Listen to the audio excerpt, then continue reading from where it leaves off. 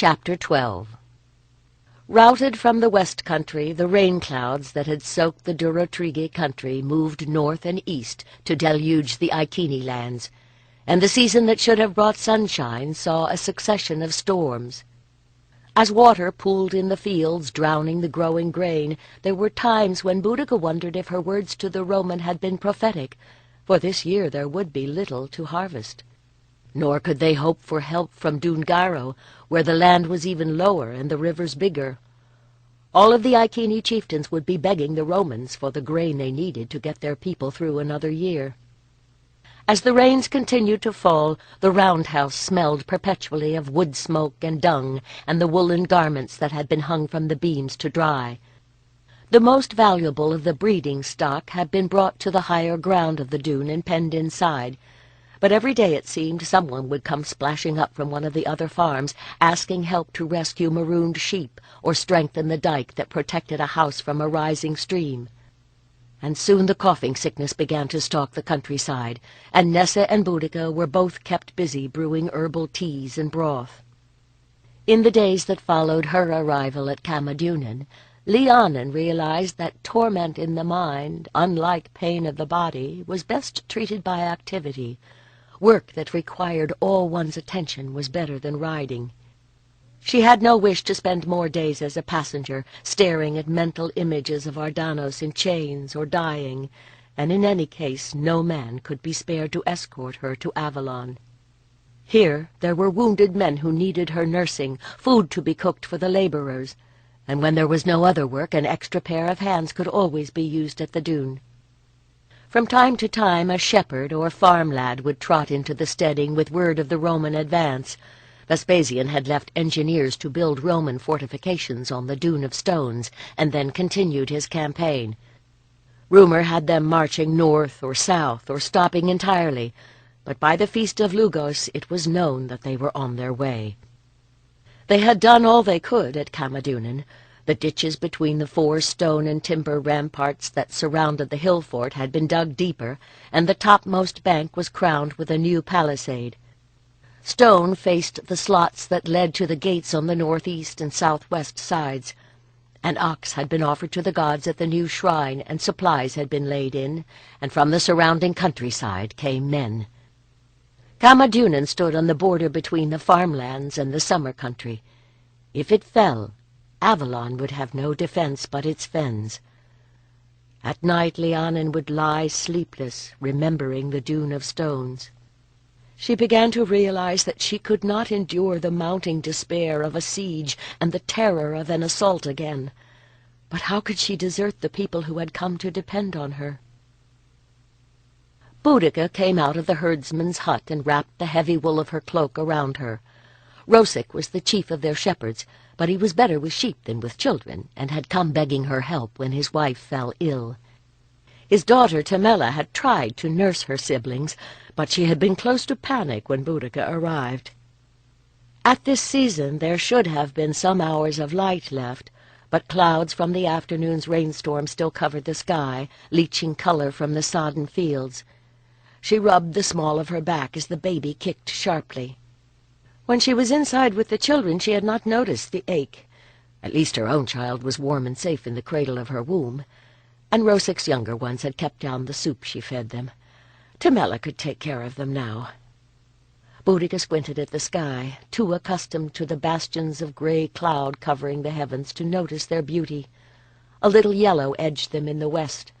The light should last long enough for her to get home. If not, she had been over this ground so often in the past few days she could hardly miss the way. She tucked the wooden bowl in which she had brought the soup under her arm and began to pick her way down the path. It was slow work, for the puddles had grown deeper. A change in the wind sent a fine mist into her eyes, and she swore, but in the past weeks she had grown accustomed to the damp. A little more would do her no harm. This would have been easier, she thought, as she slipped in the mud, if she had brought a staff. But on the way over she had needed both hands for the bowl. The ache in her back was increasing, which surprised her, since usually it was eased by exercise. Boudica blinked and pulled the cloak over her head as the rain got harder. Its oil-rich wool would repel most moisture, and even damp, it was warm. Water sloshed around her ankles, and she stumbled. The path here bordered what in normal times was a small stream. The water was edging across the pathway now. Perhaps she should have stayed in the cottage, but the ways back and forward were equally dangerous now. A new gust rocked her. She took another step, felt the ground give way, and sat down hard.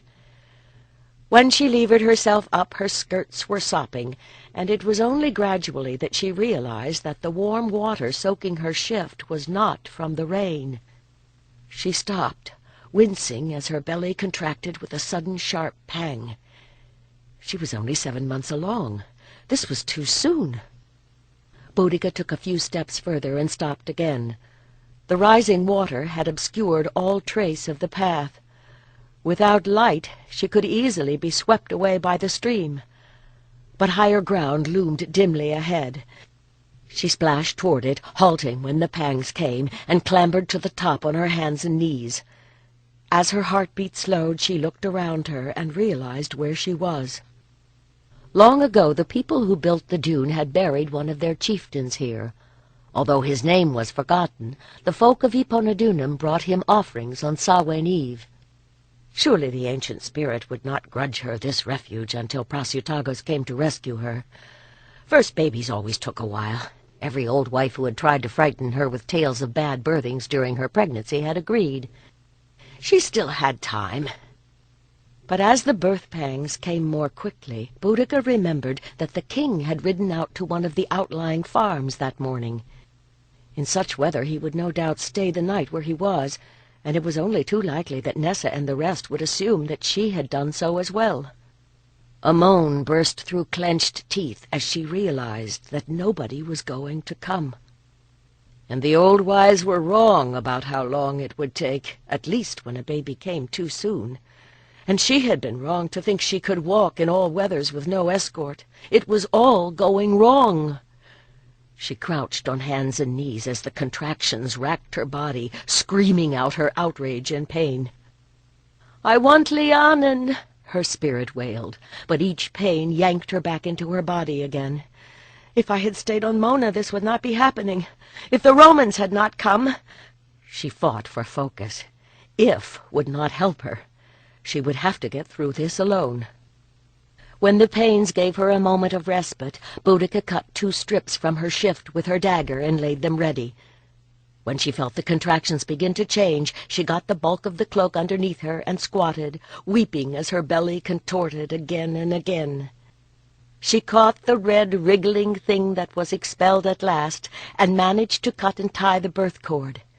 It was a son, with hair as red as her own. At the touch of the cold air, he let out a thin wail. Gasping, Boudica got the neck of her shift open enough to settle the babe between her breasts, and tied her belt below to hold him there. Small as he was, he fit easily. "Lie over my heart, little one, as you lay beneath it," she stuttered, tensing as her womb clenched once more, and the bloody mess of the afterbirth slid free. Shivering, she curled her body around the burden at her breast, curving her palm over the fragile arc of the skull, and the infant stilled. He was so tiny a mite to be the beginnings of a man, tender as a sprout that might one day become a mighty oak tree that would shelter them all. "When you are grown, you will be a king and a warrior," she murmured. "Storm-born and fiery as Lugos himself, eh?" She smiled as the babe mewed and nuzzled her breast. But now that the birthing was over, she realized that she was cold. On the night of the full moon, Lhiannon stood on the rampart gazing across the tangle of marsh and mere. For the first time in weeks there was nothing left to be done. Tomorrow, said the scouts, the Romans would be here. The night was cool and clear, but to the west rain clouds were rolling in from the sea. How long, she wondered, before this moon also was stained red, this peace destroyed by the cries of dying men? She started at a touch on her shoulder and turned to find Rihanna beside her. "Look!" He pointed to the northwest, where a pointed hilltop stood clear against the sunset clouds. "You can see the Tor, and on a very clear day in the morning, the Pyramid Knoll on the coast. The earth power flows from them through this hill and onward. Can you feel it here?" It was a measure of her preoccupation, or perhaps her desolation, thought Lhiannon, that it had not occurred to her to try. She closed her eyes, reaching out with senses too long unused, allowing awareness to sink to a depth that was not entirely physical, until she felt a kind of vibration, like the thrum of the current beneath the timbers of a boat on the sea, and with it came a vivid memory of the other world into which she had fared on the Tor of Avalon. If she had stayed there, how much grief she could have foregone, and how much joy.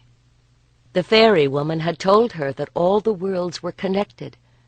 Rhiannon had just reminded her that power flowed from Avalon to this dune. Could that power be used?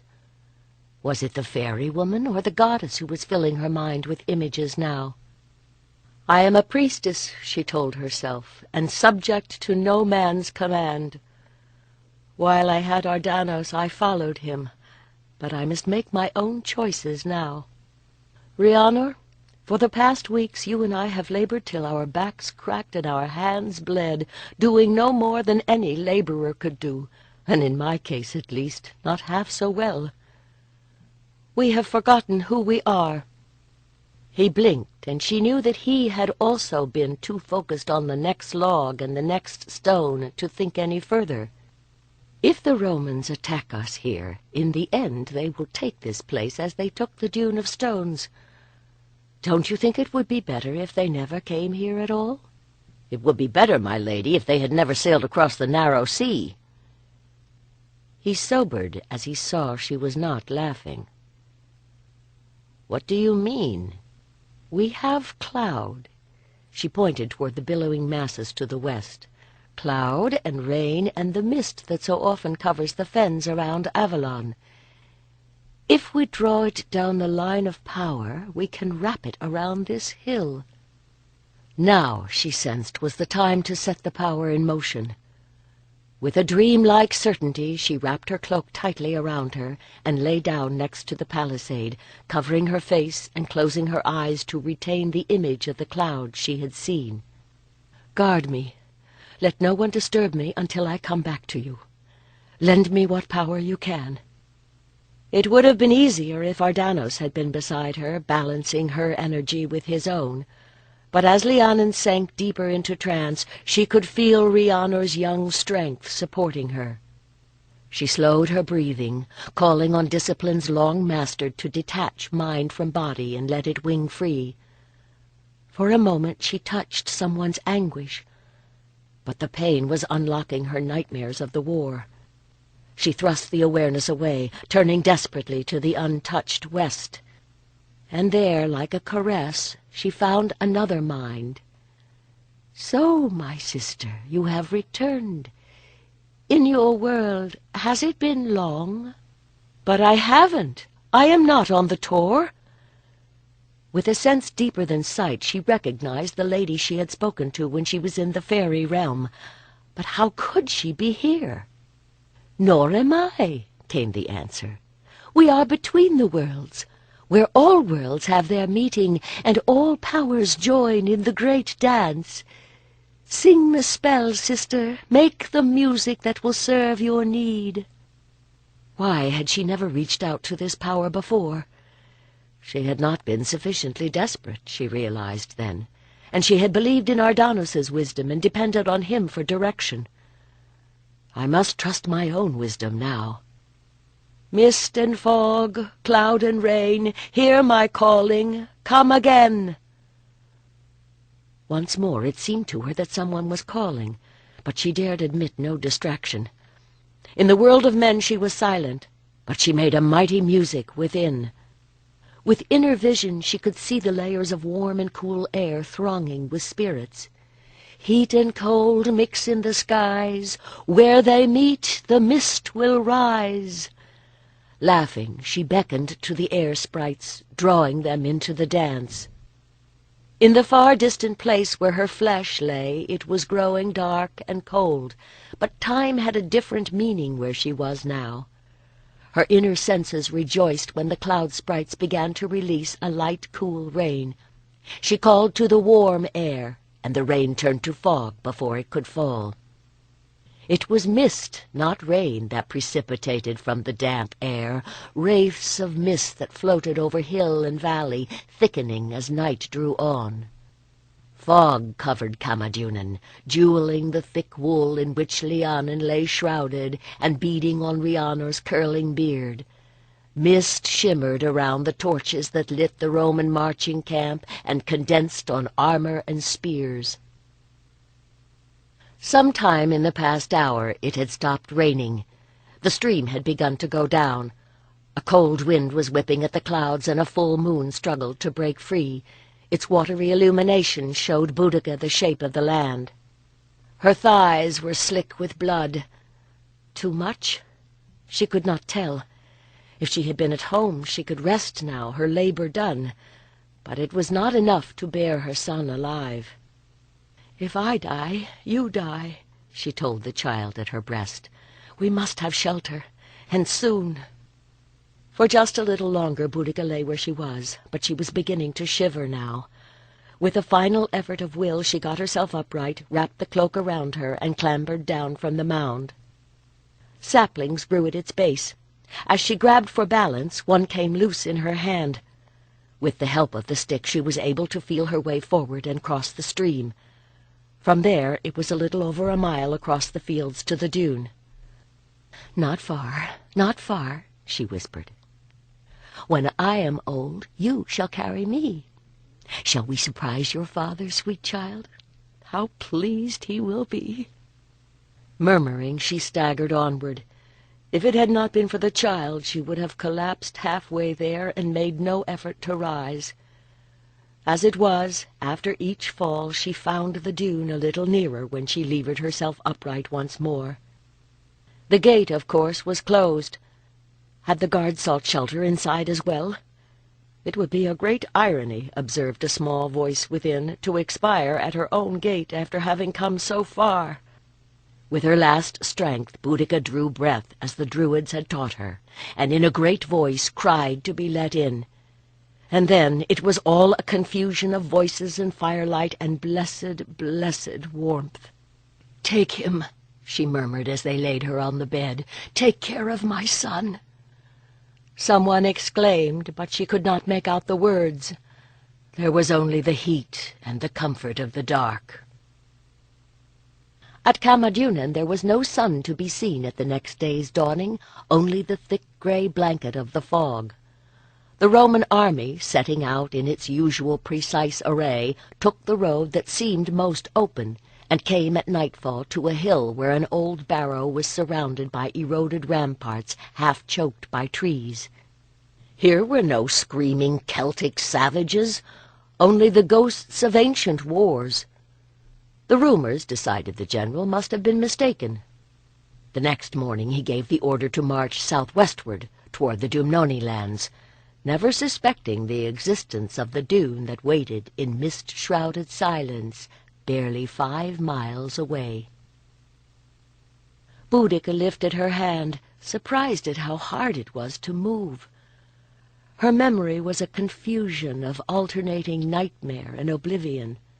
Prasutagos was a part of those memories, his usually calm features racked by anguish. She could even remember the scalding touch of his tears. That must have been one of the times when she was cold.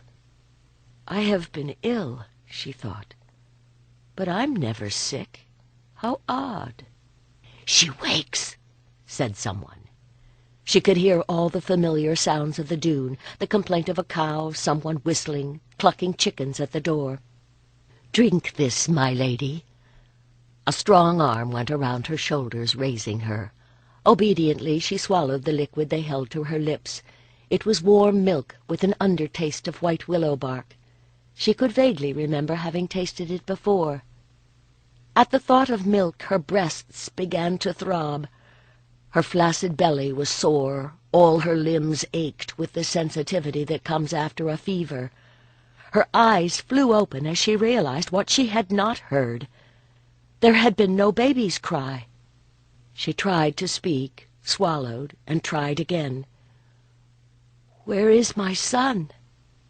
The silence that followed lasted too long. Old Ness's face wavered above her, cheeks furrowed with tears. "He was too little, my darling, and too cold. He only lived one day." "Praise be to Brigantia that you survived," one of the maids added brightly. "We thought we were going to lose you as well." "Prasutagos?" she asked weakly. "He named the child Cunimaglos after his brother. The babe lies in the grave field with his kin." "Where is the king now?" she managed. This silence was not quite so long. "When we knew you would live, lady, he took 2 men and rode off to see who else needed help." "Leaving me in an even greater silence than usual," thought Boudica. But it no longer mattered. What could they have to say to one another now? "My lady, for you." Lhiannon turned in time to see a small hand offering a bunch of rather wilted asters. As she peered around the doorpost to smile at the bearer, the child blushed, dropped the bouquet, and darted away. "Why will they never stay and let me thank them?" she sighed, looking around her for some vessel in which she could put the flowers. "Let me." Rhiannon plucked the bouquet from her hand, took yesterday's offering from the clay beaker, and settled the asters in their place. He was not meeting her eyes either, she realized suddenly. After the magical working that had saved Camadunan, she had roused only to eat before falling once more into a sleep without dreams. By the time she was able to take notice once more, weeks had passed. But every morning since then the offerings had appeared, and perhaps before then, for all she knew. Yesterday it had been a spray of bronze and ochre leaves. While she lay in what the farm folk clearly considered an enchanted sleep, the summer had passed away. She herself diagnosed her collapse as the cumulative effect of the hunger and fear she had experienced at the Dune of Stones, and sorrow. She had not known that grief could become an illness that sapped strength from body and soul. The pain of losing Ardanos was still there, but if she was careful, she could go for as much as half a day without tears. "Tell the children that I am grateful." As she gained strength, she found herself focusing on simple pleasures, the taste of new milk, the colors of the turning leaves. "If they wish to visit me, they will be welcome." "They respect you too greatly, lady," he said softly. "To them, you are the white lady who turned herself into a cloud to save us from the Romans, and they are afraid." "Well, you should reassure them," she said tartly. "We Druids are servants, not gods." "Of course, Lady Lhiannon," he replied, flushing as he met her eyes. In his she caught the same look of awe with which they had regarded the high priestess when she bore the power of the goddess in ritual at Lhisteru. Oh dear, she had assumed there would be rumors about the magical mist that had saved the dune, but she had not realized that her long recovery would allow them to become so well-rooted here. "The farmers hereabouts have come to me," he said then. "They wish to build you a house on the slopes of the dune near Kama's spring. They would be honored if you would make your home here." As their local goddess and tutelary spirit, Lhiannon thought wryly, with Rhiannon as chief priest of my cult. She shook her head. She needed peace, not worship. To stay here would be ludicrous. But even the thought of returning to Mona, where she would be reminded of Ardanos at every turning of the way, made her spirit bleed anew. "I cannot stay here," she said gently. "We send those in need of healing to the Tor. I would like to spend the winter in retreat on Avalon, and then we shall see. We will need to gather provisions. The house will need repair, but it is not so far." His face brightened. "I will arrange it, lady, in your name." The days passed, and Boudica's strength returned to her. though her breasts continued to leak and her tears to fall. Had the mound spirit stolen the life of her baby, or had it simply been an evil chance? As everyone was so eager to remind her, in any family more children died than lived to bear children of their own. To be told that she was young and would have others hurt even more. She would rather have blamed someone, or something, than accept that the loss of her child had no meaning at all. She thought of sending for Lhiannon, but somehow it seemed to her that she had called, and the priestess had failed her. And in any case, to call would have required her to abandon her lethargy. Her husband coped by staying at the dune he was building near the shore, as if, having lost his son, earthen banks would be his immortality. Perhaps the child had been taken as a sacrifice, she thought grimly, for as the season progressed it seemed as if the spirits of the sky had been appeased. The clouds moved onward, and the muddy ground dried. On a few fortunate hilltops there was even a little grain. Boudica's spirits, however, did not improve, and Nessa began to suggest that she should pay a visit to the sacred spring. Her first reaction was revulsion. To return as she was now to that place where her marriage had truly begun, where she had felt such hope and known such peace, would seem a sacrilege. But as she thought about it, she began to realize that the Lady of the Holy Well had wronged her by promising her so much and betraying it all. She should go, she thought grimly. She had a few things to say to the spirit of the spring. They rode south from the dune on a smiling day when the first hint of autumn touched the air. Boudica made no attempt to discourage attendants. These days other people appeared to her as ghosts and shadows. If such wished to follow her, she could not summon the energy to discourage them. A half-day's journey brought them to the shrine. The place was full of pilgrims, some of whom were unceremoniously evicted from their shelters when the entourage of the Queen of the Northern Iceni arrived. Boudica cared little where she slept, so long as it was not in the shelter she and Prasutagos had shared before. While the others arranged their bedding, she walked among the trees. She ate the food they cooked for her, but it was not until the next morning that she went to the spring. Morning was for hope, she thought, as the path curved, and she crossed the stepping stones through the marshy area below the spring. But to her the sunlight seemed thin, and the gurgle of water a mockery.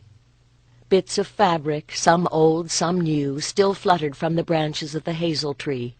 She reached up and untied the ribbon she had put there almost a year before.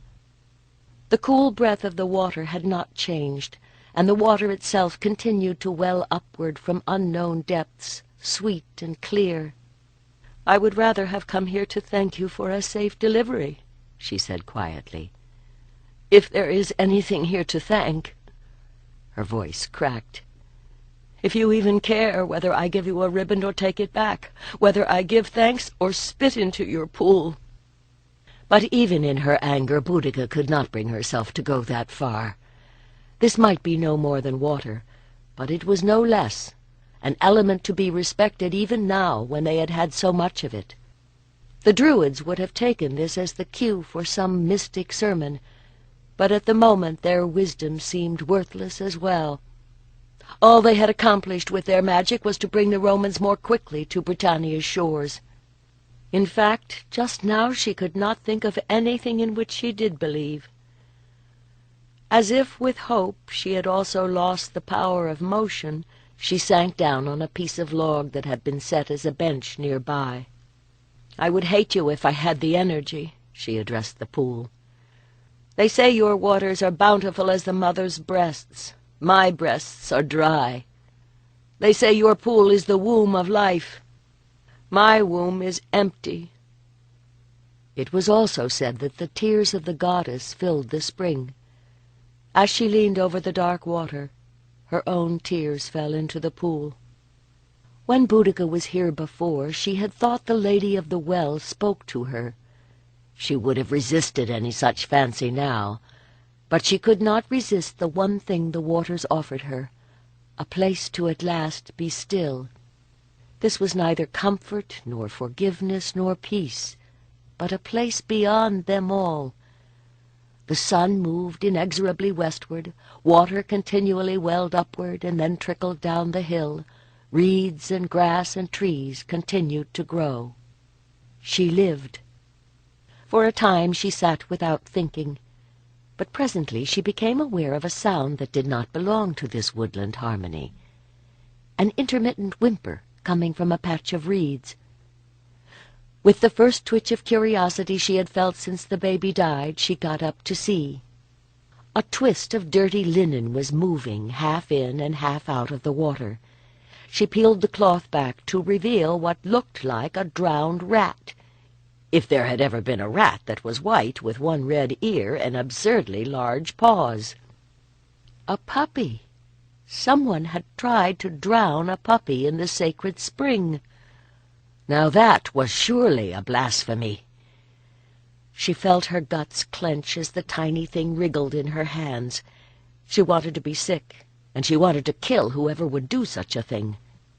But already she was stripping away the soggy linen, rubbing at the sodden fur with her shawl.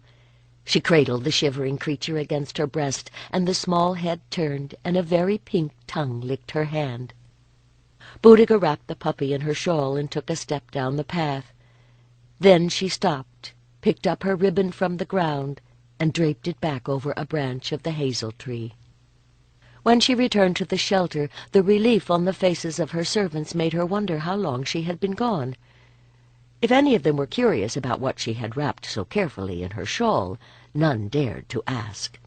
"Do you wish to stay here tonight, my lady?" asked Calgach. "If we left now, we could be back at the dune before darkness falls." She stared at him. Go back to Iponadunan, where every sight would remind her of what she had lost? She could not do it. She wanted space and light and a bed where she had never lain in the deceptive shelter of her husband's arms. There was a farm to the west of here that she had visited once with Prasutagos, when he was introducing her to his people and his land. According to the wedding settlements, it belonged to her. "I will do neither," she said slowly. "We will pack the wagon and take the road west to Danatobrigos. Go back to Iponadunan," she nodded to the warriors. "You may tell my husband where I have gone, and that it is now safe for him to return to his dune. I will not be there to reproach him, or to be reproached in turn." She did not expect to find happiness, but perhaps in time some healing would come. But first, she thought as the puppy burrowed against her breast, she would have to find some milk for the little dog.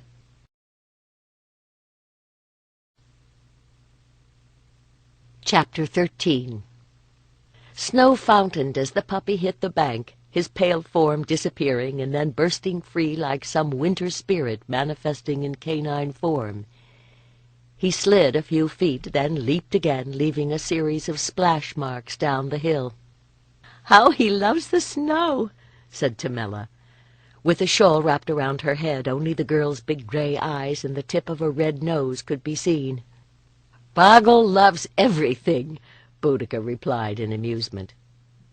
When they had settled into the farmstead at Danatobrigos the previous autumn, bags and baskets and anything else within reach of his tiny teeth had become a plaything. As the puppy grew into the promise of his big paws, he had found immense sport in the drifted autumn leaves. From his coloring they guessed him to be part hunting hound, but the other parent must have been something much larger. And now, as high as her knee and still growing, he had discovered snow. The red mare stamped and snorted as the puppy slid under her hooves, barked, and was off again. But Rude was accustomed to his antics, since riding or walking, where Boudica went, the dog was never more than a whistle away. Tamela was almost as constant a companion. The girl was the oldest of the children to whom Boudica had taken the soup the day she gave birth to her baby. She had appeared at the farm about a month after Boudica moved there, and attached herself as maid, messenger, and shadow. Boudica took a deep breath of crisp air. Some snow was to be expected at this season, but a blizzard of the size that had kept them indoors for the past 3 days was unusual. Field and pasture had been transformed by the snowfall, all irregularities smoothed to an expanse of pristine white. Even the leafless branches of the ash tree that shaded the ritual hearth were mantled in white, and the ancient trackway that ran toward the coast was no more than a depression in the snow. Beneath that white blanket many things lay sleeping, from the body of her child to the seeds of next year's grain. In the months since she had come to Danatobrigos, there had been times when she wanted to lie down beneath just such an obliterating coverlet, without thought or movement, until all feeling also disappeared. Even her husband's rare visits had not disturbed her lethargy. It was Boggle, thrusting his shaggy head beneath her palm to be petted, or dropping some amorphous slobbered object in her lap to be thrown, who had kept her connected to the world of the living. Sometimes she even laughed. She watched, smiling, as he dashed past a stand of leafless oaks down the road, barking furiously. "Someone is coming," said Tamela as the dog bounced back toward them. "Boggle, be still." Boudica reined in and whistled, and the dog slowed, a low growl vibrating from his throat, plumed tail waving gently. He was uncertain, not alarmed, though at his age, she wondered, how would he tell the difference between what was dangerous and what was merely new? Still, it was unlikely any enemy would be abroad in this weather, especially now, when they were safe beneath the protecting hand of Rome. On the heels of her thought came the strangers themselves, Romans by their gear, moving in good order past the trees. As they drew closer, she recognized Pollio with his escort, all mounted on native ponies whose shaggy coats shrugged off snow. "Well met, my lady," he called, his breath making white puffs in the chill air. "But I did not expect to meet you so soon. I was on my way to the ferry. I have a mission to the Briganti lands, and regretted not being able to break my journey at Eponadinon. Are you and your husband visiting hereabouts?" He drew up beside Boudica. "The king is at Eponadinon," she said flatly. "I live here." His dark gaze grew more intent. "Truly? Then fortune is with me." She lifted an eyebrow, wondering what he could possibly wish to say to her rather than to the king. "Tamela, ride to the steading and tell them we will have guests." The girl nodded and urged her pony into a trot. Boggle lurched after her, circled her pony, and then skidded back to Boudica. "Will you ride with me a little up the road?" Pollio asked, moving his mount closer to hers. "Our horses should not stand in this cold." That was true. She loosened the rein and let Rude fall into step beside his grey. "Winter agrees with you, lady." "You do not seem to be suffering either," she observed.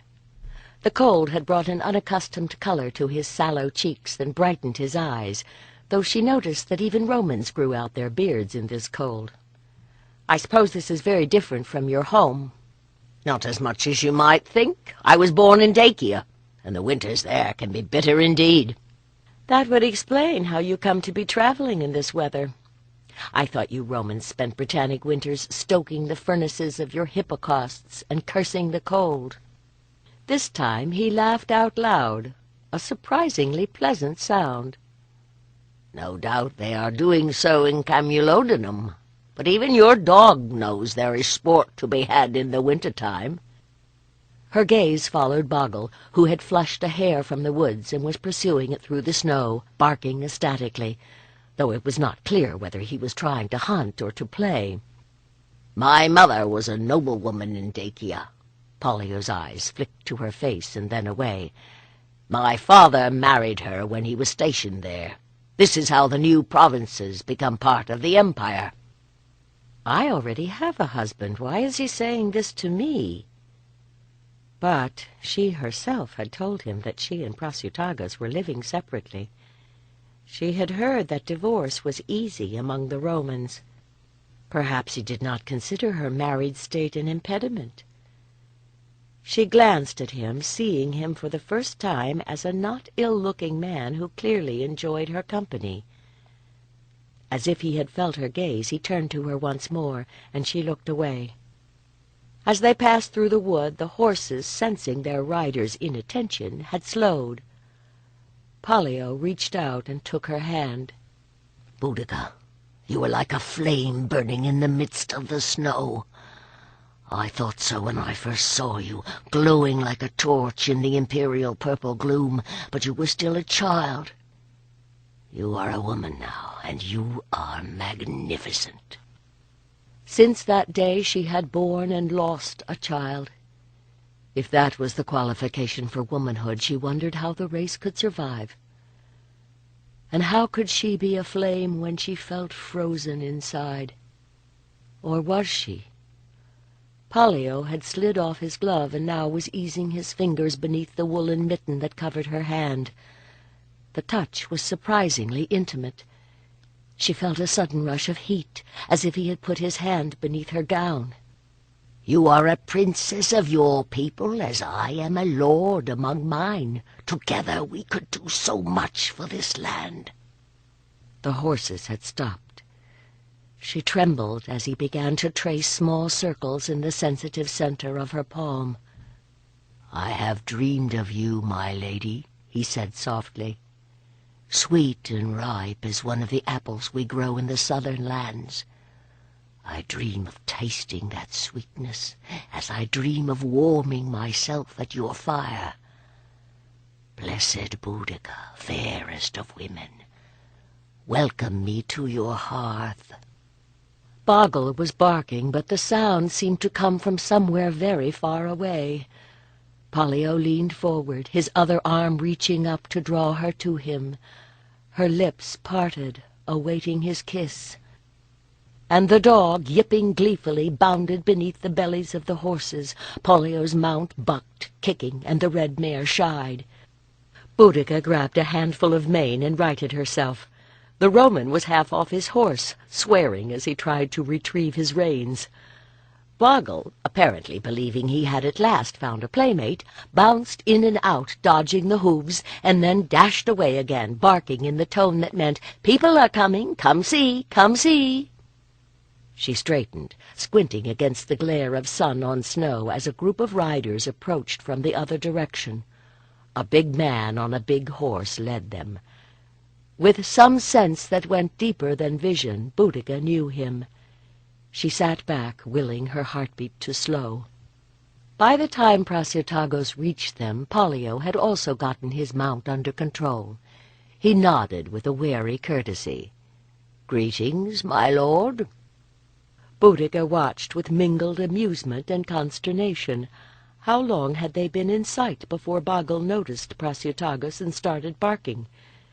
And what, at that distance, could he have seen?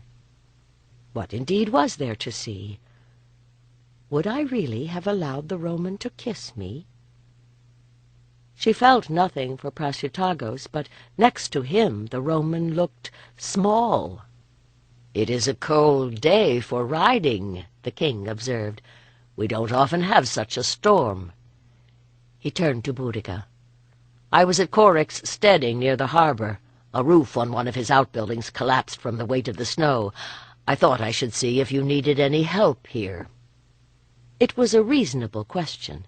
The steading had been in some disrepair when she arrived, and she knew that during the past 6 months Praciotagos had spent most of his time traveling from one steading to another. To strengthen ties between king and people, they said, but it might be that he could not bear living at Eponnadinum either. Surely it was chance that he had happened to be in this part of his lands when the storm struck. But whether it was a happy chance or an ill one, she did not know. "Everything seems to be secure," she answered neutrally. "That is good news," said Praciotagos. He turned to the Roman. "To lodge your men and mine, we will need the second roundhouse, and it would be best to have the horses under shelter as well." "Oh, there will be no need to crowd your warriors." Pollio's lips stretched in an equally polite smile. If we push on, we should reach the ferry by nightfall. I have messages for the Briganti king that cannot wait, and I must take advantage of the calm to cross before more bad weather rolls in." Before Prasutagos arrived, thought Boudica, he had seemed quite willing to spend the night with her. "Perhaps you are wise," the king said thoughtfully. "A ship came in just before the storm, so you will not have to wait long. Greet Venutios and Cartimandua for me." "I am sorry we will not have the pleasure of your company." Boudica let the Roman take that as he would. "But I understand the claims of duty, including," she wondered warily, "my own?" Prasutagus had visited from time to time when he was in the neighborhood, staying long enough for a meal, but always off again before dark, checking on her as he would any other possession, she thought bitterly. The first few times she had scarcely noticed whether he was there or not, but lately she found his detachment a little unnerving. Boggle sat down in the snow, tongue lolling, as Pollio summoned his men and the little troop plodded off down the road. "They ought to thank us for breaking trail for them," observed Batuitos, the older of the two warriors who were the king's primary guards. As big a man as Prasutagos, but 10 years younger, he was some kind of cousin, with the family size and strength and coloring. "But they had better hurry," added Ayak Moore, equally tall, but with the brown hair and gray eyes of the older race. He had been destined for life as a farmer until someone noticed how deadly quick he was with a sword. "If the Romans cannot read the weather, I can, and clouds are building eastward that will bring more snow before dawn." It was true that the wind was beginning to rise, with a damp chill that cut deeper than the crisp cold of the morning. "Perhaps we too should be on our way," she suggested. "When we met the Romans, I sent Temella to warn the household we would have guests. It is just as well you arrived. It would have been a pity to waste the food." Batuitos had read the weather rightly. By sunset the wind was driving the first flurries of snow across the downs. The interlaced framework of beams and withies that supported the thatched roof flexed and groaned with each gust, and changing pressure sent smoke from the hearth fire billowing beneath its tall peak. No one suggested that the king and his men should ride anywhere in such a storm, if indeed Prasutagos had ever had such an intention. She was aware of his presence as she had not been before, and did not know whether it was he who had changed, or she. He seemed thinner, she thought, fined down by hard riding to whipcord muscle and bone. Firelight glinted on his moustache and burnished the strong modeling of cheekbones and jaw. There were 2 roundhouses at the farmstead, along with other buildings for stabling and storage. When the last of the mutton stew had been eaten, most of the king's men were sent off to the second house, where old Kitto and his wife lived with the other men who worked the farm. Even to unlace the hide that covered the doorway long enough to let them out let in a chilly blast that left Boudica shivering. The hides and rugs of heavy wool that hung on the inner side of the house walls caught some of the draughts, but the same permeability that allowed smoke to escape outward through the thatching also allowed cold air to filter in. Temella found more skins and blankets, and Batuitos and Ayak rolled themselves into them beside the fire, where Boggle already lay snoring, his heavy head resting on a bone. Usually, in weather as cold as this, Temella and Boudica would share a bed, but the girl was laying out her own bedding in the partitioned section that was old Ness's place. That seemed to answer the question of where Prasutagos would be sleeping. Boudica could feel his gaze following her as she banked the fire. "Lady of the Holy Fire, ward this flame till morning. Brigantia, blessed one, be you the fire in the hearth as you are the fire in the heart. Against all evil that walks the night be our shield and protection." She drew the lady's sun-cross in the ash and rose to her feet, dusting her hands. As she started to turn, the king rose and fell into step beside her. She controlled a flinch. She had forgotten how tall he was. Together they passed through the wool curtains Boudica had woven in her own clan's russet and gold and grey to hang from the house-posts that defined her sleeping place. Swiftly she stripped off shawl and her outer tunic and shoes, and lay down in shift and gown, curling defensively against the cold, and away from the man whom she could hear taking off his own outer garments. The straw beneath the sheepskins and linen sheet rustled as Prasutagas got into bed beside her. She did not speak, but surely a turned back made her wishes clear. Boudica had forgotten that for some things he needed no words at all. She had been braced to resist his courtship, but this time there were none of the sweet whispers with which he had taken her virginity, only the rasp of his breath in her ear. She stiffened as he pulled up the skirts of shift and gown, and curled around her those strong hands, calloused from sword and bridle, taking possession of all that lay beneath. In silent fury she tried to break free, but legs that could grip a horse's barrel held hers. One muscled arm pinioned her arms, while the other hand relearned the shape of her breasts. "You are my wife." Words escaped set teeth as the same force that gave him the strength to hold her broke through the barriers that had kept him silent. She could feel each tremor that shook his body pressed so tightly against hers. "You may live without a man, but you shall not lie with any man but me." That answered the question of whether he had seen Pollio try to kiss her. Boudica was still trying to think of a response when with a last agile shift he had her, and as once before when her body was constrained, her outrage exploded inward, driving the thinking self to one side. The Roman had called her a fire, and now she was bursting into flame. "I am the oven that bakes the bread," said a voice within. "I am the kiln that fires the cup. I am the forge that shapes the blade. Burn!"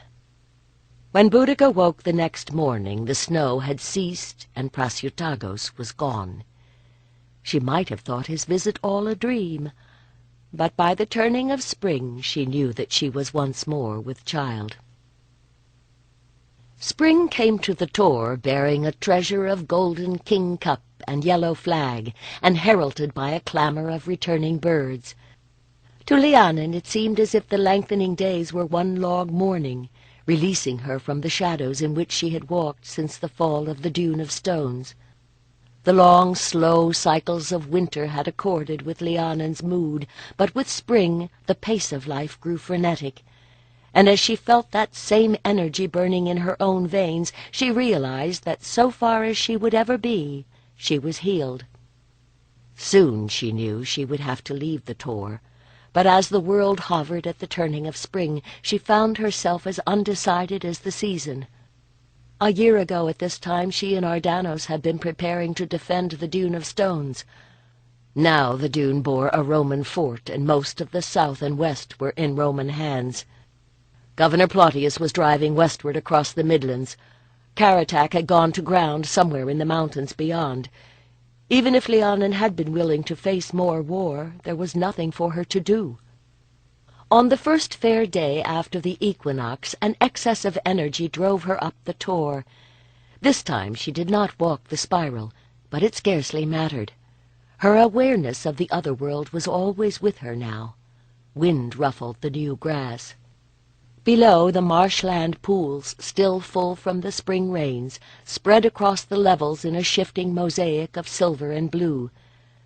But the spring sun was warm on her shoulders, and when she reached the summit, she lay down to rest. Whether what came upon Lhiannon then was sleep or a vision, she was never sure. But it seemed to her that she was in a place of wide skies and open fields, where the air had the scent of the sea. Boudica was with her, more beautiful than ever, her breasts full, but her face fined down to reveal the lovely curves of cheek and brow. In her eyes Lhiannon saw a grief to match her own. "Lhiannon!" Across the miles she heard the cry. Lhiannon, I am afraid. I need you. Come to me." Boudica knelt at the edge of the offering pit, fingering the ridges that ornamented the curve of the bowl she held. It was a fine piece of cream-colored pottery in the Gallic style her people had brought with them from across the sea, one of a set that had been included in the wedding treasure sent over from Ypinadinan when she had taken up residence at Danatobrigos. It was filled with early primroses now, picked as she came through the wood that partly surrounded the horse shrine at the foot of the hill. On the other side the ground was open toward the path that ran alongside the stream. In the center of the enclosure, the skull of the most recent equine sacrifice contemplated her from its pole. "You old ones who were here before," she whispered, "your dust is part of the earth whose fruits feed me and my child. Give us your blessing." Prasutagos's winter visit had shattered her peace. The quickening of her child roused her to panic and a frantic search for ways to protect the new life within. Once more she had something to lose. "The ghosts of this land have taken one life from me," she went on. "Surely you don't need another. Please accept this offering." As she stretched to lower the bowl, she lost her balance, and the smooth ceramic slipped from her hand, hit a stone, and cracked. She collapsed onto hands and knees, staring as the water ran out and soaked into the soil. Like an after-image came the memory of how the kings had broken the swords and bent the shields before offering them at the Lake of Little Stones. Was this a sign that the ancestors had accepted her offering? Or an omen that her womb was as useless as the broken bowl?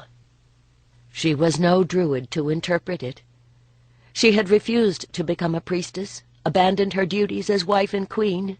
Would she ever be a mother? She hunched over her belly, weeping. "Boudica, who has hurt you, child?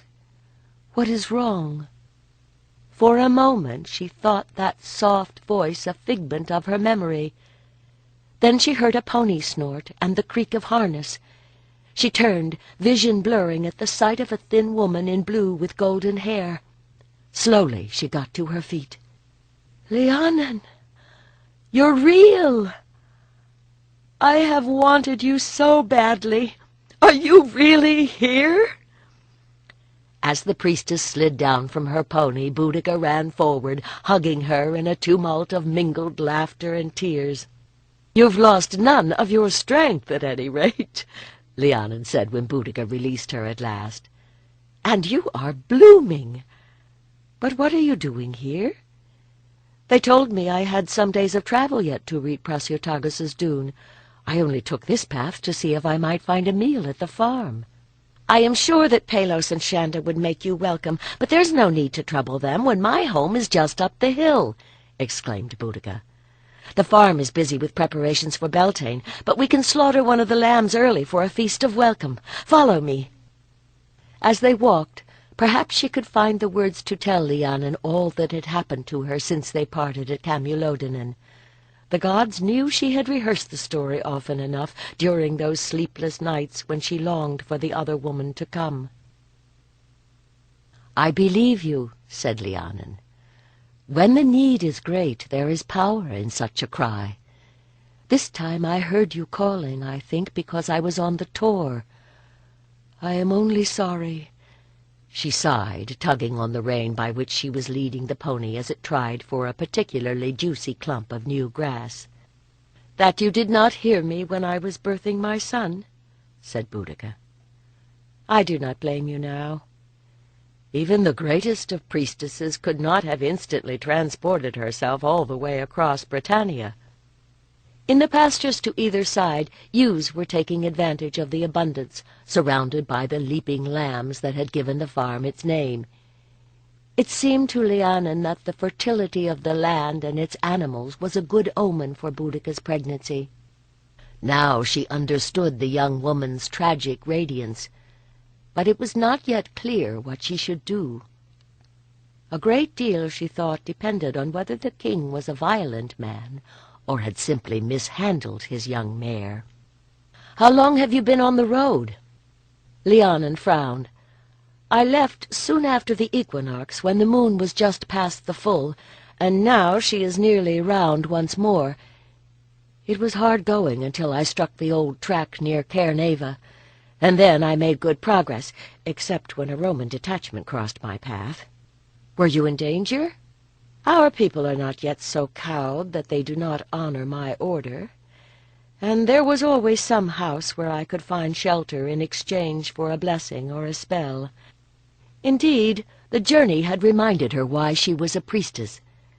As she had told Rhiannon, the Druids deserved the honor folk gave them because they served, and clearly she was badly needed here. The way Boudica was leading them passed through a wood and along the edge of a field. As the sun sank westward, its slanting rays filled each leaf and blade of grass with light. It was peaceful here, a good place to seek healing. For both of them, it occurred to her then. As they reached the hilltop, the peace was split by the sound of barking. Lhiannon hung on to the pony's reins as a creature the size of a young calf burst from the gate in the wicker fence that surrounded the farmstead and came bounding toward them. "Boggle, down!" Boudica caught the animal in mid-leap and wrestled him to the ground as he strained to reach the priestess. "What in the name of Andubnian is that?" "He's my puppy." For a moment Boudica's grin reminded her of the girl she had known. "Down, Boggle! Be polite. She's a friend." It must be a dog, thought Lhiannon as the animal licked her hand, though it was of no breed she had ever seen. Wiry waves of creamy hair covered a lean, long-legged form with a dangerously whipping plumed tail. But the head above the powerful shoulders was broad, with a russet nose and one flopping white ear and one red ear. "Impressive," said Lhiannon in a neutral tone as the dog gave her a last slurp and bounded off to announce their arrival. "I think the goddess sent him to save my reason," Boudica replied. Chapter 14. Lhiannon watched Boudica carefully as Beltane month passed and the year began to ripen into June. It was a relief when the weather held fair through July, even without rain. For both of them that month held evil memories.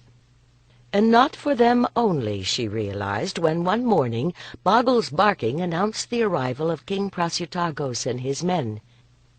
He had come by only twice since the visit in January of which Boudica had told her, and stayed only so long as it took to water his horses and assure himself that his wife was well. Surely that was no surprise, if the encounter had been as intense as Boudica had said. But Lhiannon knew very well that her relationship with Ardanos had hardly prepared her to judge a marriage. She was glad of the chance to see for herself what manner of man Boudica's clan had married her to. "My lady, I salute you," Prasutagos said as Lhiannon emerged from the roundhouse to greet him. For a moment his gaze rested on the doorway, but when it remained empty he turned back to her with a smile. He did not seem surprised to see her, but then word of her arrival would have spread quickly through the countryside. "We are glad to offer you a refuge here." Clearly, thought Lhiannon, he did not yet realize just why the priestess had come. He knew by the increased tension in his shoulders when Boudica appeared, bearing the welcoming horn of ale. She was wearing a linen tunica pinned at the shoulders, and she had tied the belt tightly beneath her breasts so that the new rounding of her belly was clear. For a moment Prasutagos's face was utterly blank. Lhiannon waited for what would come next, joy or anger. Instead, what she saw was fear. "The blessing of the gods be upon you, my husband," Boudica said evenly. Prasutagos nodded as he took the horn, but he drank and handed it back to her without saying a word. The king's silence was covered by the noise made by the other men as they saw to the horses and sat down to the meal the women brought out to them, for on such a fine summer day it would have been a pity to huddle inside. They had set logs for seats around the fire-pit, where a cauldron hung above a small flame. Prasutago sat on a carved stool that had been a wedding present, with Boudica opposite him on the other side of the fire. Lhiannon was glad to be outdoors, where there was light enough for her to continue to observe them both, for she was still not certain just what was going on. Whatever it was, the past months had been hard on him as well. The prince she had met on Mona had been quiet, but forthcoming enough when speech was needed. The king she had seen at Camulodunum had been so contained he might as well have sent a stone image. If he had married in the same mood, Lhiannon was not surprised Boudica had reacted badly. She had always been a forthright girl, but what the priestess saw in him now went deeper. This was not quiet, it was constriction, as if his silence were a barrier to hold back emotions he did not dare to reveal. She could see the tension in the way he held his head, in the abrupt way he moved, and she could see the pain in his eyes when he looked at Boudica. After the meal, Prasutagos went round the farm with old Kitto, who managed the work for Boudica. Most of his men remained where they could tease little Tamela and exchange mock insults with Nessa, but presently Batuitos strode across the yard and came to attention before her, obviously searching for words. "Is there some way I can help you?" Lhiannon took pity on him. "Lady," said Batuitos, "it is clear that the queen has great regard for you. Can you speak to her on behalf of my lord? He does not complain, but we know he is suffering. Another man might have dragged her home by the hair, but he will do nothing, say nothing, until she gives the word." Lhiannon nodded. "Has he always been so silent?" Batuitos frowned. Compared to his brothers, he was always the quiet one. But not like this, no.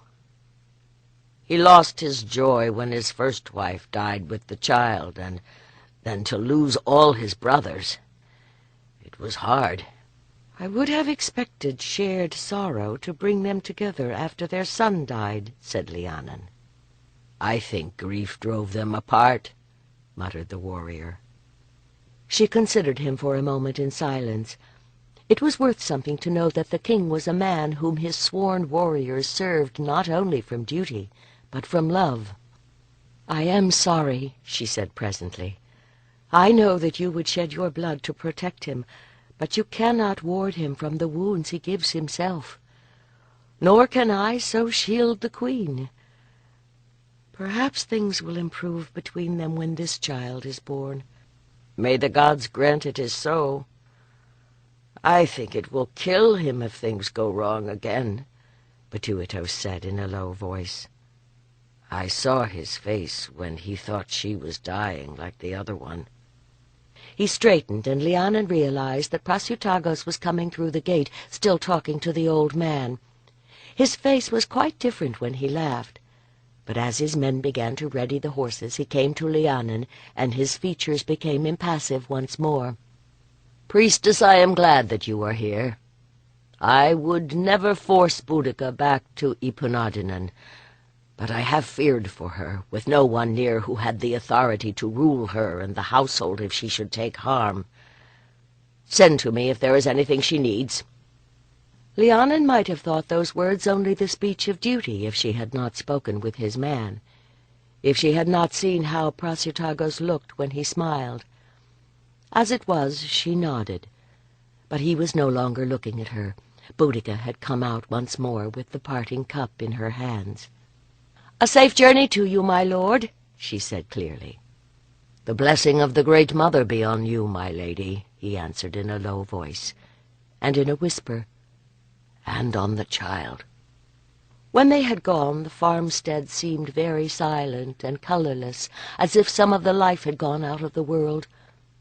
Or perhaps it was only Boudica who seemed suddenly pale. That evening the queen sought her bed early, but around midnight Lhiannon woke and heard her weeping. Quietly she parted the curtains and knelt beside the bedstead. "Hush, my dear one. How is it with you? Are you in pain?" Boudica stilled, hiccuped, and turned over. "Only in my heart," she whispered. "And I should be used to that by now." Carefully, Lhiannon lay down and put her arm around her, drawing her in so that Boudica could rest against her shoulder. "It will be all right. It will be well, my darling." Some of the tension left Boudica's body in a long sigh. "I was so happy when I was with child before. But this time when I quickened, I was afraid. What if I lose this one too?" It was what Prasutagos had feared as well. Lhiannon stroked the hair that curled with such vigor from Boudica's brow. "Your husband—" she began, but Boudica jerked away. "He came to inspect his mare. Perhaps he'll leave me alone now that he knows I'm breeding again." The opposite was more likely, thought Lhiannon, but clearly this was no time to say so. "Never mind, then. I will take care of you." Boudica sighed and settled down beside her. Lhiannon's heart ached with pity for her, and for her husband as well, but it was strangely sweet to hold that strong young body beginning to ripen now in pregnancy. "And I will love you," silently she swore, "and in Brigantia's name I will stand between you and whatsoever may threaten your life or that of your child." It was a golden summer. As the grain ripened in the fields, Boudica felt her own body swell and bloom, and as one month followed the next without incident, her fears began to ease. She could feel Lhiannon's love like a protective shield around her. She blessed the fields as her men brought in the harvest, living model for the image of the Corn-Mother they twined from the last sheaves in the field. And as the 9th month of her pregnancy began, she realized that she was looking forward to the birth with joy.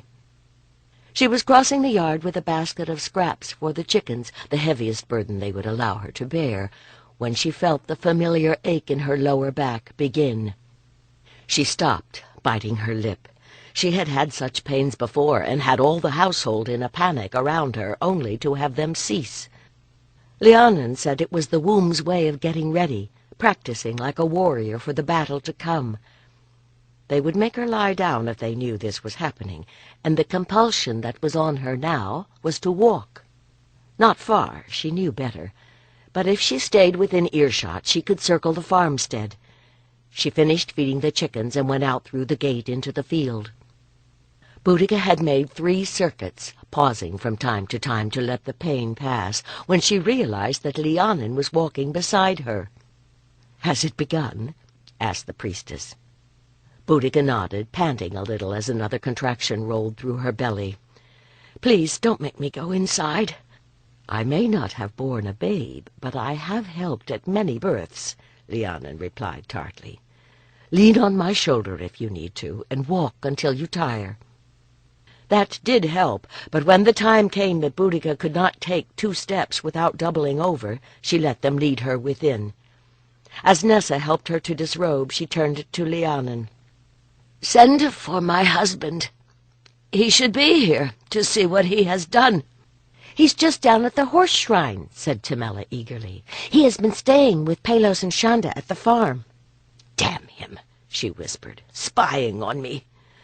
Then that mighty grip tightened around her belly, and she had no breath to say more. When she bore her son, the pains had been sharp, but she recognized now that they had not lasted long. This labor went on and on. Awareness came and went with the pangs. During one respite she heard Prasutagos's voice and called his name. When the next contraction had passed, he was sitting beside her. In the flickering light of the Roman lamp that hung from the crossbeam she could see his face, unmoving as the image of a god. "You did this to me. You with your face like stone. Don't you care?" She realized that she was babbling and could not cease, nor could she control the words. She flailed, and he gripped her hands. She hung on, panting, and as the pain passed, began to curse him once more. She was vaguely aware of Lhiannon and the others coming and going in the room, but Prasutagos was the rock to which she clung. "Why didn't you come? I was cold and it hurt, and you didn't come," she whispered in a moment of respite. and saw him close his eyes in pain. But when he looked at her again, he had regained his calm. "I am here," he said quietly. "Boudica, I am here."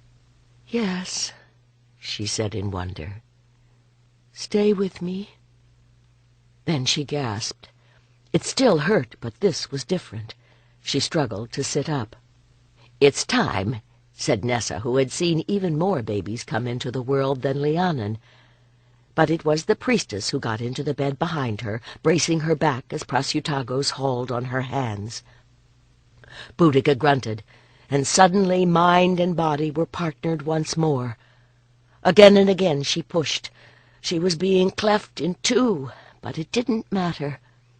With a scream that was a battle cry, she drove toward her goal, and the child, red-haired, bloody, and already squalling, slid into Nessa's waiting hands. For a time the relief was so great that Boudica scarcely cared what happened, as long as she could still hear the baby's lusty cries. But by the time the women had washed and dressed her and changed the bedding, the yells had been replaced by a lullaby. As she focused, she realized that it was Prasutagos who was singing, sitting beside her with the sleeping baby in his arms. His hands looked scraped and bruised, and there were dark circles beneath his eyes. At least, she thought resentfully, he had suffered too. "I would like to name her Regana," he said thoughtfully. "She looks as my mother did when she was old." "Who did you expect her to look like? Palio?" "I thought it was possible." He kept his eyes fixed on the baby. "I would not blame you." "Would you not?" she snapped back at him. "That was not what you said the night she was conceived." "But the child is yours," she added, "if you care." Color washed up from his neck to his forehead and then receded again. He looked down at the child. "How strange that such a miracle should be the fruit of my madness. But perhaps that is why this one is a fighter." His voice sank to a whisper. "And she will live." "And have you nothing to say to me?" "Are you sorry?" her inner voice continued. She wondered that he could not hear. "I am sorry for many things." "I never told you." He closed his eyes, and she suddenly felt she knew what he was going to say. "I was afraid. You know I had a wife who died giving birth to my child. When I saw that you were bearing, I armored my heart lest I be hurt again." "And then the baby died," Boudica said flatly. She could not yet forgive, but she was beginning to understand. "But I have been hurt too, and I am not yet ready to put down my shield." "Silence becomes a habit," he said then. "But I will try." Chortling in triumph, Regana fixed her chubby fingers on Boggle's fur and pulled herself upright, watched narrowly by Nessa, who was still not quite convinced that the big dog would not turn and eviscerate the child. Only last year Boggle had still been half a puppy himself, but once the baby arrived he seemed to have decided that she was an extension of Boudica, and therefore entitled to boundless patience. As soon as her infant fingers were able to grasp, they had closed on Boggle's fur. He had become something to climb on as soon as she could crawl. And now that she was on the verge of walking, the dog was a portable support, with bared teeth to discourage any stranger who came too near. And today there were many, thought Lhiannon, twisting more wool around her distaff and continuing to spin. Beyond the fence the stubbled field had sprouted a new crop of tents and shelters as the northern Iceni clans arrived for the autumn council and horse fair.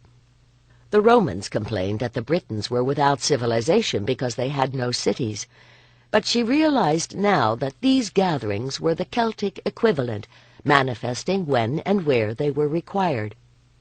Here were traders selling cloth and jewelry and leather shoes, and vessels of copper and Roman glass. Blacksmiths and woodworkers plied their trade. Cattle for meat and milk grazed with the horses that were the reason they had all come. It was the first time the clan council had been held here. Since Regana was born, Prasutagus had lived at the farm by the horse shrine. Not even for the council would he return to Ipanadinan while his wife and child were here. They saw him often, and although Boudica had not yet invited him to share her bed, she was nursing the child, so no one really expected it. They sat together now, listening to the messenger from King Antidios at Dungaro. "It is certain, then, that Governor Plautius will be returning to Rome?" asked the king. His term is finished, and they do not like to leave men in place too long, lest they begin to think the land belongs to them and not to the Empire. "This sun is too bright for my old head," said Nessa. "My lady, shall I take the babe inside?" Regana and her canine servitor had maneuvered themselves halfway across the yard. The child was sitting between his paws, gathering the energy for another attempt to master the balance that enabled the adults to get around so easily. "She is well enough where she is," said the queen. "We are here to watch her. You should go into the shade." "Hm," muttered the old woman as she turned toward the roundhouse. "You named that child after a queen, and she is growing up to think she is one. She must learn she can't always do as she wills, or mark my words, you'll have trouble one day." "That might be so," reflected Lhiannon as the thread spun out between her skillful fingers. But as Nessa prophesied disaster of one sort or another daily, her words were rarely marked at all. "Who comes after him?" asked Boudica. A man called Publius Astorius Scapuola is being sent, but he cannot arrive much before winter, and that is no time to be starting a campaign, so we may have peace for a while." "Here, certainly," Prasutagus sighed. "We have paid them enough to make them leave us alone." Indeed, the day was too beautiful to think about war. The heavens always seemed wider up on the shoulders of the chalk hills, an expanse of blue crossed by a few wisps of cloud, as if some of the wool had escaped from her basket into the sky. From beyond the hedge came a thunder of hoofbeats as some of the younger men practiced for the races that would be held the next day. Yesterday they had raced with chariots. Lhiannon had not been there. Her memories of the last charge of the Trinovanti chariots still held too much pain. She supposed she ought to have watched. The Britons were the only people who still used chariots, and who knew when anyone would see such a spectacle again? Someone shouted, and the hoofbeats grew abruptly louder. Spindle and distaff flew from Lhiannon's hands as a hysterical horse plunged through the gateway. The animal half-reared as its rider fought for control, sharp hooves striking a pace from the child. The adults were out of their seats and running as the dog leaped for the horse. The rider went flying into the fence, and the horse went down, screaming. Blood splattered as sharp teeth ripped at its throat. Prasutagus scooped up his daughter and passed her to Lhiannon, who ran for the house. Boudica, seeing her child safe, turned to the dog, which was snarling horribly as he tried to reach the jugular. "Boggle, leave it! She's safe, lad. Leave it now." Lhiannon, hovering in the doorway with Regana in her arms, lifted an eyebrow. This was no spindle to be rescued from a puppy's jaws. Could even Boudica's voice penetrate the fury that ruled the animal now? Boggle's leap had been amazing. For him to release his grip and stand, trembling, jaws streaming red, as Boudica called him again, was a miracle. Murmuring softly, Boudica waited until the madness left his eyes.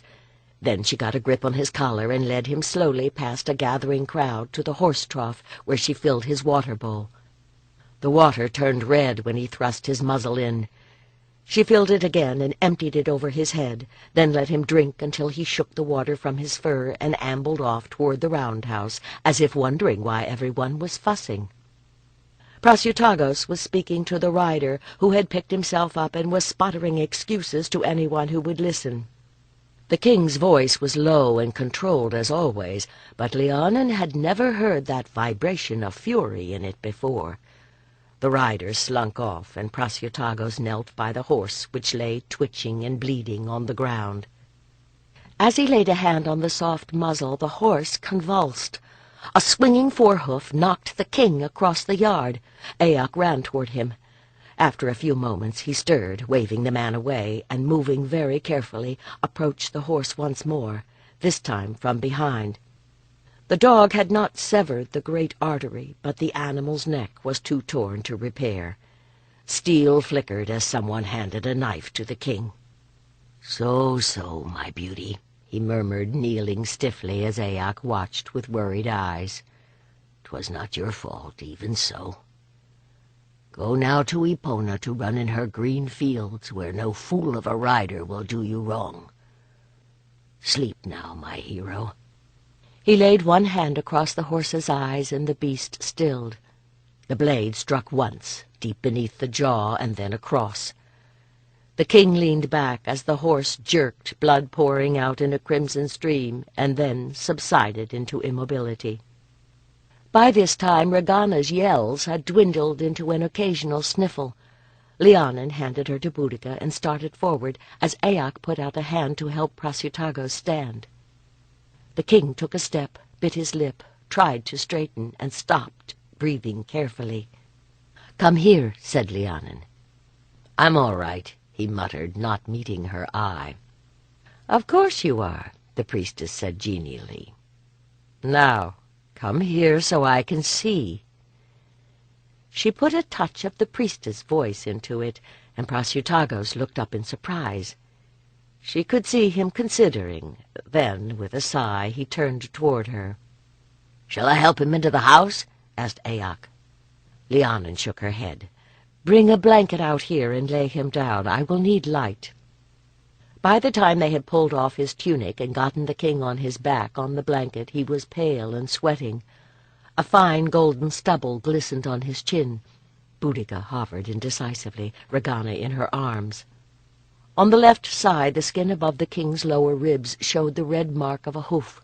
The flesh around it was already discolored and swelling. He would have a most colorful bruise there before too long.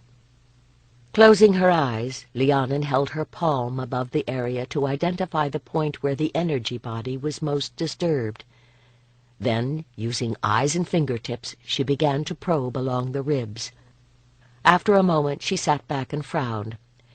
"You are a warrior, my lord, and by definition brave. But I can learn little if you insist on hiding your pain. Where does it hurt most? There?" She poked gently. "There?" She nodded as he yelped. "Yes, I thought so. You have a broken rib or two, and are lucky your ribs were there to ward what lies within. We will bind them, but you should not be riding horses for a moon or so. Tamela," she turned to the girl, "I'll need my healer's bag, and you should start water boiling for willow bark tea." By the time Lhiannon had finished strapping Prasutagos's ribs, he was pale once more. Most of the onlookers, seeing that the excitement was over, had drifted away. "Thank you," he whispered as Aoc helped him to rise. "You have good hands." "The way you calmed that poor horse was remarkable," she replied. "If you talked to your wife half as much as you talked to your horses, many things would have been different these past 2 years." His twitch at that was not from physical pain. It was not quite fair to speak so when he lacked the breath to reply, but she had earned the right. It would give him something to think about as he waited for his ribs to heal. And Lhiannon, too, had something to consider. The messenger from Dungaro had said that Karatak was in the Ordowiki lands with his wife's kin, preparing to take advantage of the governor's absence to punish the Dobuni and Cornovii who had allied with Rome. She had thought the cause for which she and Ardanos had endured so much was dead. Did she betray his memory by staying here in safety with those whom Karatak would call traitors? She was useful here, but it was work that any village wise woman could do. Should she return to Mona, or go to Karatak and take up the fight once more?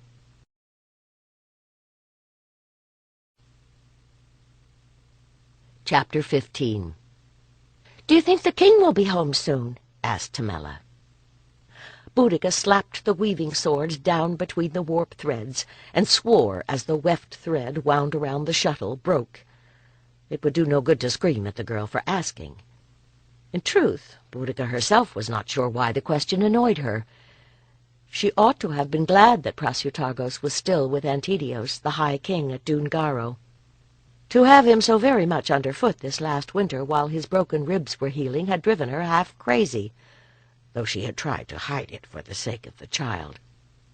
It had not helped that where the king was, there came the messengers, and disturbing news continued to trickle in.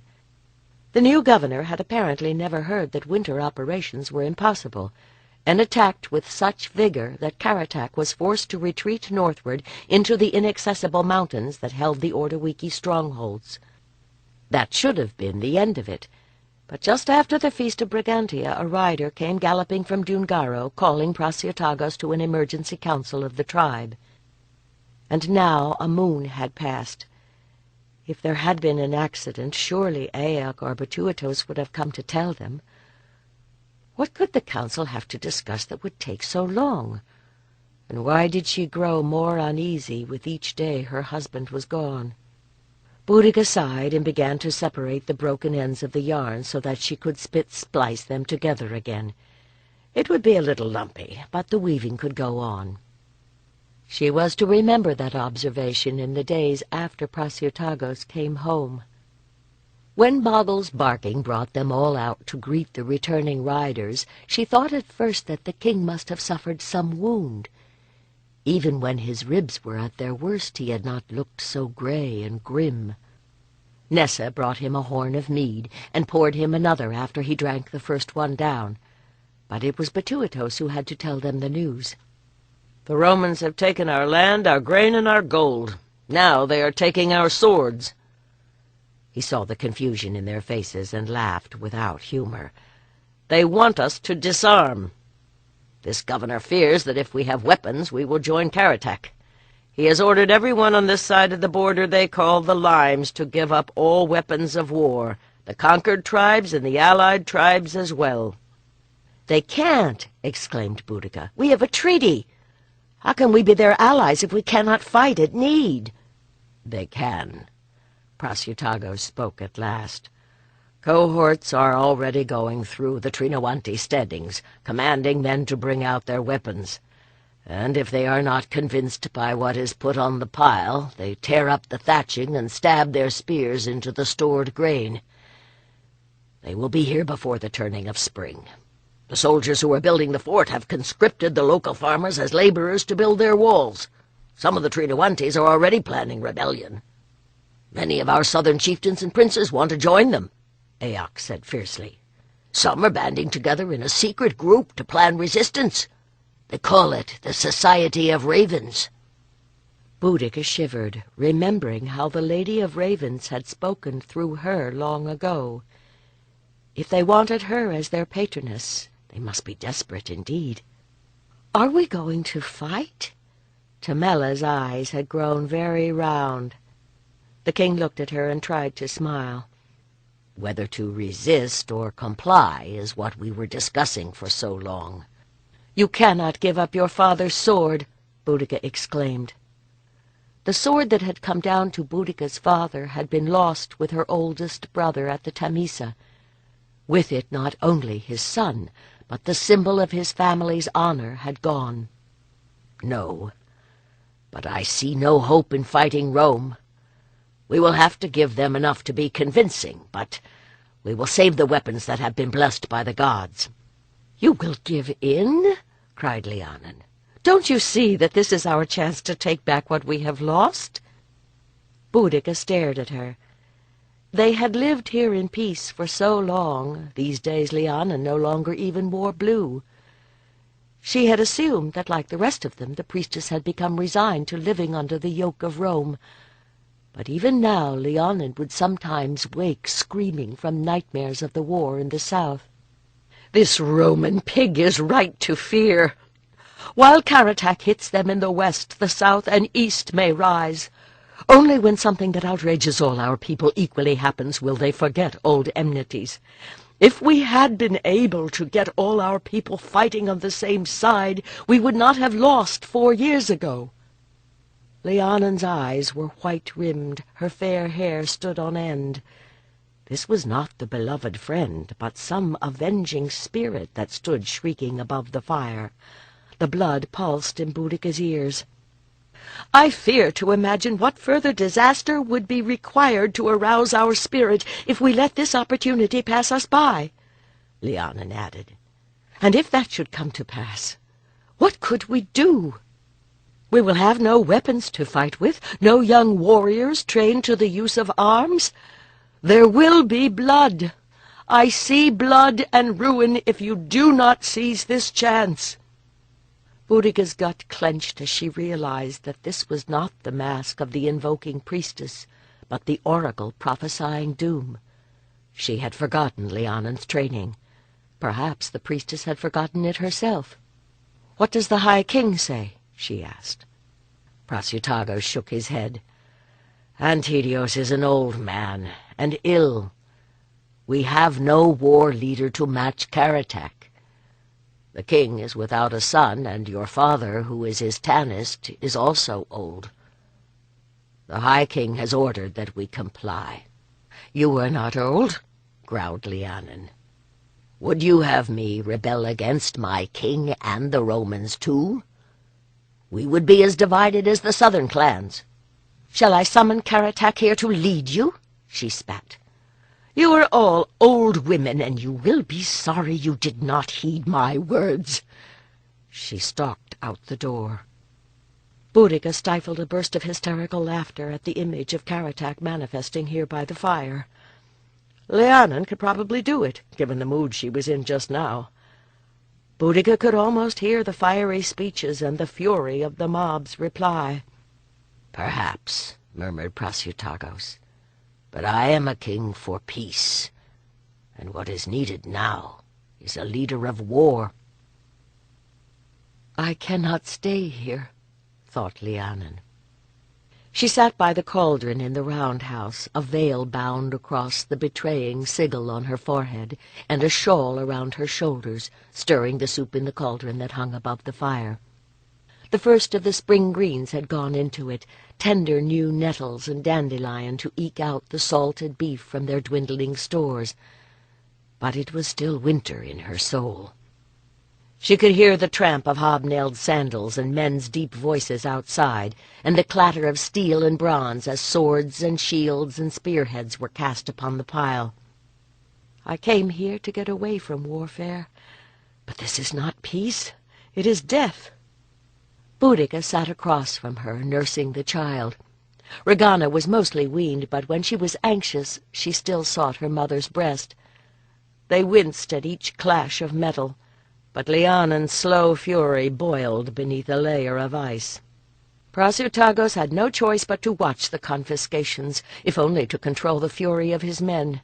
She hoped that each sword struck him to the heart as it fell. She started as the heavy hide that hung across the doorway was pulled aside. Light shafted across the center of the roundhouse as the Roman agent Pollio came in, backed by a legionary in a cuirass of overlapping plates like a centipede, who held a round helmet with a flared neck-guard under his arm. "I beg pardon, ladies," he said in surprisingly good British, "but my orders require me to search the house as well." Boudica rose to her feet, the sleeping child still in her arms. "I understand," she said sweetly, but there was a dangerous glitter in her eyes. It was just as well they had tied Boggle securely by the horse-pen. He was as dangerous as any steel, if the Romans had only known. Pollio gestured, and the soldier moved hesitantly around the hearth, lifting covers and looking under chests. Lhiannon continued to stir the stew, drawing anonymity around her like a veil. When he touched the curtains around the bed-place, Boudica stiffened. "Don't forget the mattress. We Celts are such hardy barbarians, we sleep on spears." "And why confine yourself to the furniture?" she added. "Search here in my bosom. I might be hiding a dagger." She pulled down the front of her wrap, still unpinned from nursing, to bare a white breast. The soldier gaped and turned his back, and Pollio colored up to his hairline. "Or perhaps you would like to look in my baby's clouts to see if we have concealed a spearhead inside." "No, my lady. I know that you and your husband are friends to Rome," said Pollio. He muttered something to the soldier, who turned, looking relieved. He would have seen nothing in the bed, thought Lhiannon. Were they really so naive as to think weapons would be hidden where they could so easily be found? The legionary would not discover Prasutagos's sword unless he could handle coals as she had learned to do on Mona. They had wrapped the heirloom weapons in oiled leather and buried them deep beneath the hearth. Let the goddess who guarded the family fire keep them until the time came to use them once more. And that day will come. As Pollio and his minion retreated, Lhiannon glared at their backs. Those swords will drink Roman blood, as now we drink Roman wine. She had believed she was done with war. She had thought herself cut off from prophecy. Awareness of both stirred in her now. I have stayed here too long. The strangers came limping up the track just as the sun was rising. By the time they reached the gate, Boggle's flurry of barking had awakened the entire steading. Boudica pulled a shawl over her shift and stumbled sleepily to the door, gripping the dog's collar. At her word, his barking modulated to a subliminal growl. There were 3 of them, with young bodies and faces prematurely old. One had his arm in a sling, another had a stained cloth around his head. Together they were supporting the 3rd, whose leg bore bloody bandages from ankle to thigh. "Lhiannon," she said over her shoulder, "come quickly. We have wounded men." "Lady," said the one with the hurt arm, "of your mercy, do you have any food? "And is there a hidden place we could lie?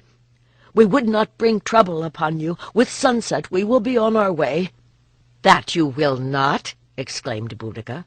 "You are no more fit to travel than my little girl. Come into the house.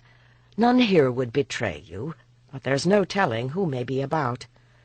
You are not the first refugees to come this way." Since the order to disarm had been announced, some had chosen to leave their homes rather than give in. But these were not merely refugees fleeing a Roman advance, she thought with a sinking heart as she helped them inside. These men had seen battle, and that not long ago. The man with the broken arm was called Mandos. He came from a small farm not far from the dune where Boudica had been born. Of his companions, the one with the knock on the head was Trinowanti, and the man with the wounded leg from near the coast somewhere. They had not known each other before the battle, he said. They had ended up hiding in the same thicket and had been together since then. By the time the 3 were fed and washed, Prasutagos had arrived. Lhiannon was tending the man with the wounded leg, who was fevered, but the others seemed recovered enough to tell their story. "I'm glad you are here, sir," said Mandos. "The gods know what stories are going around. I know you did not think we could win, and perhaps you were right." With the grime washed off, he looked barely 18, 2 years older than Boudica's younger brother, whom she prayed her father had kept out of the rebellion. "Perhaps," said Prasutagos quietly. "But it may be that you were right to try. What happened?" "It should have worked," his companion put in. "Our war leader was a man of the fens who knew the way to an old earthwork on an islet of raised land there. He figured we could lead the Romans there, where the ground would be no good for their cavalry, and wear them out as they attacked us." Mandos nodded agreement. "But the Roman commander was a fox, too. He dismounted his men, and they rushed us. The ramparts turned into a trap once the Romans were inside. We were trampling over each other, trying to get out. Some of the local people had taken refuge with us. There were old men, children. They slaughtered them all. That was 4 days ago." He took another drink of nettle broth. "We could only travel at night. By day the Roman patrols were hunting those who got away." "You are safe here," said the king.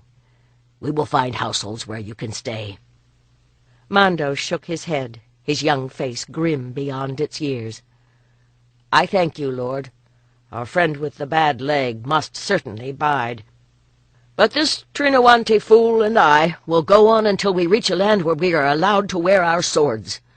He caressed the battered blade at his side. "Perhaps there will be others from the Society of Ravens there." Boudica saw her husband wince, and this time it was she who could find no words.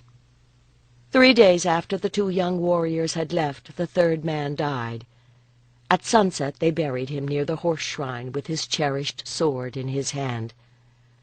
As they were walking back to the farmstead, a horseman came over the hill. He bore no signs of battle, but his face was grim. "My lord Prasutagos, you were summoned to Dungaro."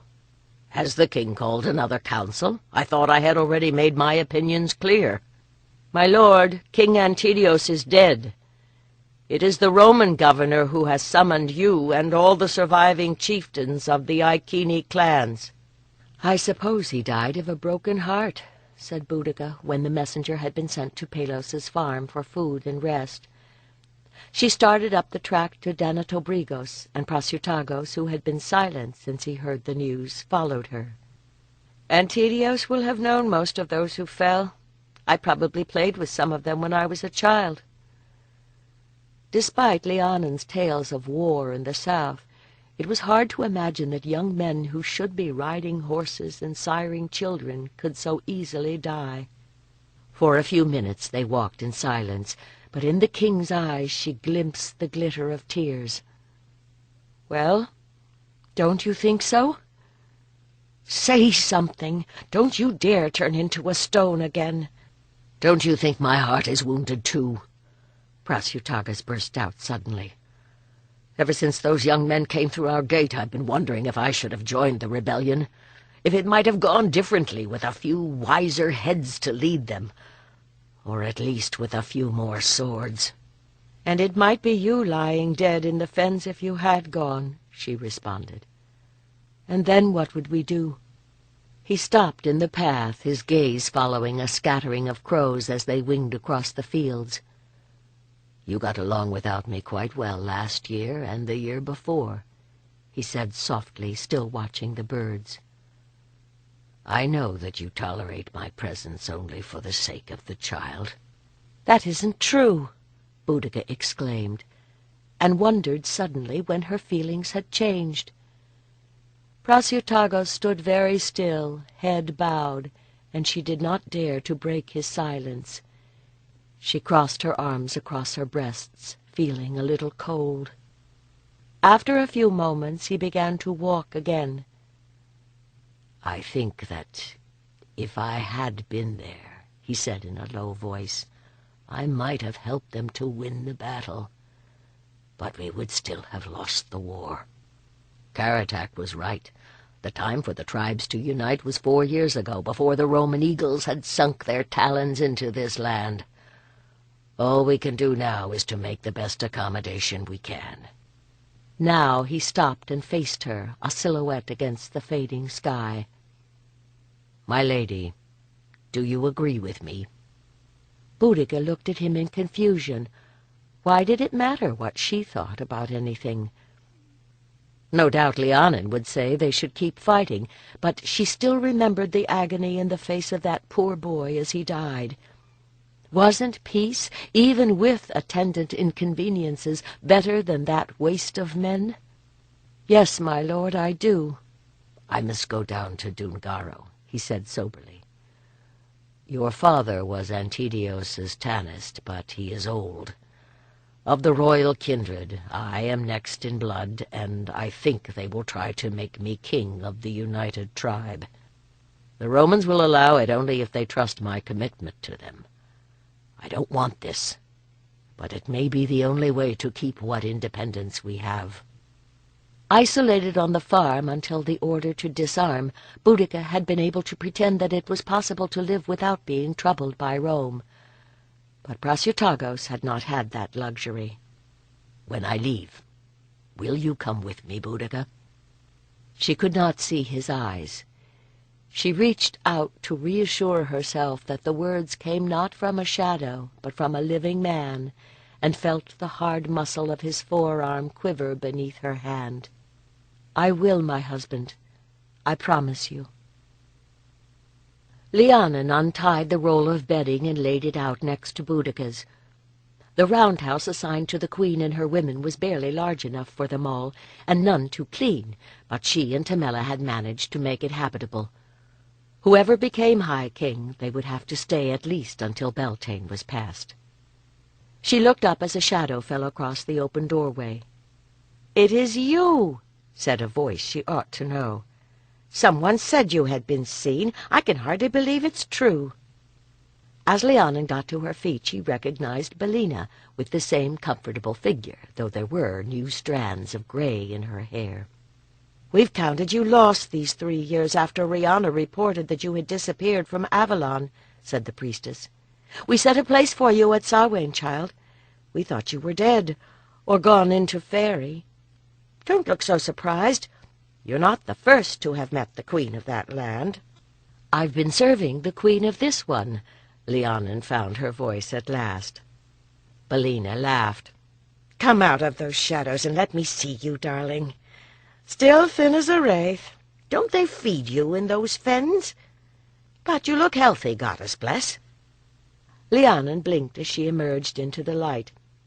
Dungaro buzzed like a hive as the clans continued to come in. Men were dragging in logs to build the great Beltane fire in the meadow. Tents had sprouted in colorful disarray all over the farther pastures.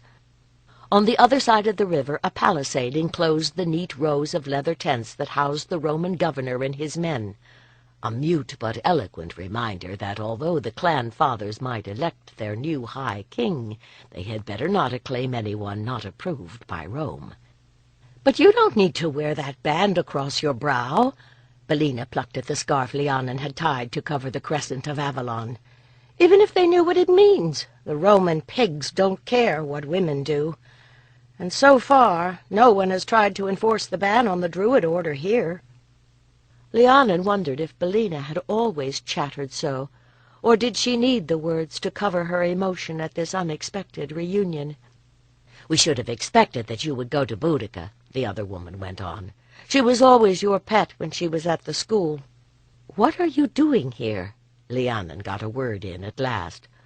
"Who else has come? Is Helva—" "Oh, no! Surely you don't think our beloved High Priestess would risk herself among the enemy, though she is willing enough to send the rest of us out to foment rebellion here, the other senior priestesses, that is." Lhiannon laughed. It sounded as if little had changed. "Is that what you were here for? You'll have no luck among the Iceni. Their teeth are well and truly drawn, and Prasutagos is not a man to risk what he still has," she added bitterly. The king had not listened when her arguments might still have done some good. Now they did not speak at all. "Does he cling so to power?" asked Boudica. "Not to power," Lhiannon answered honestly. "To peace. Boudica would make a better war leader than he would, had she been a man."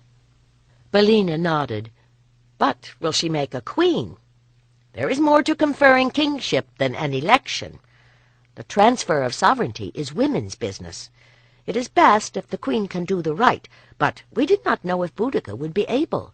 How much does she remember of what she was taught at the school?" Lhiannon lowered her eyes. "We have not discussed it." Of late, Boudica and Prasutagos had seemed easier in one another's company, but she still did not sleep with him, even though the child was weaned. If Boudica did not share his power, could Prasutagos truly reign? Did that matter, now that the true power lay with Rome? And what was left here for Lhiannon if Boudica did take her place at her husband's side? "What other commands have you brought from Lisderu?" she asked. Boudica shrugged. "From Helva, you mean? Lugovalos is failing, and she gives the orders now. I was told to raise what support I might for Karatek. The governor is sending his legions too close to the north and west for comfort." "Do they threaten Mona?" Lhiannon asked in alarm. "He knows it is a Druid stronghold," answered Boudica. "He knows that Mona has some of the richest land in Britannia, and that with grain or with magic we will support anyone who is willing to fight. He would have to be stupid not to know that while we stand, his hold on Britannia will never be secure." "The Romans are not stupid," Lhiannon said slowly. "But this is a big island. If we keep worrying at them, they may decide it would be foolish to keep on wasting resources and men." "You've lost none of your wits," Boudica gave her an approving hug. "Whether it is I or Boudica who does the honors, you should leave with me when the inauguration is done." Both women looked up as a sudden commotion rose from the direction of the council fire before the High King's Hall. "After the king-making," Lhiannon said slowly, "I will give you my answer then."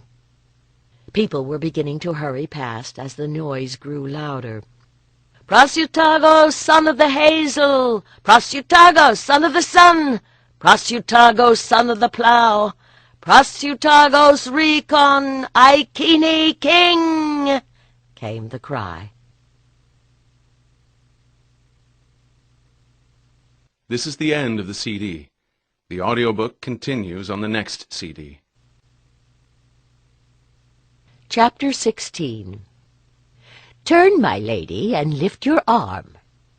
Boudica complied, controlling a twitch at the feather touch of the brush with which the old woman was painting a series of spirals along her side. Her breathing was slow and steady. Her pulse throbbed to the vibration beneath her feet, the heartbeat of the Beltane drums. Rays of setting sun filtered through the roughly woven curtains with which they had walled and roofed the women's enclosure, scattering flickers of ruddy light across the grass. The mask of the white mare hung from the center post, waiting to play its role in her transformation. Through the cloth walls the noise of the festival came oddly muted, as if this space were separated from the world. "As I am from my former self," she thought slowly, "waiting to learn what I will be." To endure the tedium of the body painting, she had drawn on the disciplines she had learned at Mona. She sat as motionless as the image into which the painting was transforming her. Her naked back and belly already bore the running figures of the hare and the boar, the wolf and the eagle, ram and bull and bear, with a wealth of horses twining among them, totems that the incoming Celts had inherited from the peoples whom they had conquered.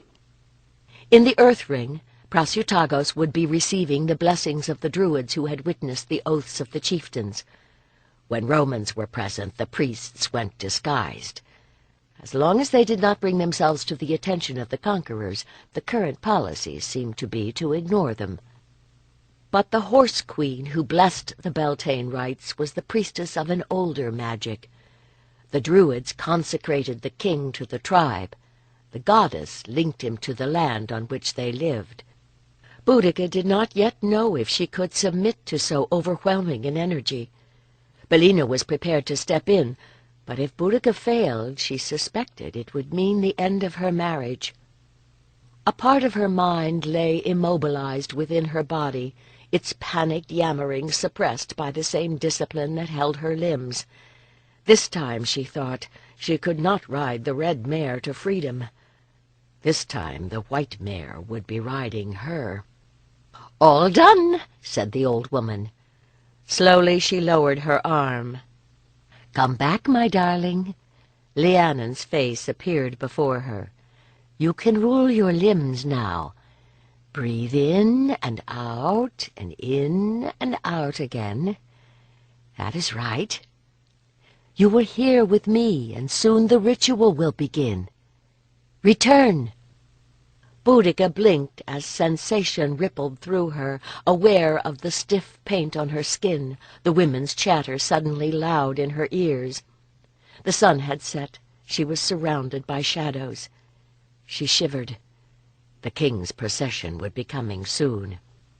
"No!" Nessa was saying to someone at the entrance. "You may not see her. This space is forbidden to men, especially you. Go away before I call the warriors to throw you in the midden. For that they will need no swords." "Who is it?" Boudica called. "No one you need to care about," muttered the old woman, sighing as she met Boudica's glare. "It's that Pollio. He says he must speak with you." Her first annoyance gave way to alarm. "I'll talk to him," she said in a low voice. "Lhiannon, keep these others out of earshot until I am done." She stepped to the curtain. "What is it? You must speak quickly," she murmured through the cloth. "Let me see your face, Boudica," came the familiar Atrebate accent. "Goddess, no!" She flushed with sudden awareness of her naked body. "In the old days they would have staked you out for the wolves for coming even this close to the women's sanctuary." "You don't have to do this." Pollio's words came in a rush. "It's known that you refuse your husband your bed. You don't have to let him lie with you now. It will make no difference. Prasutagos is king because Rome supports him, not because of some barbarous ritual." "What are you talking about?" Since that day in the snow when he had tried to kiss her, she had scarcely seen the man, and never alone. Had he been building up some fantasy in which she loved him all this time? "Leave your husband. Come away with me," he hissed. "You are a princess of the royal house. I could make you a ruling queen like Cartamandua." "You are mad," she said with conviction, "and this is sacrilege." "I love you, Boudica. I know that you are not indifferent to me." "Indeed not," she answered with leashed fury. "A man who would tempt the wife of an ally to betray her marriage can only be despised. Is this the honor they teach in Rome?" No matter that she had been tempted to flee herself, she would never have gone with this pig of a Roman. And in that moment Boudica realized that her ambivalence had disappeared. "But my lady—" His words were cut off as the golden blare of the caryx horn reverberated through the evening air. "They are coming. They will kill you if they find you here. Be gone and be damned to you, Roman. This warning is the last word you will have from me." She heard a rustle of retreating footsteps as the horns called again, and stepped back, breathing quickly. "What did he want?" asked Lhiannon. "Nothing that matters," Boudica muttered, glad that the dim light hid the blush that was warming her cheeks. Lhiannon was the last person to whom she wanted to reveal the shameful proposition the Roman had made. Outside, drums boomed, commanding attention. The deep voices of the Druids rose and fell, closer and closer, then passing as the king was escorted to his place of honor near the fire. There was more at stake here than a ceremony. If Boudica acted as priestess tonight, she would be linked to the king only while the goddess was present. But for Boudica to take that role would admit Prasutagos as well as Epona into her heart. Boudica felt an anticipatory shiver pebble her skin. Lhiannon brought a white cloak and draped it over her shoulders against the cooling air. The door curtain moved, and she saw her mother there. "Oh, my daughter, you are so beautiful, even more than on your wedding day," Anna Vestal said with a tremulous smile. "I just wanted to see you. And now I will be getting back to the house and our darling little girl." Boudica patted the older woman's hand. Upon meeting her granddaughter, Anna Vestal had become instantly besotted. Regana could ask for no more devoted guardian. "What is happening now?" she asked as her mother departed. "The king has been seated," answered Boudica. "I think it is dark enough now to open the curtain a little. If you sit here, you can see." One of the Druids knelt to set the fire he had carried from the earth ring to the stacked wood in the center. A great shout went up as it burst into flame. The drummers let loose with a thunder of sound as a line of young men came dancing around it, armed with staves. There should have been more of them, thought Boudica sadly. These were the younger brothers of men who had died at the battle in the fens. But they twirled and struck valiantly. Was Prasutagos thinking the same thing? He looked tired, but his features displayed his usual calm control, as they must, she realized, if he was to rule. Gold rings gleamed from his strong arms, a golden torque circled his neck. They had garbed him in a kilt and cloak in the ancient style. She had never noticed that his legs were as muscular and well-shaped as his arms. Well, when would I have had the chance? She thought with a flush of shame, and something more. A flicker of excitement warmed her at the realization that she was free to look at him all she pleased, and he could not see. Now some of the girls slipped out of the women's enclosure to join the line of maidens who were tracing sinuous patterns around the fire. They were crowned with hawthorn, and as they grew heated by the dancing, first one and then another undid the pins that held her garment at the shoulders, so that it was held up only by her woven belt, leaving white breasts bare. Someone brought Boudica a cup of wine. She felt the warmth in her limbs, and in her head a regular pulsing that matched that of the drums. The young men returned to circle around the maidens, dancing forward until they almost touched, then whirling away once more. Eyes grew bright, and faces flushed with more than the heat of the fire. Prasutagus was smiling. Did she imagine that the pulse at the base of his throat was beating more quickly, or was that only the throb she felt in her own? This festival was not only to honor the new king, but to welcome in the summer, and to do all that men might to encourage a bountiful year. Boudica cast a glance toward Lhiannon, remembering how the older woman had hoped to meet Ardanos at the Beltane fires. Child that she was, she had not understood the message of the drums. Her flesh comprehended it now. They thundered in a final flourish. Man and maid joined hands and ran laughing into the darkness. Suddenly the circle was still. "It is time," said Lhiannon very evenly, as if she too were fighting for control. "It is time indeed." Bellina turned to Boudica. "Are you ready, my dear?"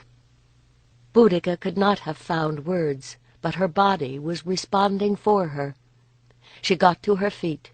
She reached out to take the mask of the white mare from the priestess's hand. She settled the molded leather over her head, where her hair had been coiled to support it, and Lhiannon reached up to secure the ties. The neck of the mask extended down the back of her head to her shoulders, while the head hid her face, cheek pieces curving down to frame her own, while the muzzle projected forward. Real horsehair had been added to form a mane. "Now," Lhiannon's voice seemed to come from a very long ways away, "now you are a queen." Boudica scarcely noticed the leather's weight. As the mask enclosed her head, she felt a corresponding pressure within her skull that pushed the self she thought her own into some space from which she could only watch in terror and amazement as her body jerked like a young horse fighting the rein. How many queens had borne this crown? They were all here, whispering, their voices blending into a single voice. "Is it time to run?" came the question. "Is it time to dance?" Tremors ran downward along her spine, out her flailing arms, down strong legs to feet that stamped and struck the earth. She reeled, and soft hands pushed her upright again. The mane tossed as she shook her head. Breath exploded from her lungs with a sound that was halfway between a laugh and a neigh. She tried to fight as she had tried to fight the Morrigan. This goddess was both wilder and more benign, but she was just as strong. "You already know me, my daughter. Why are you afraid? Don't you remember how you rode the red mare?" And as Boudica recalled that wild ride through the moonlight, past and present, rider and ridden became one. When she was a little girl, she had begged her father for a pony, and ridden her own galloping legs around the dune until he complied. Her body already knew the motions. Letting the cloak fall from her shoulders, she swept the curtain aside and paced toward the fire. A whisper of awe swept around the circle, louder than the flutes and rattles that had finally remembered to play. "The goddess is with us! Epona has come to us! The goddess comes to the king!" The totems of every clan rippled as muscles slid beneath white skin. She turned, arms extended, embracing them all. Women were weeping, men's eyes shone with a hope that had not been there before. She took her time, for these people had suffered and had need of her love. Once, twice, thrice, she paced around the circle, blessing her tribe, and then at last she came to a halt before the king. Prasutagos's calm had shattered. On his cheeks shone the silver track of tears, in his eyes an astonished joy. The molded mask bowed before him, lifted with a shake of the mane. A quiver ran through her body. She twisted, presenting herself like a mare, but she was also a woman. She turned back to him, offering the firm breasts that had suckled his child, ran her hands across Boudica's belly, outlining the womb that had received his seed. "Come!" came the command in a voice that both was and was not Boudica's own. The king stood, fumbling with the golden clasp of his belt, and let the wrapped kilt fall away. Already his phallus was engorged and rising. Was it the ritual, or was he really more generously endowed than other men? The people shouted out their approval as he stepped toward her. As she was the goddess, he stood before them as the image of the god. "Come and serve me," she whispered. Power jolted through them both as he took her hand. A path was opening through the crowd before them. Beyond, the ploughed field waited to become their bed. "I wish that you were not leaving us," said Boudica, picking up the travelling cloak that Lhiannon had just shaken out and folding it up again. At Dungaro, the queen and her women had a sun-house for their own activities, built in a ring whose center was open to the sky. The light was welcome, but the company of so many chattering women grated on Lhiannon's nerves. But there was room here to pack the many things that the queen had insisted she and Bellina must take on their journey. "We need you here, Lhiannon. We need your healing and your wisdom," Boudica continued. "If you had said I need you here, Lhiannon, I might stay," she thought sadly. "You are no longer alone on a farmstead," she said aloud. "You have healers and wise men and warriors in plenty here in Dungaro. It is time I became a priestess once more." She rescued the cloak from the queen's nervous fingers and draped it over one arm. "Most Druids live at chieftains' dunes, not at the school," Boudica replied. "If you want to cram wisdom into the heads of youngsters, stay here and smack some sense into Regana." That morning the little girl had managed to elude her keepers. Her short legs had carried her to the blacksmith's enclave before they heard Boggle barking and found her screaming because the dog would not let her reach the fire. "For the kind of warding she needs right now, Boggle is a better guardian than I could ever be," answered Lhiannon. She bent to strap up her bag. "My dear, this is not forever. I will visit, and when she is older you may send Regana to be trained as you were trained. If there is still a school for her to go to," came the thought. But wasn't she leaving so that she might do what she could to preserve the life they had known? "Yes, but—" Boudica's words trailed off. Lhiannon looked up and saw that the king had entered. The queen turned toward him as a flower turns toward the sun. Ever since Beltane it had been so. The marriage had at long last been consummated, not only in the flesh, but in the spirit. The girl was become a woman, priestess to her husband as well as queen. "No, I am leaving because she no longer needs me," Lhiannon admitted to herself as Boudica moved into the circle of Prasutagos's arm. What had she hoped? That having lost the man she loved, she might find a substitute in Boudica and still retain her virginity? Lhiannon knew quite well that it was not the physical contact, but the emotional bond it created that was the distraction for an oracle. By that alone she was disqualified. I must recover my own sovereignty. "Lhiannon, are you ready?" Boudica called from the doorway. She picked up her bag. Prasutagos and Boudica came to embrace her, together. They would always be together now. "My lady, I thank you for all you have done," murmured the king. "Lhiannon?" Boudica's voice broke. "Take care! Take care!" She had no words. She kissed them both and walked out into the blinding light of the sun. Boudica leaned on the rail at the top of the fence around the home meadow of Dungaro, watching Rude move gracefully across the grass, her chestnut coat shining in the sun. The mare would pause to snatch a mouthful, then flirtatiously switch her tail, looking back to see if the king's gray stallion was following. Boudica had not realized that the red mare was coming into season. She wondered how long it would take the stallion to get her in foal. And how long will it take Prasutagos to do the same to me? At the thought she could feel the heat flushing her skin.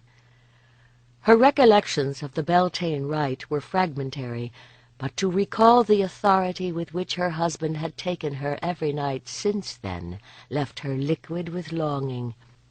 And as if the thought had summoned him, senses she had never owned before told Boudica that the king was approaching now. She turned her head and smiled a welcome, wondering that she could ever have watched that springy walk without wanting his strong body close to hers, or looked into those rugged features without wishing to make him smile. "Well met, my lady." His lips quirked as he realized what was going on. "The king and queen are expected to bring fertility to the kingdom, but I had not supposed the effect would be quite so immediate." Laughing, Boudica twitched her hips as the mare was doing now, and took a step back so that her buttocks butted against his groin. She felt him hardening against her and moved quickly away again. She had danced naked before all the tribe at the Beltane rite, but she could not do so here. "That was wise," he said, a little breathlessly. "The king should demonstrate self-control as well as virility. And if I touch you, in another moment I'll have you on your knees in the grass." "Yes," she said in a shaken voice, agreeing to more than desire. He took a deep breath and met her gaze. They were no longer touching, but she felt him as powerfully as if he had been inside her. This was not lust, or not lust only. "What has happened to us?" Prasutagos swallowed. Whatever it was, he too was in its thrall. "Between a king and queen there should be regard and respect," he said, as if it were a teaching he had memorized.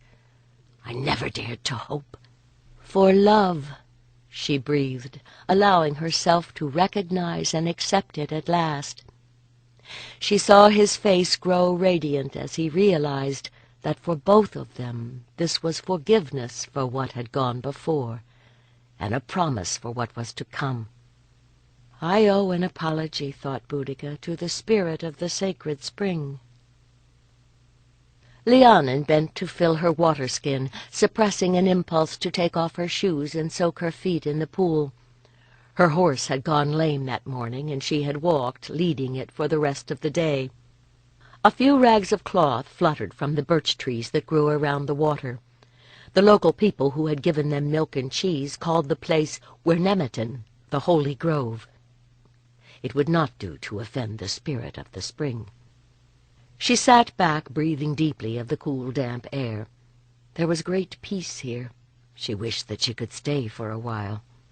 She tried to tell herself that it was because she was wearied by travel, but the longer she journeyed in the company of Boudica and the other Druids who had joined their party as they made their way across Britannia, the more she remembered why she and Ardanos had been glad to get away. The moon that had been waning when the little party of Druids left Dungaro had passed the full and was beginning to shrink once more. In the old days it would have been a somewhat shorter journey, but the Romans were patrolling the territory of their allies in the Midlands more closely than expected, in case Karatak and the Ordowiki warriors should attack again. She sighed and got to her feet as Boudica called her name. The others had a fire blazing already. Lhiannon poured her water into the cauldron, and Boudica dropped in the loosely woven bag of dried meat and meal. Two of the Druids were arguing about ways to calculate the dates of the festivals. They were both old men from newly conquered lands, leaving the clans they had served for fear of the Roman ban. What would the people do for spiritual leadership if all the Druids sought sanctuary on Mona? What would the Romans do, she wondered uneasily, when they realized that was where all the Druids had gone? By the time the food was ready, it was quite dark. The overgrown ramparts of the abandoned hill fort above them loomed against the stars. These days it served the region as a site for the seasonal fairs and festivals. Lhiannon hoped that was all it would ever need to be. The last few years had given her a distaste for hill forts. It was too easy for those walls to trap those whom they were supposed to defend. "And Lugovolos is certain that the Romans will not come to Mona?" asked one of the men. "Is anything certain, except possibly Helva's prophecies?" asked Boudica. "But they can only come at us by the coast path, and that will be hard to manage with so many men." "But if they do," the old man persisted, "can the Archdruid defend us? I have heard that his health has been poor." "The past few years have been hard on him, as they have been on us all," Boudica said patiently, serving out the porridge. "If he does pass, who can succeed him? Cunitor is senior, but he is not very forceful, as I recall." "I suppose the choice would fall on Ardanos, but we will hope that the need is long delayed." Lhiannon blinked as the world became a whirl of darkness shot with fire. A burning pain on her thigh brought her back to awareness, and she realized that she had dropped her porridge bowl. She swabbed at the mess rather clumsily with her sleeve. "Lhiannon, are you all right?" Boudica was beside her with a cloth. "I'm sorry," she said numbly. "I didn't mean to waste the food. Ardanos?" She drew a shuddering breath. She would not admit she had thought him dead all this time. "I last saw him when the dune of stones fell.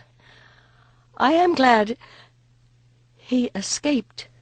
"Oh, of course, you have been so out of touch you wouldn't know that. He was wounded and left for dead, it's true, but he is fine now. He'll be glad to see you," she added brightly. "He went around with a face like a sour apple for months, thinking you were lost. I had forgotten that you two worked together when Karatak was leading the Duratriges. I know you were quite close," she chattered on.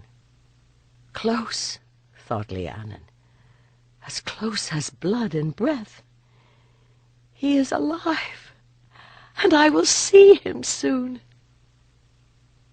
As they rounded the granite cliff, Lhiannon took a sharp breath, shivering as the cold salt scent for a moment gave way to the sweet verdant breath of the island beyond, a promise of sanctuary in the grey domain of the sea. Past the trees she could see the blue waters of the strait and the island of Mona, a magic island surrounded by magic, glimmering golden in the afternoon sun. She shivered again as the wind grew stronger. Fits of trembling had seized her at intervals ever since she learned that Ardanos was alive. Boudica had dosed her for the egg, and Lhiannon did not gainsay her, though she knew this was no illness of the body, but a symptom of the turmoil within. Would Ardanos have changed? Would he look older? Would she? They had lost so much time, wasted so many opportunities. She had seen in the fulfillment that Boudica had finally found what a true marriage could be. She would be the goddess to Ardanos, and they would renew the world. As one in a dream, she reined her pony after the others down the path. A flat-bottomed boat was drawn up at the landing. Lhiannon went across with the second load. By the time they rode through the gates of Lysdero, the entire community had gathered. There were more than she remembered, priests and priestesses who had fled before the Roman advance. She did not envy the job Helva must have to keep them all fed and occupied. Still on her horse, Lhiannon searched the crowd for Ardanos's ginger head. The crowd was parting as the high priestess herself came out to welcome them. Coventa, taller but otherwise little changed, a half-pace behind. And behind her a gaggle of others, but only one whose face had meaning for Lhiannon. As Helva moved forward, he stopped, looked up, and met her searching gaze. His lips moved, but there was no sound. All the color drained from his face. A woman reached out to hold him as he swayed, but by then Lhiannon was off the pony and running toward him. "Lhiannon," came Helva's voice from behind her, "what a miracle to have you among us again. As you can see, our community has acquired many new members. Ardanos, you must introduce your wife and child." For the first time Lhiannon looked at the woman who was supporting him. Long fair hair was knotted underneath a scarf. A green tunic covered a figure that had probably become more matronly with the birth of the tow-headed 2-year-old who clung to her skirts. "Nay, my man is too flummoxed to say a word, and he a trained bard," the woman exclaimed in the accent of the Durotriga tribe. "I am Siovana, and this here is our daughter Reyes. He has told me so much about you, my lady. I know it must be a wonder to him to see you alive." That speech had saved both of them, thought Lhiannon as she looked from Ardanos, who was fighting to regain his composure, to Helva, who watched with what seemed a malicious smile. She could not scream at this woman who was beaming at her with such welcome, and she would not afford Helva the satisfaction of knowing that her little surprise had wounded Lhiannon as deeply as she could have desired. Coventa came up beside her. "Lhiannon, you must be exhausted by your journey," she said softly. "Come, we should put your things away. After dinner will be time enough to catch up with old friends." It was true that it was easier to face most things on a full belly, thought Lhiannon, though she had not expected Coventa to know that. "I am surprised you are still in plain linen." She indicated the undyed maiden's tunic that the girl wore. "I would have expected to see you in priestess blue by now." Coventa shrugged. "I am ready, but Helva has judged the roads too dangerous to make the journey to my homeland after the ceremony at Avalon. Perhaps next year, if things settle down." Well, that might be the reason. But there could be others. Coventa had always been delicate. Now she looked positively ethereal, as if she would not need to be in trance to visit the other world. "Have you been well, child?" she asked. "Oh, safe as I have been here on the island, how could I be otherwise?" Coventa said cheerfully. "It is you who have been having the adventures." She had made up a bed for Lhiannon in the house of priestesses, and helped her to arrange her few belongings, and she had brought a bowl of barley and greens from the central fire so that she could eat in peace. "When you are in the midst of the story, the danger is more apparent than the adventure," Lhiannon said wryly. "Such moments are much better experienced second-hand in a bard's tale by the fire." "Not all good stories are about terrors," observed Coventa. She sat down cross-legged on the end of Lhiannon's bed. "Tell me all about Boudica. I miss her so much. Is it really true that she ran away from her husband on their wedding night?" Lhiannon shook her head in wonder that the tale should have traveled this far. "She did, but they are very happy together now." She sighed, reminded that for a few short days she had hoped to find a similar joy, and as if the thought had summoned him, she heard Ardanos's voice outside the door. "Is Lhiannon there? Is she rested enough to come for a walk with me?" Coventa looked inquiringly at Lhiannon, who got to her feet and reached for a shawl. She had known they would have to have this conversation sometime. Afterward she could forget her dreams, or, if that proved impossible, throw herself into the sea. The sun had set, but so close to midsummer the sky still glowed with no visible source of light. It reminded her of the light in the fairy world. As they crossed the fire circle, Lhiannon saw that more huts had been built around it. The carved gate-posts were the same, like the trees that arched over the path to the sacred grove. and yet to her they looked strange, as the man who walked beside her was a stranger, limping a little as they moved down the path. "Your child is very sweet, and your wife seems both good-natured and kind," she said politely. Lhiannon, I thought you were dead. Ardanos answered the question behind her words. "Swords were swinging all around you, and then I was struck down. I thought I was dead myself. The Romans thought so too, or I would be a slave in Gallia by now. They tossed me on a heap of corpses, and if I had not been found by people from the nearest farmstead looking for some of their own men, I would have been food for the ravens." She said nothing. The sacred grove lay before them. By unspoken agreement they paused just outside. "Silvana's family took me in," he continued. "I had lost a great deal of blood and taken a fever. She nursed me, and when I lay raving with grief and pain, she held me in her arms." Not enough pain to keep you from taking advantage of her generosity, thought Lhiannon. I didn't know what I was doing. But when I came to myself and realized that I had got the girl with child, I was willing enough to marry her. What did it matter if you were lost to me? Could she blame him, she wondered, remembering how she had sought comfort with Boudica. If Boudica had loved her as Silvana did Ardanos, she would not have been here at all. But here she was, and her own pain left her with little sympathy for his. He stared at her, tears in his eyes. "My love is a girl with hair like the yellow flag," he whispered, "soft as the breast of the swan." He swallowed and took her hand. "You are a priestess, Lhiannon, as Silvana can never be. In the great rites we can still come together, priest and priestess, raising the power."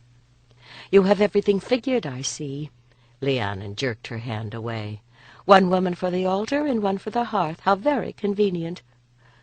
But I have not stayed virgin so long to become your magical mistress. Go back to your wife, Ardanos. She seems a good woman and deserves better. But it would appear that she loves you." He tried to hold her, but with a quick twist she was running back down the path. She did not stop until she reached the house of priestesses, where she collapsed weeping in Coventa's arms.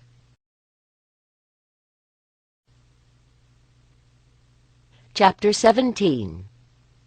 "Helva asks if you will attend her this afternoon," said Coventa. Spring had come at last to the island, and the soft wind stirred her fair hair. "My child, you lie." Lhiannon looked up from the quern in which she was grinding grain and smiled. "Helva does not send requests to her inferiors. You were supposed to bring me her command." "Well, yes," Coventa blushed. "But she speaks that way because she thinks her dignity requires it. Truly, she can be very kind." "To you, perhaps," thought Lhiannon. If a belief in Helva's goodness made the young woman feel better about her own position here, it would have been cruel to deprive her of it, especially now, when Helva had transferred her affection to a new girl called Nodona. Except for the fact that her hair was dark, she reminded Lhiannon strongly of what Coventa had been like when she was very young. "You may tell the high priestess that I will come." She scooped another handful of grain into the hole at the top of the upper quern stone, grasped the use-polished stick that served as handle, and began to push it around once more. It was hard work of a kind that she should have delegated to someone like Silvana, but the repetitive motion had a mind-numbing effect that helped her get through the days. Before going to Helva, however, Lhiannon took the time to wash and change into a clean tunica. She was glad she had done so when she saw that the high priestess was not alone. Lugovalos and Bellina, Cunitor and Ardanos, and a selection of the more senior Druids who had taken refuge on Mona were also there. "Coventa did not tell me this was a council." "Perhaps because Helva feared I might refuse to attend," she thought wryly. Though it wasn't true that she avoided Ardanos's company entirely. She only refused to see him alone. She settled into place beside Bellina with an armored smile. "Welcome, my sister. You complete our circle," said Lugavalos kindly. If he was aware of the undercurrents, he gave no sign as he went on. "I have called you all here because we have learned that the governor is planning to attack the Deciangli." "To attack us, you mean?" put in Divitiac, who had been chief druid to the Durotriges before the Romans came. He had been spirited away as the legions were marching into Tancoric's dune, and his limbs trembled, though his mind was still strong. "Whatever toleration the Romans had for us is ended. The new governor is killing those of our order wherever he finds them. We are all that remain, and the Deciangli guard the path around the north coast that any invader must take to come here." "We must flee," whispered a priestess who had been with the Belgae, and sometimes woke sobbing in the night from nightmares. "We must take ship for Eriu. The Irish druids are strong and will welcome us." "And where will we go after that? The Blessed Isles?" asked Cunitor with grim humor. "One way or another, we will all come there in the end," murmured Boudica. "If we run now, we will never stop," objected Cunitor. "Caratak is still fighting, and there are still tribes that have not bent the knee to Rome. If we can stir them up to rebellion, the Romans will leave the Deciangli alone." For now, thought Lhiannon, but she did not say so aloud. "My kin among the Brigante clans are not happy with Cartamandua's friendship with the Romans," Cunitor said. "Perhaps I can persuade them that now is the time to make their feelings known." "Caratak needs to know that we are behind him," said Lugavalis. "I will go to him," said Ardanos. "I have worked with him before." "You are still recovering from your wounds, and you have a family," Helvis said firmly. "You are needed here." "I can see where this is going," thought Lhiannon. No doubt she and Lugavalis decided on this course before the rest of us arrived, but she had no desire to resist their manipulation. She had endured the constriction of winter, but she did not think she could bear to be in the same place as Ardanos when all the world rejoiced at the coming of spring. "Send me," she smiled blandly at Helve. "Caratak saved me from death, or worse, I owe him what help I can give." "I will go with her," came another voice. She looked up in surprise as she recognized Branganos, a shade more gray and thin, but otherwise unchanged. "A wandering bard passes everywhere, and I have training as a healer as well." Lhiannon frowned. She remembered how he had sung for King Togodumnos before the battle on the Tamisa, and she had heard of him among the Durotriges when Vespasian was laying waste to their lands. A bird of ill omen was this raven's son. What disasters do you expect to celebrate when we are with Caratak, bard? "That is settled, then, and we will ask among the younger priests to carry word elsewhere," rumbled Lugavalos. As the others rose to take their leave, Helve beckoned to Lhiannon. "We have never been friends," said the high priestess when they were alone. "But believe me when I say that I am not sending you on this mission to get rid of you." "No," wondered Lhiannon. "I thought it might be because I threaten your influence on Coventa." She continued to smile. "Whatever rivalry divided us in the past, we must work together now," Helva went on. "You have great abilities, and the goddess knows how badly we need every man and woman of power. I have no choice but to employ whatever tools I have, regardless of the cost. Neither you nor I matter, nor Ardanos, nor Coventa, nor Lugavalis, if by sacrifice we can save our tradition."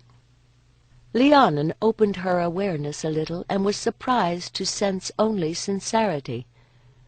Helve believed what she was saying, and it might even be true. Perhaps she was growing into her job. "I understand." For the first time she accorded the high priestess a respectful nod. "Stay safe, Lhiannon, and come back to us when your task is done." Boudica dreamed that she was walking on a narrow path through thickly forested hills, surrounded by men who carried swords. Their clothing was grimed with mud and blood. A fanatical glint lit their eyes. Before her marched Lhiannon, as dirty as any of the others, but looking fit and hard. In the valley below lay a farmstead. Silently the warriors surrounded it. She glimpsed Karatak among them. As someone lit a torch, his golden torque gleamed. They leaped to the attack, shrilling Siluri war cries. Men ran out of the houses. Women screamed as the thatch caught fire. Soon there was more blood and bodies lying on the ground. And then the attackers were retreating, some carrying livestock or sacks of grain. As they went by, Lhiannon turned and seemed to see Boudica at last. "So shall we serve all who bend the knee to Rome."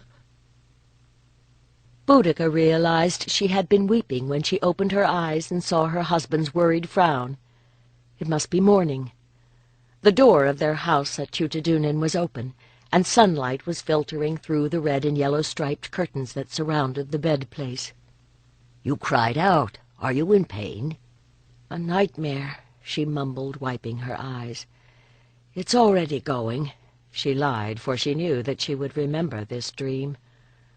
Her youngest brother Braki and Karatak's brother Epilios had joined the rebellion the year before, but in the dream the Britons seemed to be winning. If Lhiannon had been here, she would have asked her for an interpretation. Had the priestess sent the dream?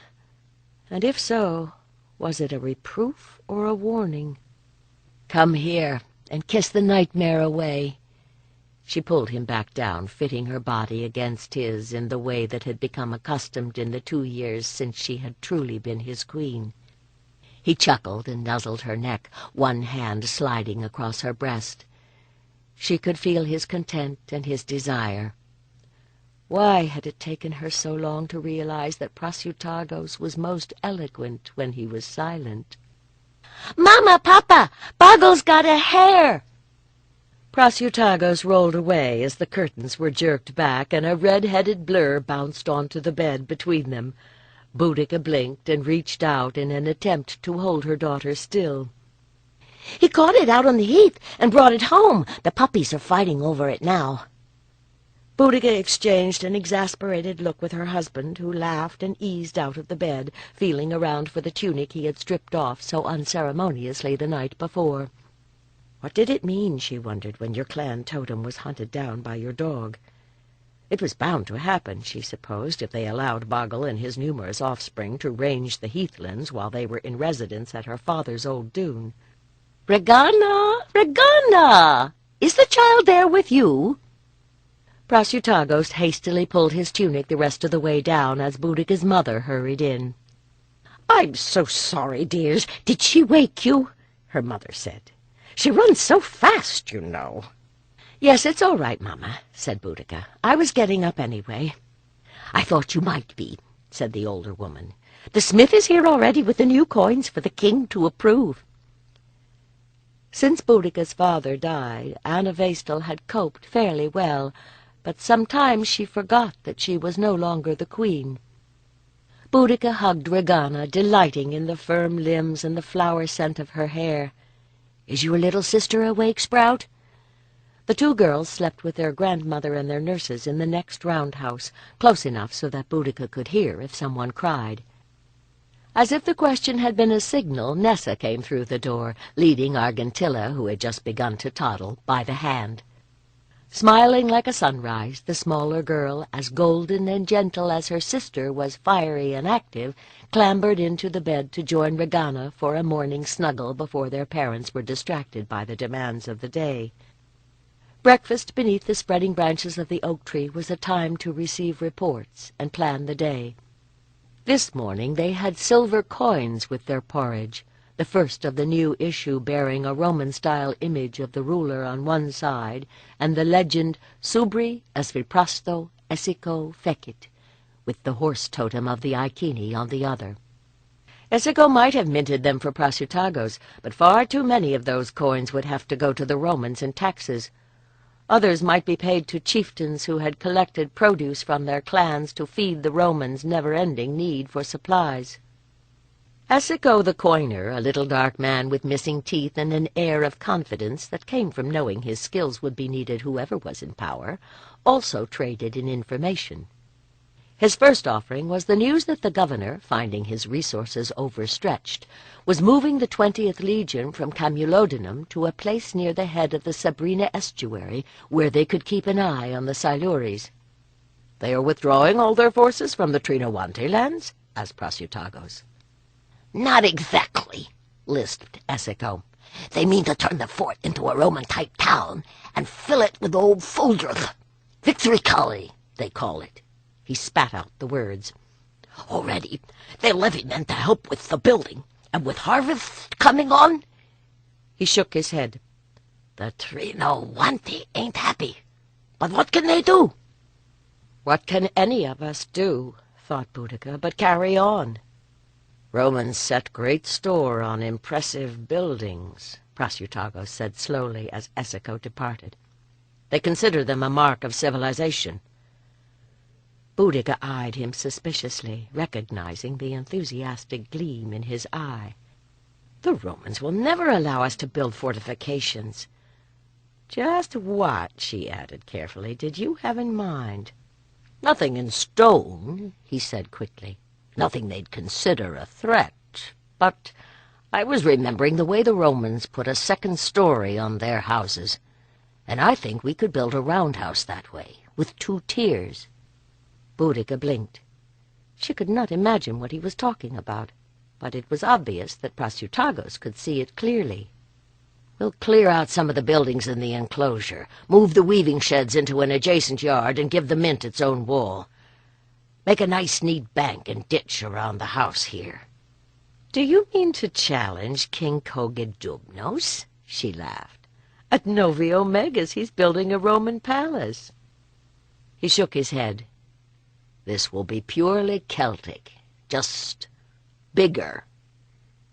He grinned. Boudica sighed. The rise on which Tutadanan lay was high enough to give her a good view of the river, with the heathland golden in the morning sun beyond. The peace of the scene made the violence of her night visions seem even more unreal. Or was this the dream? As she sighed, Boggle lifted his great head from one of her feet to lay it upon the other. She wiggled her toes to restore circulation. The dog, having made his contribution to the community's food supply, clearly felt entitled to a rest. In another moment, however, Boggle raised his head again, ears pricking, then heaved himself out from under the table and took a few steps toward the gate. "Are we expecting guests?" inquired Prasutagos. The dog had shown an uncanny ability to distinguish between approaching strangers and the folk who belonged here. "They are friends, apparently," observed Boudica as the plumed tail began to gently wave. In a few minutes, one of the warriors on guard came trotting through the gate to report 3 women and a man riding up the road. "They don't sound too dangerous," said Prasutagos, stroking his mustache to hide a smile. "Why don't you go welcome them in?" Curiosity gave way to wonder as the 3 women appeared in the gateway. Boudica had hoped to see Lhiannon, but the curly yellow head of the first figure was nearly as welcome. "Coventa!" She paused as she recognized Bellina and Helva, of all people, behind her, and slowed her progress to something more befitting a queen. "My lady?" Her nod was carefully calculated to imply equality. "You honor us." As she gave orders for food and drink, she eyed them covertly, seeing Coventa grown tall and Helva a little more matronly. The high priestess was still beautiful, but she had some lines in her face that had not been there before. And that's no wonder, Boudica thought silently. The past few years have not been easy on anyone. She smiled again as their escort proved to be Rhiannon. Like the others, he wore ordinary clothes. "You'll be wondering what we're doing here," said Bellina as they sat down to a plate of bannocks and a flagon of Roman wine. With the Romans busy building new forts near the Sabrina, the roads seemed safe enough for Coventa's womanhood ceremony at Avalon. Boudica nodded, remembering her own initiation at Lhiannon's hands. She wondered if Helva could bring through the same magic. But then Coventa had enough magic herself for two. "And now we are going to visit her kinfolk in the Briganti lands before she takes her vows," said Helva. "It has been an interesting journey." "And you have been picking up information everywhere you passed," Boudica observed. It would appear that the kind of thinking required to be a high priestess was not so different from that of a queen. "I told them it didn't matter," said Coventa. "No one has proposed a great marriage for me, and I would refuse it if they tried. Though your little girls are sweet enough to make me think again about motherhood." Boudica smiled. Sweet was not a term she would have used for Regana, but the two children had been on their best behavior to meet the priestesses, and she could see how they might be deceived. "We plan to save some travel time by taking a ship from the north coast of your lands," Helva put in. "We will be staying with Queen Cartamandua and Briga for a while before heading home. I thought that if your husband permits it, you might wish to go with us." "Oh, please do, Boudica," begged Coventa. "We can only stay here one night, and that is not nearly time enough for all I have to tell you." "I don't know," Boudica said uncertainly. The baby was weaned, and the girls surely did not lack for protectors. But she had not slept apart from Prasutagos for more than a night since he became High King, except when she gave birth to Argentilla, and for a week when he had a fever. Without him in the bed beside her, she did not sleep well.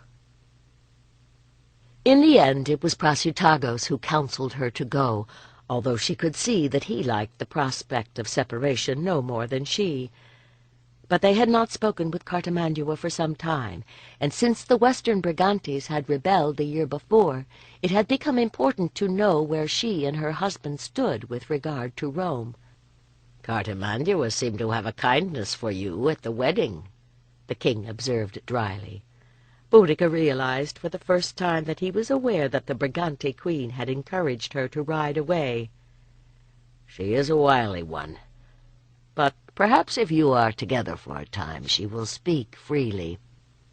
It was only after they had been on the road for some days that it occurred to Boudica that the reason Helva had invited her was the same. 3 days' journey brought them to the small port on the Wash, on the north coast of the Iceni lands. There they found 2 wide-bottomed boats that could take the women and their escort 4 days' sail up the coast and into the great estuary. At the landing they bought rough-coated ponies to carry them upriver until they came to Lisudra, where Queen Cartamandua made her home. "One sympathizes with Karatek, of course," said the queen. She was still the sleek, wry-tongued creature Boudica remembered, with her black hair shining in the morning sun. Coventa was spending the week with her brother's family, leaving the Brigante queen to entertain her unexpected guests at her hall by the river.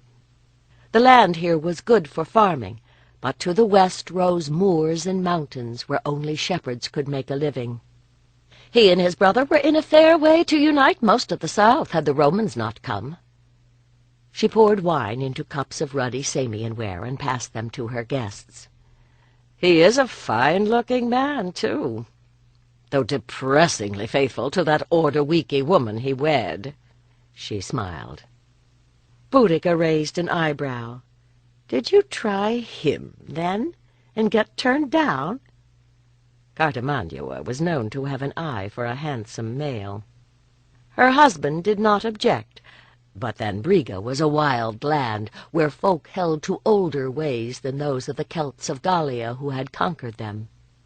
King Venutios was spending the summer at Rigodunan, near the Salmes Firth on the northwestern coast. Clearly, his relationship with Cartamandua was very different from the union she and Prasutagos had finally found. Boudica wondered if he had played any role in the rising there. "They say that Karatak has taken his war band back to the Ordowike lands," said Helva. "He may take them anywhere he likes, so long as they stay out of Briga," Cartamandua said with sudden venom. I'll not have him persuading any more of our clans into a rising that could only be put down by bringing the legions in. I, on the other hand, can only be thankful they did. That rebellion saved Mona, observed Helva. Do you expect me to say that you're welcome? Cartimandua answered her unspoken question. I have no quarrel with your order, but I like the Romans much better when their tax collectors, annoying as they may be, are the only representatives they need to send into my land. Helva's lips tightened, but even she could hardly object to the queen's words while she was drinking her wine. It was good for the high priestess to have to be polite to a fellow sovereign, thought Boudica. She wished that Lhiannon had been here to see. They say that Karatak has a priestess of your order with him, a white lady with magic powers, added Cartimandua, as if Boudica had spoken her thought aloud. Coventa had told her that Lhiannon had gone to help the rebels. She was glad to have confirmation for her dream. Indeed, Helva said stiffly. No doubt the Romans have heard this also. It will not make them more tolerant of your power. Cartimandua sat back and signaled to one of her women to bring more wine. If we do not stand up to them, we will have no power, said Helva with more honesty than Boudica had expected. Ah, well, we each play the game in a different way, said Cartimandua, smiling. It will be interesting to see who wins. The evening before they were to leave Lysudra, the Briganti queen held Boudica back as the others were seeking their beds after dinner in the great roundhouse that was the royal hall. What did she want? Coventa asked when Boudica returned. To warn me against you. Boudica tried to laugh. She believes that the Romans will seek to destroy the Druids as soon as they have pacified the tribes. I know that you cannot do much to help us, placed as you are, Coventa said seriously. But it will be a comfort to know that you still hold me in your heart. Oh, my dear one, how could I not? Exclaimed Boudica. But will you not rethink your own decision? I believe you will be safer with me than with Helva.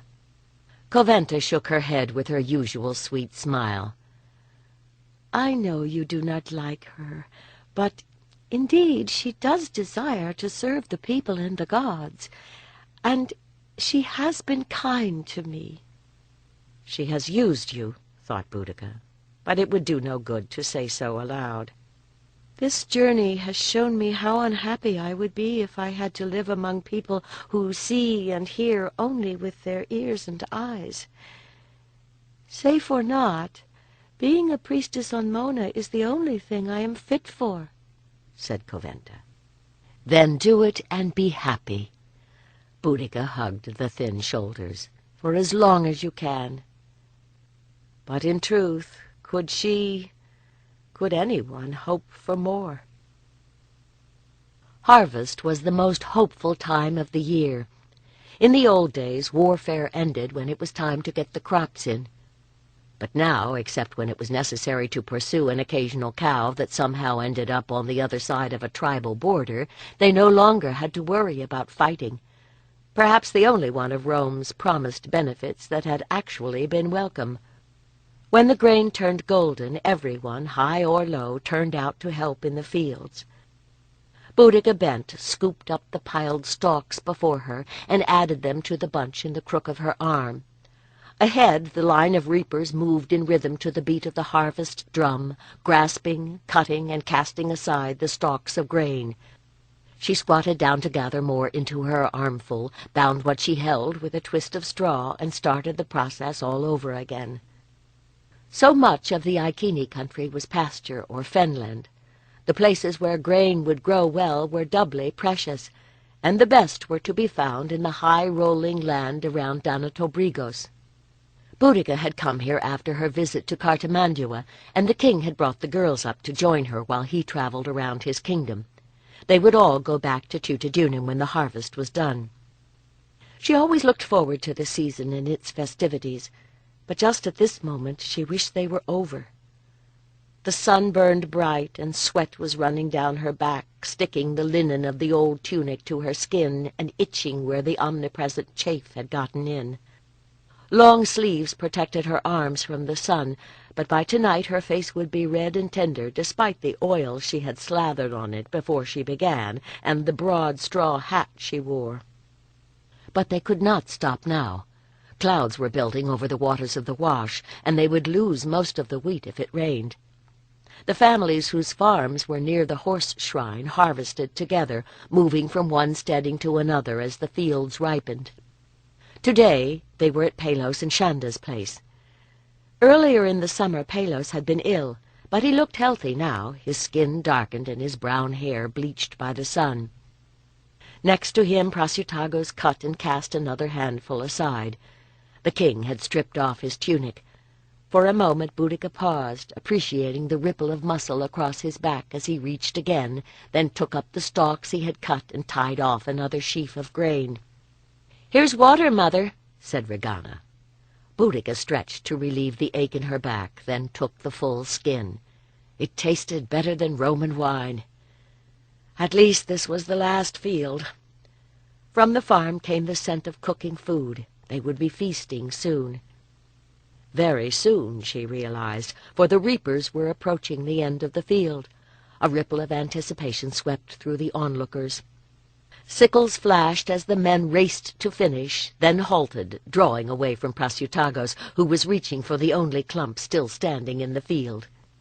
Hearing the silence, he stopped, realized he was the last, and looked around him with a rueful laugh. "The old woman, the corn mother!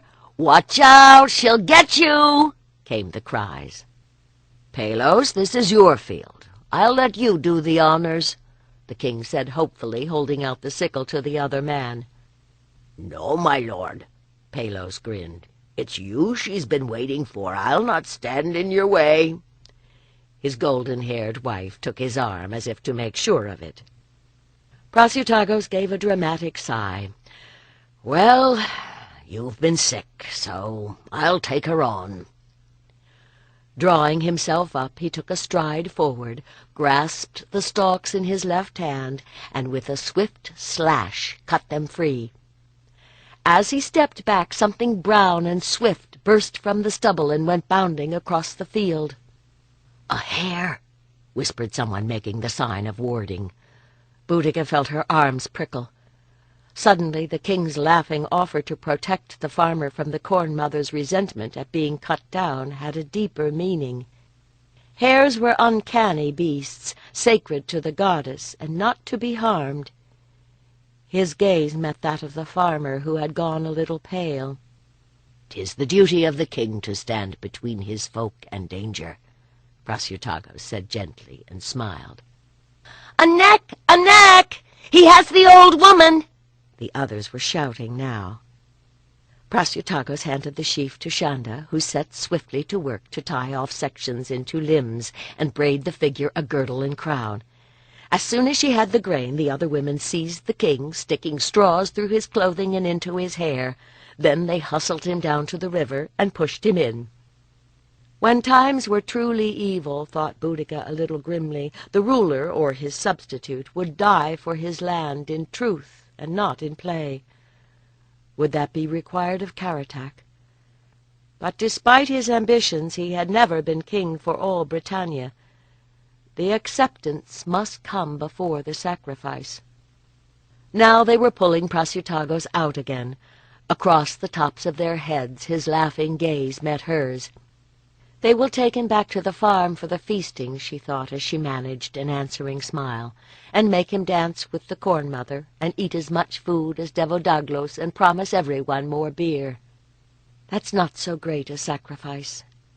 "Way-an, way-an!" As the corn mother was borne back to the farm, the call echoed triumphantly across the land. As Boudica followed the crowd, it occurred to her that the rough treatment given to the reaper was only a symbol. But each spring the corn goddess, in the grain that made up last harvest's image, was dismembered and scattered to bless the fields. Chapter 18. It had been a long war.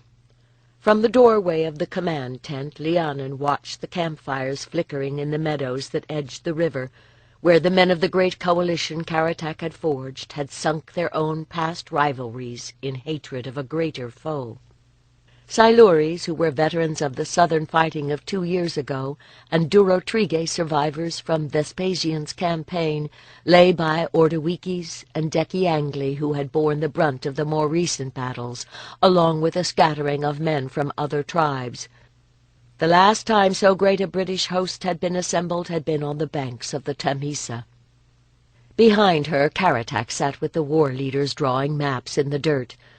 Branganos had settled in the shadows beyond, playing something sweet and meandering that eased the soul without requiring attention. They say that the governor was a sick man when he got here, and I don't think his health has been improved by hunting me all around the hills. By all the gods, I am as tired of running as he is of chasing me." "So you mean to face him?" asked Tingetorix, an Iceni champion Lhiannon had known when she lived with Boudica. "I mean to offer battle at a place of my own choosing." Karatak bared his teeth in a grin. "I doubt he will be able to resist the invitation." 8 years of warfare had transformed the fox of the Kantiaki into an old wolf, the red hair gone brindled roan, his weather-beaten skin seamed with scars. But the fire in his eyes burned as hot as ever. Did Lhiannon's? She too had left her first youth in these mountains. To the men of Karatak's army whom she had nursed and comforted through illness and wounds, she was the White Lady. These days she wore undyed homespun. Her robe of priestess blue had worn out long ago. But her true appearance no longer mattered. Although she was not the only Druid with the army, like Karatak, she had become a living talisman. And there were times even here when the trance of vision came upon her, not as in the ordered ritual of Mona, but as a sudden intuition that left her in a confusion of hope and fear. "Our scouts report that the governor has brought the 14th Legion down from Viraconium and the 20th up from the south," said one of the Ordowiki men. "The 20th, which used to be at Camulodanan," echoed Epilios. "I look forward to seeing them again." His grin was a youthful reflection of his brothers. The last 2 sons of Cunobellan were together, leading the men of Britannia to war. "They lie in marching camps down by the fords where the rivers join, close to 20,000 men in one camp and the cavalry in the other." "We have nearly their numbers, and cavalry won't be much use where I mean to bring them." Karatak gestured to Lhiannon. "Tell them, maiden, the vision you shared with me." All eyes turned to Lhiannon as she stepped into the firelight, putting back her veil. "This was a dream. It is for you to interpret it, but this is what I saw. I was like a bird looking down on the land of Britannia. Below me I saw eagles flying, following Karatak from ocean to river across the pastures and tilled lands. But when he took to the forest they struggled to follow, and when he took to the mountains they grew weary. My vision failed then, and I could not see the battle's end. But if you fight on a hill, you have a chance. That is what I see." "The land itself will fight for us, you'll see." Karatak bent to his dirt map and began to point at the hills and rivers modeled there. "The Romans fight like lions on level ground, but our men are like wildcats on their native hills. We will tempt them with a little opposition at the river crossing, and then pull back to this hill." The stick he was using as a pointer stabbed down. "The old hill fort?" asked a Durotrigue warrior who had been with him since Vespasian's campaign. "You'll not be planning to trap us there?" Lhiannon shuddered. There were still nights when she woke whimpering from memories of the fall of the Dune of Stones. "No, though it may serve as a last defense if things go ill," Karatak replied. "We'll take up our positions on the slopes leading up to it, where the lie of the land will crowd them, and anywhere the climb is easy we can block with ramparts of stones." "Stones we have in plenty," said one of the Ordowikis, and everyone laughed. Stones and cold wind, thought Lhiannon, as the breeze that always blew strongest at sunset searched out every imperfection in the weave of her cloak of creamy wool. The sun had gone down behind the western mountains, and dusk was drawing a veil of shadow across the lesser hills. The men were arguing over which tribe should stand where on the hill, and had forgotten her. Tomorrow they would be on the move again. Lhiannon made her way through the camp toward the tent she shared with Karatak's wife and daughter, and the few other women whose value as potential hostages was too great to leave them where they might risk capture. Now and again a man would look up as she passed his fire. She smiled in return. It cost her nothing to give that comfort. But who, she wondered, will comfort me? She thrust the thought away. In her first months with the army, the day's march would have left her too tired to think of anything but sleep when night fell. But after more than 2 years in the field, she was as tough as any of the men. Sleep would come hard with a battle in store, but she would have to try. If she was lucky, she would not dream. Some men dreamed of wealth or glory. Prasutagos, his wife had come to realize, dreamed of buildings. When Boudica's gaze followed the curling smoke upward, she still had to blink in amazement at the added height that the second level of the new roundhouse gave. The area around the hearth was large enough to seat all the chieftains. Roomy chambers for the household were created by the partitions that ran from the main supports to the outer wall. There was nothing like the king's 2-tiered hall anywhere in the Celtic lands. They had only moved in a month before. Beneath the scents of wood smoke and mutton stew there was still a hint of lime wash and fresh straw. But for the children, to whom the whole world was made of wonders, their father's new house had become an accustomed miracle. At the moment, putting off the inevitable banishment to their beds was their concern. "A story, Mama," Regana begged. "Tell us one of the stories you learned on the Magic Island." Little Tilla clapped her hands. Boudica smiled to think that her main use for the lore the Druids had taught with such solemnity was as a source of children's tales. And yet these stories were the wellspring of their religion. It was more important than ever that their children learn them now, when so many were turning to the victorious Roman gods. "Well now, since it is summer, I should tell you about one of the gods who makes things grow. He plays the harp to order the seasons, and in his orchard there is always fruit on the trees. We call him Dagdevos, the good god, or the father of all, or the red one all-knowing, or the good striker, and he can do anything. He is one of the kings of the Shining Ones." "Like Papa," said Tilla wisely. "Just like Papa," Boudica agreed, keeping her face straight with an effort as her husband blushed. When the monster people attacked his land, he had to survive the tests they set upon him. He had to eat a porridge made from 80 gallons of milk, and he did it, though his belly was so full his tunic scarcely covered him. At this, the look the girls turned on their father was frankly speculative, and Timella and Batuitos both gave way to laughter. "His belly's not all that was dragging, I've heard," whispered Ayak, and the laughter began once more. "Oh, do you mean his club?" Boudica asked innocently. "When he strikes, it kills instantly. But if he touches you with the other end, you come back to life once more." "That's the end he uses on the Lady of Ravens," Prasutagos retaliated. "Battle goddess though she may be, he has a weapon to win her." "But his best possession is a magic cauldron," said Boudica, though by now she was blushing as well. "Some say it is the same as the one into which you put dead warriors to bring them alive, but others say it can feed an army, and whatever food you like best it will serve." "Would it serve honey cakes?" asked Regana. "And bilberries and cream?" her sister echoed. "I want to go there." "Where you should be going now is your bed," Prasutagos said with a comical frown. "You can feast with Dagdevos in your dreams." When both girls had been hugged and kissed and handed off to their nurses, he turned to Boudica. "You did not tell them the story of how Dagdevos makes love to the Morrigan each Samhain to still her rage and restore balance to the world," he murmured with a glance that brought the blush back to her skin.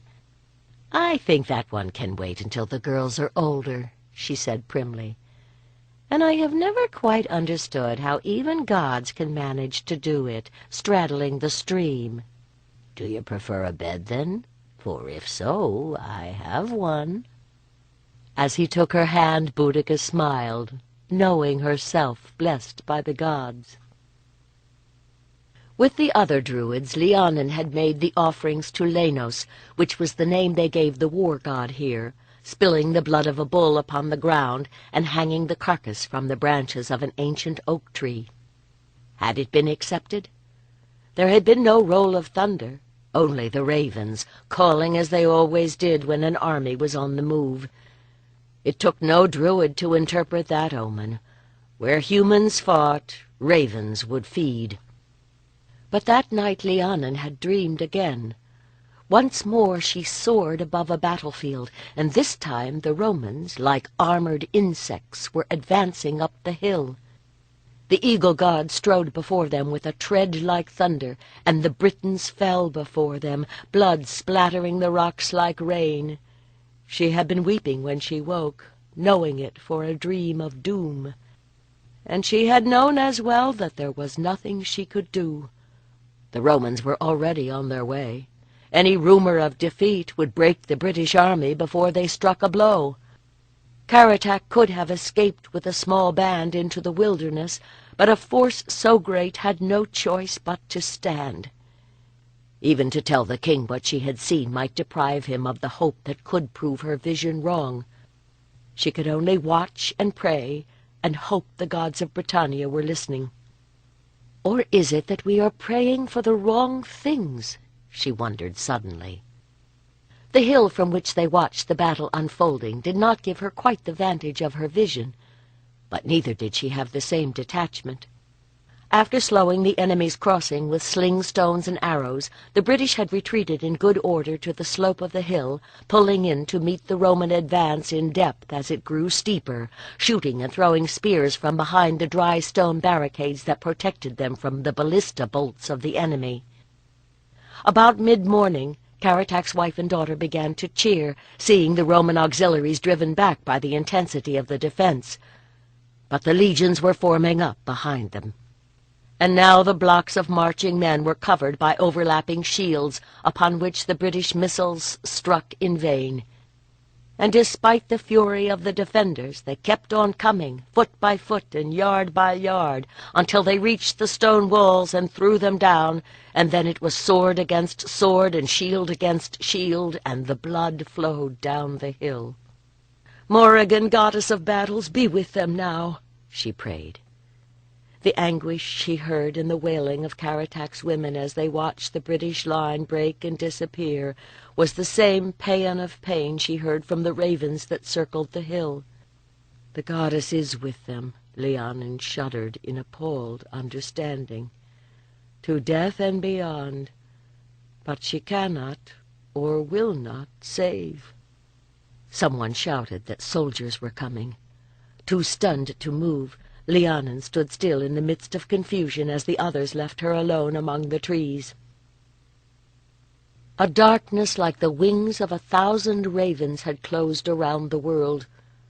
The Roman forces had passed on, pursuing a large band of Siluri tribesmen who had managed to get off the hill, leaving the battlefield to those with the courage to seek for anyone left to save. Lhiannon walked like a ghost among them. A pitiful few were able to drink the water she carried. For others, a sure thrust of her dagger was the only possible mercy. Numbed by the horror of the shattered bodies around her, she offered both with equal calm. And thus, wandering the battlefield in her pale gown, she came upon the king. It was only by the twisted gold of the torque around his neck that she knew him. Caratach was covered with blood, his clothing mostly torn away. He was sitting with the body of a warrior in his arms. Lhiannon did not recognize the dead man. Perhaps that did not matter. He was all of them. As she approached, Caratach lifted his head. "The White Lady," he whispered. "Have you come to take me too?" "My lord," Shock broke through Lhiannon's detachment. "You should not be here." "No, I should not. That is very true." He gazed around him. "Oh, my warriors, see how still they lie. Why am I living? I fought hard, I did not flee. You know that, don't you?" He addressed the dead man. "You will tell them where they feast with the heroes that I tried." His head drooped once more. "Karatak, get up. The Romans will return, and they must not find you here." "Does it matter?" It was a question that she had been trying hard not to ask. "It might matter to the ones who escaped this field," she said carefully. "They will be wanting you to lead them again." "As I led these?" he asked bitterly. But he seemed at last to recognize that the man he was holding was past all listening. There was a long silence. Then, very gently, he laid the body down. "The Ordowikis are broken," he said in a more normal tone, "and the Roman swine will be putting all their attention on the mountains here. Our only hope is to seek support in a direction they will not be looking." Once more he was silent, but he had begun to look like the man she knew. "The Brigantes were willing to rise against them before. What say you, White Lady?" Lhiannon shook her head. "Don't look to me for answers, my lord. I am empty. When I was at Mona 2 years ago, the Archdruid wanted me to go and study in Erihu. It is said they have knowledge we have lost, but I chose to come to you. I should have gone. I have been little use to you here." "We are a sad pair indeed," Karatak said softly. "But you are wrong, lady. You have given me a reason to live. Go west to Erihu and find some wisdom for our future, and I will go east to Cartamandua." "You are going to Cartamandua?" Boudica frowned at the man before her. "Are you certain that is wise?" She had come upon him at the gates of Tutidunian, sitting hunched in a hooded cloak, anonymous as any other broken man washed up by the wars. When she paused to give him a bannock from the bag she carried for such eventualities, she glimpsed beneath the rag tied around his neck a glint of gold. He pulled the scarf away. Her face paled as she recognized the torque, and then the fierce gaze of the king. "My lord Karatak! Be welcome. Come into the dune and let me give you a proper meal." "And a bath and dressings for those wounds," she added silently. "No!" Strong fingers closed on the hand she held out to him. His glance flicked to the road where a wagon carrying rolls of woolen cloth from their weaving sheds to Colonia was rumbling by. "You have too many people here who are friends of Rome. For your sake and for mine, it is best if no one else knows that I have come." "But we must talk. We heard of the battle. Some said you were taken, others that you had been slain." She halted at the pain that darkened his eyes. "Perhaps I was, and it is only my ghost you see here. I have felt like a ghost these past weeks, making my way unseen across the land. Many, too many of my men lie dead upon that hill." He hesitated, then looked up at her. "Brachios was one of them. Your brother fell defending mine." "Thank you for telling me," Boudica replied after a few moments had passed. She had scarcely seen her brother since they were both small. She supposed the pang of grief was more for the death of her childhood than for him. "But you are alive, and I can see that you need feeding. If you follow the path to the river, you will come to the grove of Andraste. Wait for me there." And now, with a basket full of food and drink and bandages, she sat facing Karatak in the shadow of the circle of oak trees that surrounded the shrine. "It has been a long time since I had such a vintage." He took another swallow from the wineskin. "Of late it has been only water, and before that heather ale. I have rejected all things Roman, but this..." He sighed.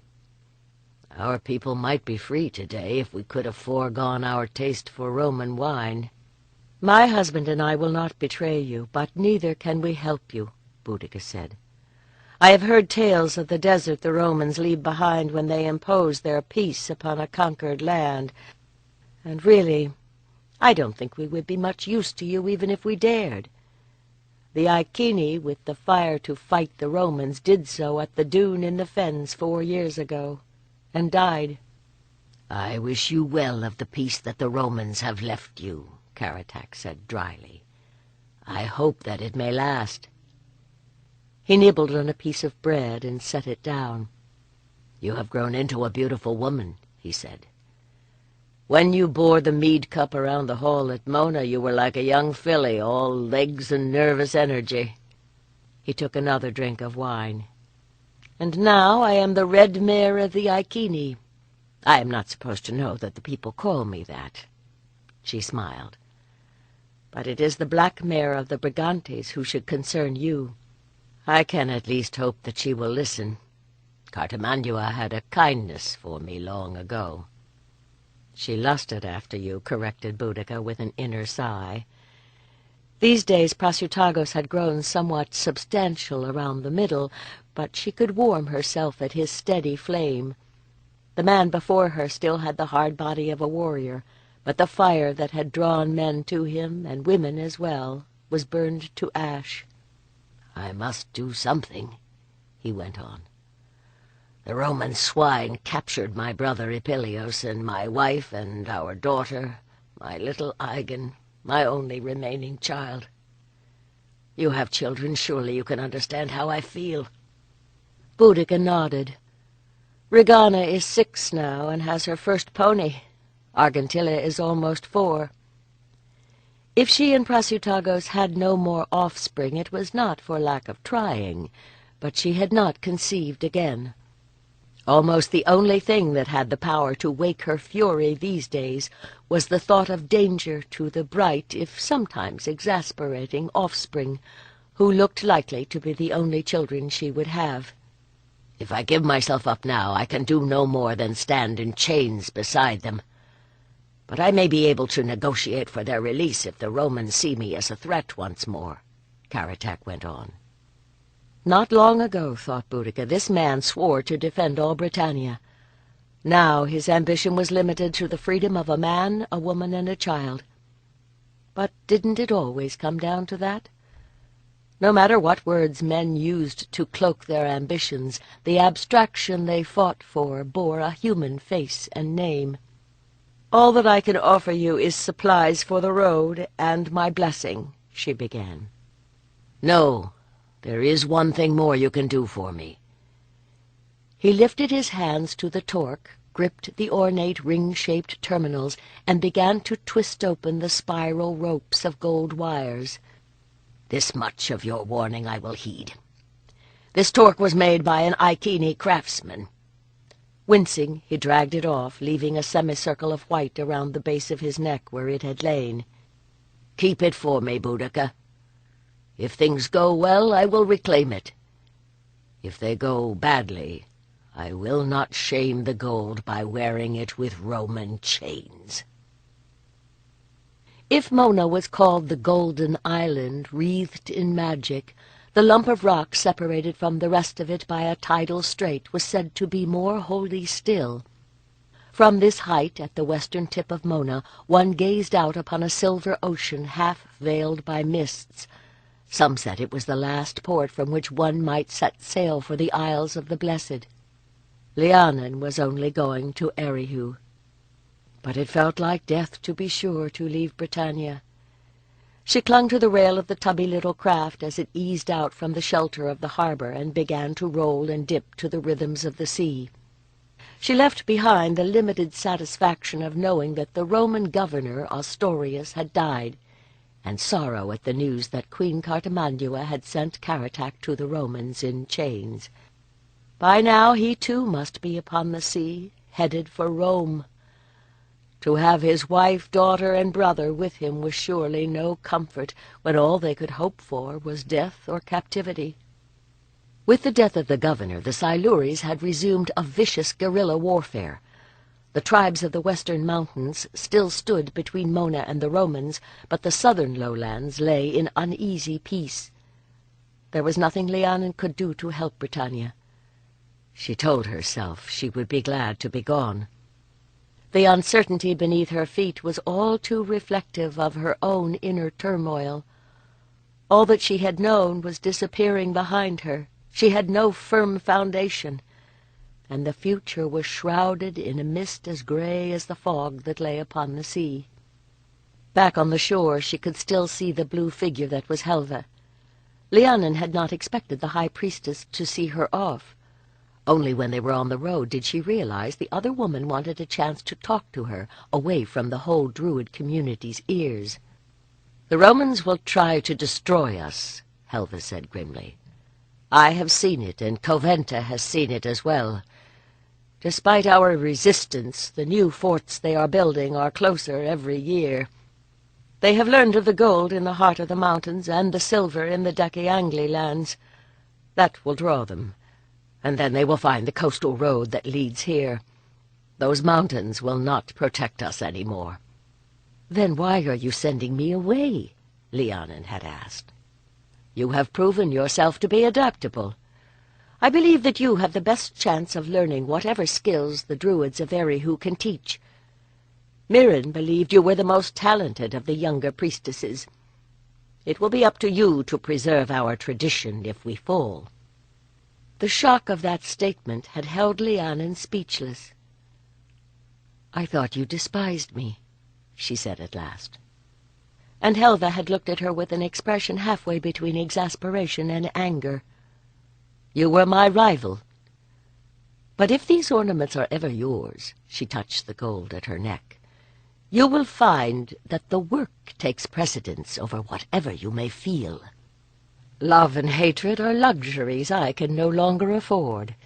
And if you become High Priestess, it will mean that I am dead and beyond all jealousy." She gave a bitter laugh. "So, take care of yourself and learn all you can." Chapter 19. "I want you to keep your eyes open," Boudica addressed her daughters with a warning glare. "The Roman town will be very new and strange. You must always stay in sight of Tamela or one of the house guard. Do you understand?" The glare fixed on Regana, who at 7 had added to her independence of spirit an uncanny ability to elude her keepers. For a moment the queen wished they had brought Boggle, but the dog was growing old for such a journey, and she winced at the thought of how he might react to the new sounds and smells of the Roman town. She wondered just how strange Camulodunum, or Colonia Vitricensis, the city of victory, as they were supposed to call it now, would be. She had seen the fort they had built on the hill above the old dune, but she had not been this far south for some years, and knew the town only from what she had heard. "They are confident," observed Prasutagus as they started up the hill. A straggle of huts and gardens lined the road, and the ditch and bank that had supported the walls were no longer crowned by a palisade. Many of the old legionary buildings had been converted to homes and shops, but there was also a great deal of new construction going on. The retired soldiers had adapted well, but then a legion was like a mobile city, with men trained in every trade. Some had imported wives from their homelands, and others had married girls of the tribes. Boudica wondered how the Trinoantes felt about having so many strangers set down in the midst of their territory. But as a conquered tribe, there was little they could do about it. All the more reason, she thought grimly, for the Iceni to maintain their protected status as an ally. "They have reason to be," she replied. The new governor, Aulus Didius Gallus, had forced the Silures to surrender. With Karatak a prisoner, no British leader with the statue to head a rebellion remained. "Look, Mama, a big rock with doors!" Argentilla could be forgiven for not recognizing the gate as a work of man. She had never seen a building made of stone, and this structure, with its twin arches and carved pediment, had no real purpose except as a statement of Roman pride. Sunlight gave way to shadow as they passed beneath the arch and into the town. Sunlight sparkled on the fountain in the midst of Julia Postumia's garden, its subtle tinkle and plash a background to the murmur of women's voices. It reminded Boudica of the waters of the sacred spring, though this might be more manicured and orderly than the kind of sanctuary her own gods loved. It was still a welcome change from the straight lines and sharp corners of the Roman town. This garden grew nothing so practical as cabbages or beans. It was a shrine to beauty, complete with a stone grotto where the image of a goddess smiled upon the flowers. The gods who had led the Romans to Britannia were Jupiter and Mars. This lovely lady seemed a deity of a more gracious kind. "Who is the goddess?" Boudica asked. Her Latin was still halting, and she spoke with the accent of the Gaulish slave whom they had bought as a teacher and freed, but it served. Postumia had been visibly relieved to find they could speak without needing a translator. "That is Venus, the Lady of Love. Do you have such a goddess among the tribes?" "A goddess for love alone?" Boudica shook her head. "But all of our goddesses are lusty." She smiled a little, remembering some of the tales she had heard about the Morrigan, even our goddess of war. Postumia laughed. "They say that Venus fought in the Trojan War, but not very well. Since then, the bedchamber has been her only battlefield." "No doubt your men prefer it that way," Boudica replied. "They seem uncomfortable with women in power, even queens." It still rankled that Prasutagus had been invited to the Council of Chieftains, and she had not. Her only consolation was that the prohibition applied to Cartamandua, who sat on the other side of the garden, as well. "At least I trust Prasutagus to tell me what goes on, and ask my counsel," she thought then. From all accounts, since Cartamandua betrayed Caratak, she and Venutius had scarcely exchanged a word. "It was very kind of you to entertain us while our husbands are otherwise occupied," she said politely. "While your husband is reminding ours who really rules Britannia," her thought went on. "Oh, I think we have the best of it," answered the governor's wife. "We can sit comfortably in the fresh air while they must sweat in that stuffy hall. But if we follow the emperor's example, that may change. I'm told that when Caratacus and his family were paraded through Rome, Agrippina sat beside her husband on her own throne." "Do you know more about what happened there?" Boudica asked in a neutral tone. "He is a brave man, your Caratacus. The others, they say, hung down their heads in despair, but the king wore his chains like royal jewels. He asked why the Romans should want Britannia when they already possessed so magnificent a city. Then he told Claudius that the difficulties he had caused us only magnified our glory in taking him captive, and pointed out that dead he would be forgotten, while living he would bear witness to the emperor's magnanimity. Romans always appreciate a good speech, so Claudius let him live and gave him a house in Rome." "But Caratak will never again see Britannia," thought Boudica. "I think that I would rather die than endure even so kind a captivity." Postumia looked up as one of her slaves appeared at the gate with Temella close behind. "Domina," he began, but Temella pushed past him. "My lady, the girls are gone!" But Boudica was already on her feet, muttering an apology to her hostess before Postumia had had a chance to reply. "I should have brought Bargel," she thought as she hurried away. It was their Gaulish freedman Crispus whose knowledge of Roman towns proved most useful. "I fear this may have been my fault, mistress," he said as they hastened down the road. "I told the girls about the shops, and they couldn't wait to go see." Boudica had wanted to visit the shops herself, and had promised to take them. Visions of her children, frightened and bleeding, alternated with scenarios of what she was going to do to them when she found them safe and sound. From ahead she could hear shouting. That sounded promising. She engaged a grimace with Temella and began to run, with Kalgak, the warrior who had been assigned as her escort, pounding along behind. The scene she found brought her up short, tears of relief vying with a strong urge to laugh. Regana, wearing a ferocious scowl and gripping a pole that had apparently once held up the sunshade that drooped behind her, was standing off a crowd of arguing adults. Apparently the quality of the children's clothing had made the townsfolk think twice about taking stronger action. Behind her sat Argentilla, her arms clasped protectively around a dark-haired boy little older than she, who looked equally terrorized by the shouting grown-ups and his small protector. Baskets of beans lay overturned on the ground. "She is surely your daughter, my lady," murmured Calgak. "Good form with that, spear." Boudica changed her smile for a regal frown, straightened her tunica, and strode forward. Men parted to let her through, as impressed, she hoped, by her air of authority, as by the spear in the hand of the man who followed her.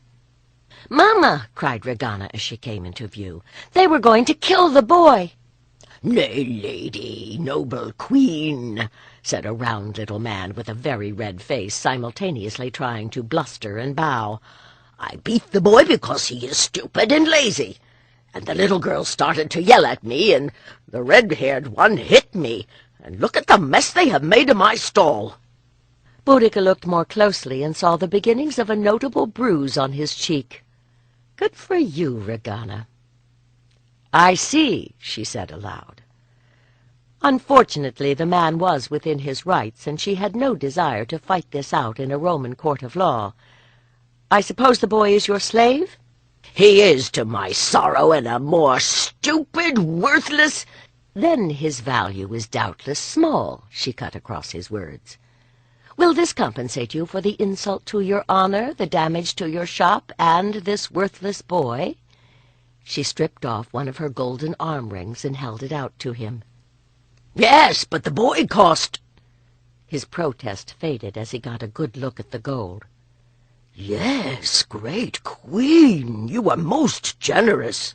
"I am, for that arm ring is worth more than you and your shop and everything in it."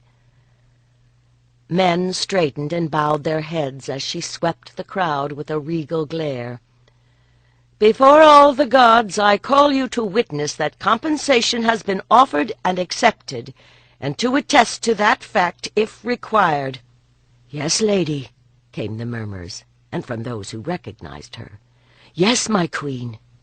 Crispus, get a few names in case we need them, while Calgak and I take these mighty warriors home to face their own justice," murmured Boudica, moving forward to collect her offspring and their prize.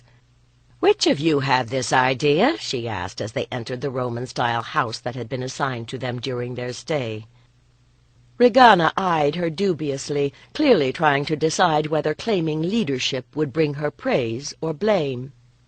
"Riga wanted to see the shops," Argentilla said precisely. "But I saved the boy." "Ah, yes."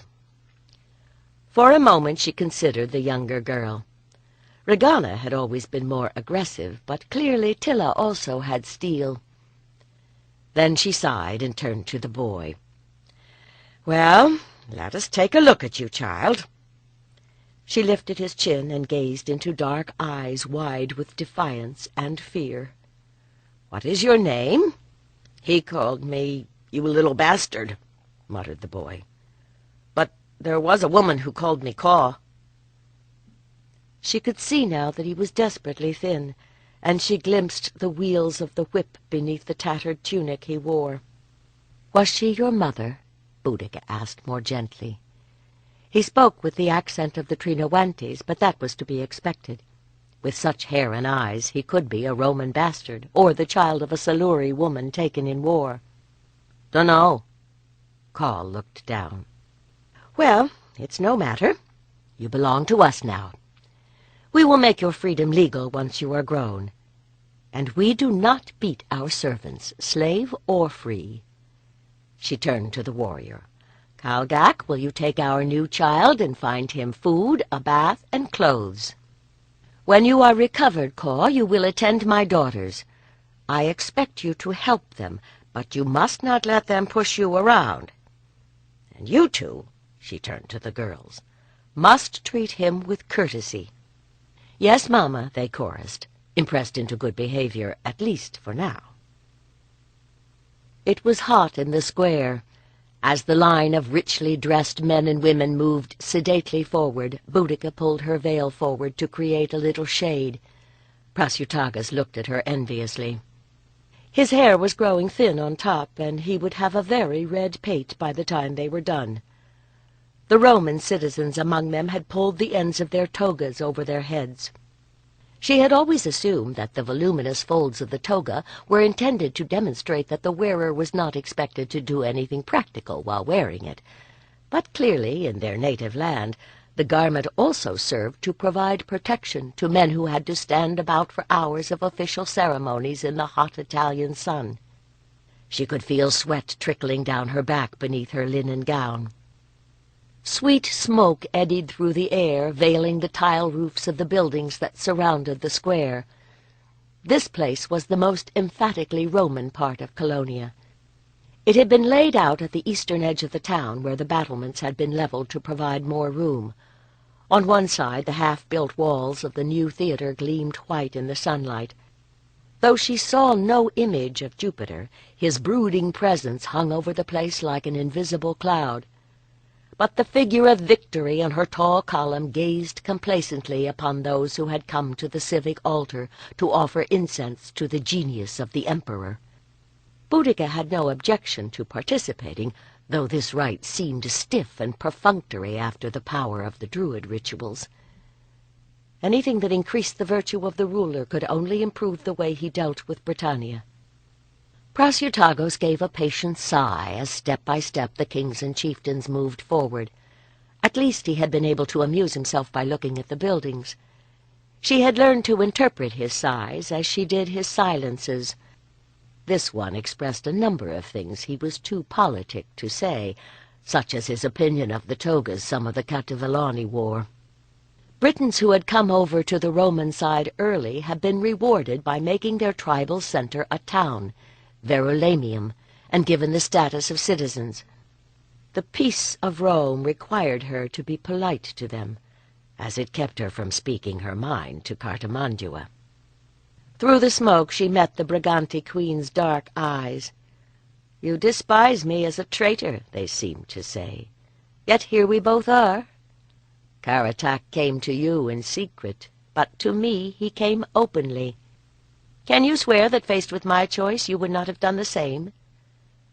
And Boudica, recognizing that she might have betrayed Caratach herself if giving him up had been the price of her children's safety, was the first to look away. Her nostrils flared at the sweet, spicy scent as they came to the altar. She bowed her head and cast a pinch of crumbled resin on the fire. Then they were done, and moving toward the chattering group gathered under a sunshade at the edge of the square. "Do they really think that going through this show will make us love Rome?" she murmured. "I don't think it matters," Prasutagus replied. "Romans are always most concerned about the forms of things. So long as we go through the motions, they don't seem to care what we really believe. I think they show their faith in the things they build." His gaze went back to the square. "Even the walls of their houses are straight and tall like ramparts, hiding what lies within." Boudica smiled, wondering what he was dreaming of constructing now, and let him lead her into the shade. It was cooler beneath the awning. Slaves in green tunics moved among the crowd bearing trays of spicy tidbits and wine in cups of blue glass. Boudica's expression of pleasant interest grew a little fixed as she saw Pollio coming toward them. "A lovely afternoon, is it not? Almost warm enough to make us Romans feel at home." His tone was casual, but she flinched from the intensity of his gaze and drew her veil around her shoulders and across her breast as an additional shield. "It is my honor to present my new assistant, Lucius Cloto, from Novi Omegus in the Atrebati lands." Boudica blinked, mentally subtracting fat and facial hair to match this narrow-eyed man to a boy shouting curses as Ardanas dragged him away. Unfortunately, Cloto had been right about the power of Rome, and clearly he had been rewarded, though his awkwardly draped toga looked as though it was about to trip him. From the new name, he must have become a client of Pollio when he became a Roman citizen. King Prasutagos, of course you know, but you may not have met his lovely wife, Boudica, Pollio went on. Oh, I knew Boudica when she was only a gangly girl, long ago, said Clotho. He and Boudica exchanged edged smiles. Since then, many things have changed, she said blandly. It would probably be neither politic nor dignified to mention that in those days she had outrun him on the hurley field. Indeed, my lovely wife, said Prasutagos's raised brow, I sense a tale I have not heard. No doubt we will meet again this fall when we make the rounds after the harvest, said Clotho. I was right, and now you will pay, he smiled. Did you know that the people here call him by the name of one of the Greek fates, Clotho? Asked Prasutagos when the two tax collectors had gone. He measures out the amount due. He was a student at Mona when I was there, said Boudica, and just as unpleasant a boy as he is a man. He'll be dangerous. He knows what people are likely to have and what they will be trying to hide. Will this affect the building project at Tutadunan? The double-tiered roundhouse had not satisfied the king for long. Prasutagos's new plan called for a group of buildings in a vastly expanded enclosure. I shouldn't think so, he said thoughtfully. I'm providing work for people who would otherwise be potential rebels. The Romans ought to thank me for getting them off the roads. He shrugged. The Romans say that fate is something that no one can evade. Prasutagos smiled, but Boudica did not. Certainly all that the Druids had done to evade the fate foreseen by the seeresses had only helped to bring it to pass.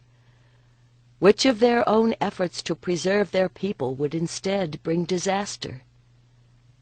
Despite the warmth of the day, she felt a chill. The day had dawned clear, but a cold wind was herding clouds across the sky.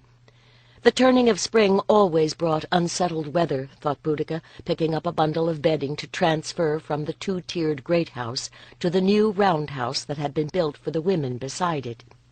Geese were winging northward, and the royal family was moving out of the two-tiered hall. It would be a relief, she thought wryly, not to have to fall asleep to the sound of men arguing around the central fire. "Mama, Boggle is gone!" Boudica turned as Argentilla came running toward her. "He's an old dog, darling. I'm sure he has only lain down somewhere out of the way for a nap."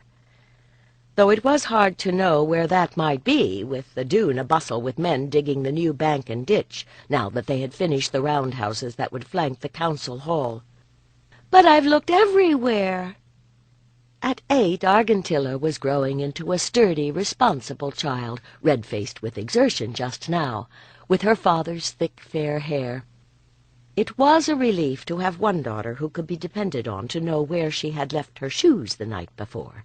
But Tilla's conviction that she was the only responsible person in the family could sometimes annoy. "No, you have not," Boudica said tartly, "or you would have found him. These days he is too lame to have gotten far. Ask your sister to help you look, or call. Regana is out on her pony helping the men bring in the cows," Tilla said disapprovingly. "I think Caw is watching the blacksmith." Raised in the Roman town, Caw did not have the ease on horseback of her girls, who had ridden since before they could walk, but he was clever with his hands. Argentilla still regarded him as her discovery, and the boy revered her as his rescuer. Boudica had no doubt he would drop whatever he might be doing if Tilla asked. "Go find him, Blossom," she said aloud, "and find the dog, and then you can come back and help me." Prasutagos ought to be helping as well, but he had discovered a convenient errand to Drostak of Ash Hill. Now that the two roundhouses flanking the council hall were completed, Boudica and the girls were taking all their things to the one allotted to the Queen. Except for the few things he would need at night, the king's gear had to be moved to the men's house on the other side. The gods alone knew how he and his house guard would organize things over there, but that was not her problem. What she would have preferred, Boudica thought wryly, was a separate house, just big enough for her and him. It was time the king and queen made another journey through the tribal territories, though now that he was High King she supposed they could never be as entirely alone as they had been when she ran away from their wedding feast and woke to find him cooking breakfast over her fire. She smiled reminiscently, then gave herself a mental shake and picked up a bundle of bedding once more. She had arranged all her own gear, and she and Tamela were making up the great bed when Caw appeared at the door. It was a new bed, and she was looking forward to testing it when her husband got home. "My lady," said Caw, with the formality that even after 3 years in their household he still used, "we have found the dog." He waited. "Is he injured?" Boudica asked. "I believe something is wrong. He lifts his head, but he will not rise. Argentilla is with him down at the end of the new ditch. He is too heavy, lady, for us to carry home." "Of course he is." Lately the dog had lost flesh, but he still probably weighed as much as one of the girls. Argentilla would not have hesitated to order the men to help them, but she could understand why the girl had stayed with the dog. She was always the one to whom people would bring a bird with a broken wing. "If he is hurt, he should be moved carefully. Run to the workmen who are building the palisade, and have them use some of the poles to make a litter. Tell them it is my order," she added when he looked dubious. Leaving Tamela to finish with the bed, Boudica sniffed the air, then took up her shawl and strode across the yard. The sky was now completely gray, and the air heavy with the promise of rain. She could have wished that Prasutagus had not designed the new rectangular enclosure to be so big. He could have fitted an entire Roman fort inside. The original bank and ditch had been filled in, and as each section of the new one was finished, the woodworkers were adding the palisade while the diggers extended the ditch some more. As she hurried toward the far corner of the enclosure, she glimpsed Argentilla's fair head, and then the sprawled, creamy limbs of the dog. Boggle lifted his head as she neared, tail twitching in welcome. "Hello, old friend," she murmured, kneeling beside him and settling the great head in her lap. "How is it with you?" The dog gave a gusty sigh and closed his eyes as she began to fondle his ears. Boudica's heart twisted in pity, feeling the bone beneath the loose skin. She had known Boggle was aging, but he was a white dog, and there was no graying at his muzzle to warn her just how old he had become. "Where is the trouble, then, my lad?" Gently she worked her hands along his spine, flexed the joints, and probed the long muscles of back and thigh. The dog did not wince or move, except for the lazy beat of his tail. "Mamma, what's wrong with him?" Boudica shrugged helplessly. "I can find no injury, Blossom. I think he is simply old and tired." "Like Grandma got?" asked the girl. "Yes, darling." Boudica's mother had died the year before, and in her last days Argentilla had been the one to keep her company. Bodies wear out, for dogs and humans as well. "But he is only 2 years older than Regana!" Tilla exclaimed. "Dog years are different," said Boudica. "For a big dog, Boggle is very old. As old as her little son would have been if he had lived. How strange that a dog's whole life could have passed when her baby's death still seemed like yesterday." It was getting cold. Where were the men with the litter? "I don't want him to die," muttered the child. Beyond her, Caw's face had grown very pale. "He has seen death," thought Boudica, "and knows what it is. Do I?" When her mother died, she had been away from home, and the shell that was left seemed unreal. If she had seen her son's body, perhaps she would not have been haunted for so many years by dreams in which she heard him crying that she had abandoned him, or if she had felt his little life flicker out beneath her hand, as she felt Boggle's life flickering now. She bent closer, trying to soothe the dog as he twitched and shivered in her arms. "They will have to be very careful when they lift him," Argentilla was saying as Boggle stiffened, relaxed, and began to tremble once more. "Oh, my poor puppy," Boudica whispered. "Be at ease, be at peace. The fields of Andubnian are full of hares, they say, and Arimanes loves a good hound." Death had surrounded her in these years when the Romans had killed her brothers and so many other men, but she had always missed it. She had no choice but to embrace it now. "You were a good dog, Bogle. A good dog," she got out through an aching throat. "Thank you for all your love for me." The plumed tail slapped the ground. She held him tightly as he convulsed once more, and then was still.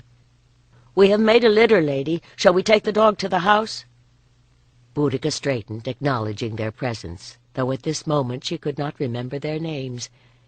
She felt as if an age had passed. "No, we must find a place to bury him," she whispered, and Tilla began to cry. "Have the holes for the gate-posts been dug?" When the men nodded, Boudica added, "We will lay him there, where he can continue to guard us, and carve his head upon the pole." Drops of moisture sparkled on the dog's white coat, and she thought it had begun to rain. But it was only her tears. Chapter 20. At Samhain the doors are open between the old year and the new, between the living and the dead, between the worlds. This year the new gate of Tutadunan was open as well, with torches set into the ground before the posts where the heads of the cattle sacrificed for the feast had been hung. The inner bank and ditch had been completed, though the palisade was still going in. Now Prasutagus had gotten the idea of adding another outer wall with a forest of posts between them. Only the good God knew how long it would take to build. This was the season when the herds were brought into the home pastures. Next week, when they began to cull those they could not keep through the winter, the scent of blood would hang heavy on the air. But now, as Boudica watched the sun fade into the west, the wind carried the smell of roasting meat and wood smoke and the promise of more rain. "Mother, what are you doing? We are waiting for you." Regana had just turned 11, and with every moon it seemed she grew taller.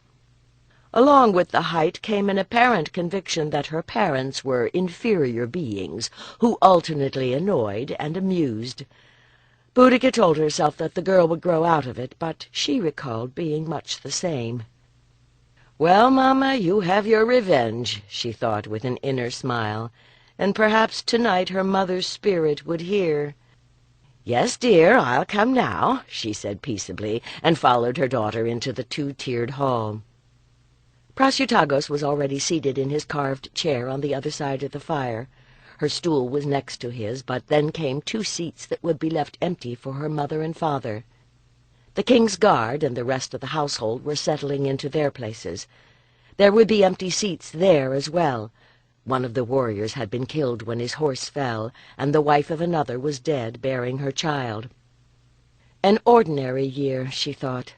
Not like the autumn after her marriage, when half the feast had been set aside for Prasutagus's brother and all the men killed at the Battle of the Tamisa.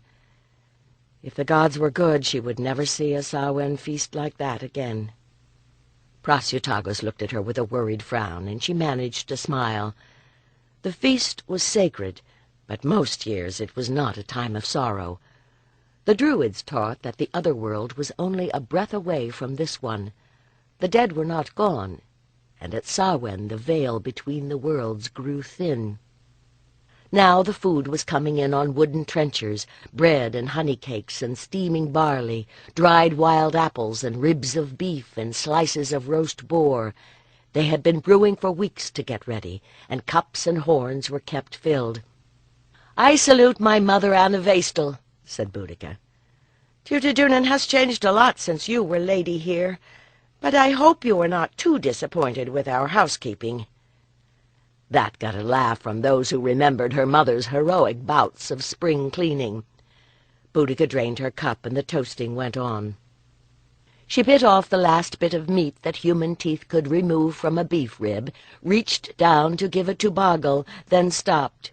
tears pricking in her eyes as she remembered why he was not there. But surely the dog had been as valued a member of the household as many of the others they were hailing. With a silent prayer she set the bone on the earth where he had so often lain. The toasting continued, sometimes with a song or a story as the dead lived again in memory. But as the evening drew on, Boudica saw her daughters beginning to look more often at the open door. "I think that someone wants to keep watch outside," she said, smiling. "Eachmor, will you go with them to the gate?" And because she was listening, even before the girls came running back, Boudica caught the deep vibration of the distant drums. "The white mare is coming! The white mare!" The whole company poured out into the torch-lit night. Overhead a few clouds were playing tag with the moon, and a little fog was rising from the moist ground. Beyond the gate-posts, at the other end of the enclosure, she saw a glimmer of light. It was not the great bonfire that burned beyond the gateway, for this light was moving. The misty air lent a quality to that brightness that made the hair prickle on her arms.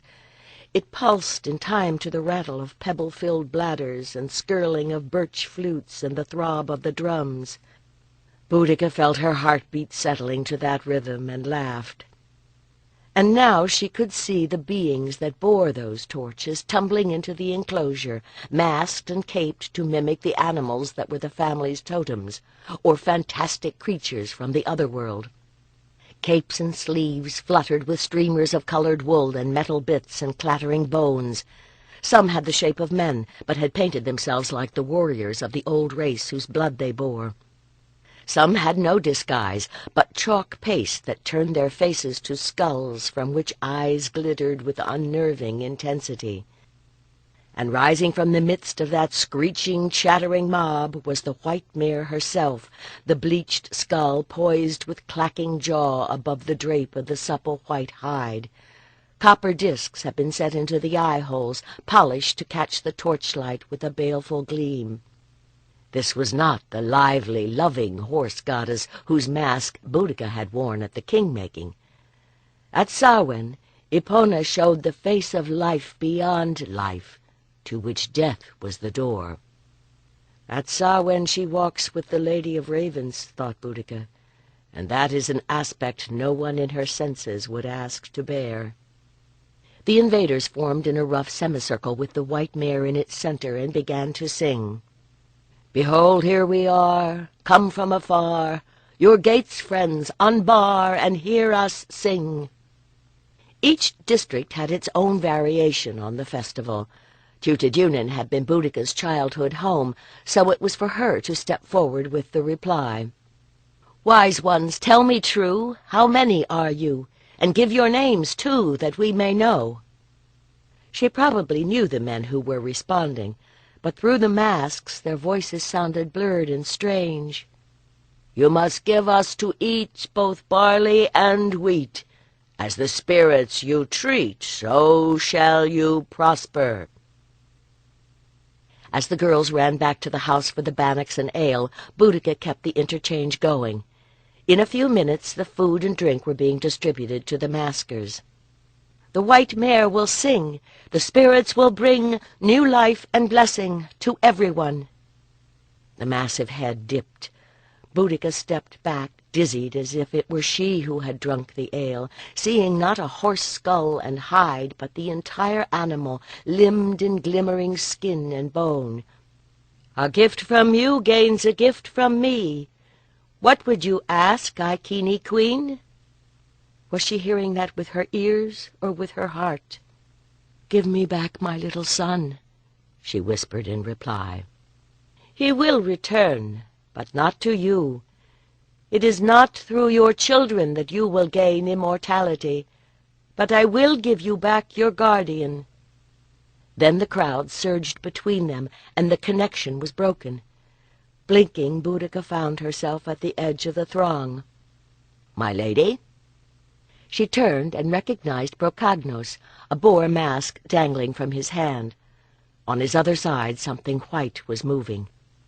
"When you visited my dune last fall, my white bitch was in season, and that dog of yours, well, you can see the pup is the spit of him. I thought to keep him, lady, but I think he belongs here." Boudica scarcely heard. "Boggle," she whispered, as a massive white head with a russet nose and one red ear appeared at roughly the level of Brocagnos's hip. "Boggle," she said again, "is that you?" The silky ears lifted. Then, with a joyful bark, the dog launched himself into her arms. The ripening grain in the fields around Danatobrigos rippled like an animal's pelt in the cold wind that blew in each day at sunset from the sea. Prasutagos had gone down to Colonia for the annual meeting of the chieftains, but it was 5 years now since Boudica had accompanied him.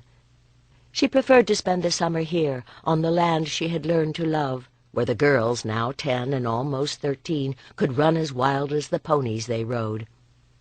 During the day she was too busy to miss Prasutagos, but when the shadows lengthened and evening began to steal across the world, it had become her custom to whistle up the dogs and walk out to the track across the downs.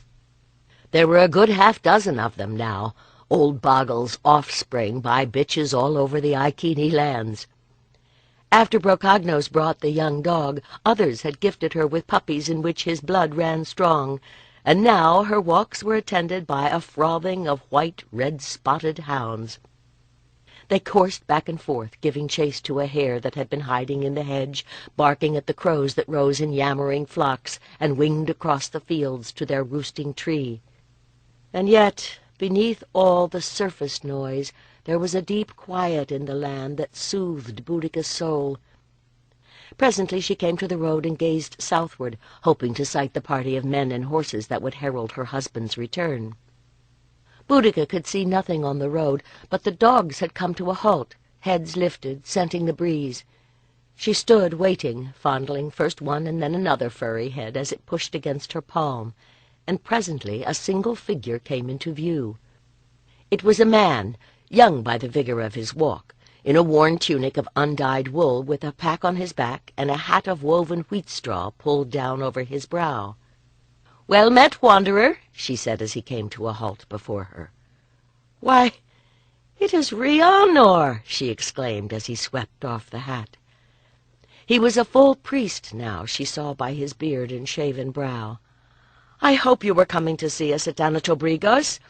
If not, my hounds and I will carry you off anyhow." "So long as it's not Arimane's pack you have there," he said, still smiling. "They look like fairy hounds, but they seem friendly." "But that cannot be your old dog Boggle, unless he's gone to the land of youth and returned." "Very nearly. This one was born after the first one died, and as you can see, his markings are almost the same." The dog had settled into her life so smoothly that even without the white mare's prophecy she would have believed him to be the same. "Somehow Lugovalis's lectures never mentioned the reincarnation of dogs, but I suppose it could be so," Rhiannon grinned. "Tell me what you are doing here?" Boudica asked as they started up the path to the farmstead. "Being among those still young and strong enough to do so, I mostly carry news and messages. And when the soil seems favorable, plant a few seeds that may sprout into rebellion when the stars are right. All that practice in memorizing, you know." He smiled. "Anyhow, that is why I am here." "Not to persuade me to rebel, I hope," she began, but he shook his head.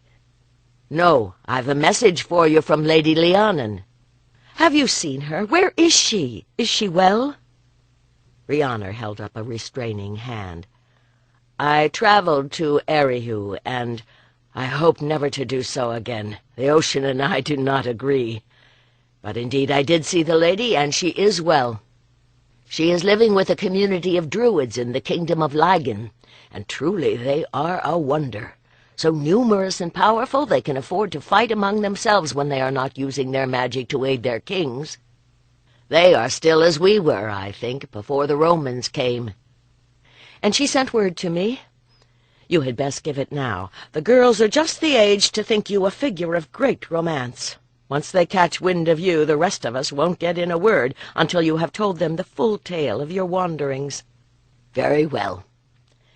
They had come to the wood below the farmstead, and Rhiannon seated himself on a fallen log and closed his eyes.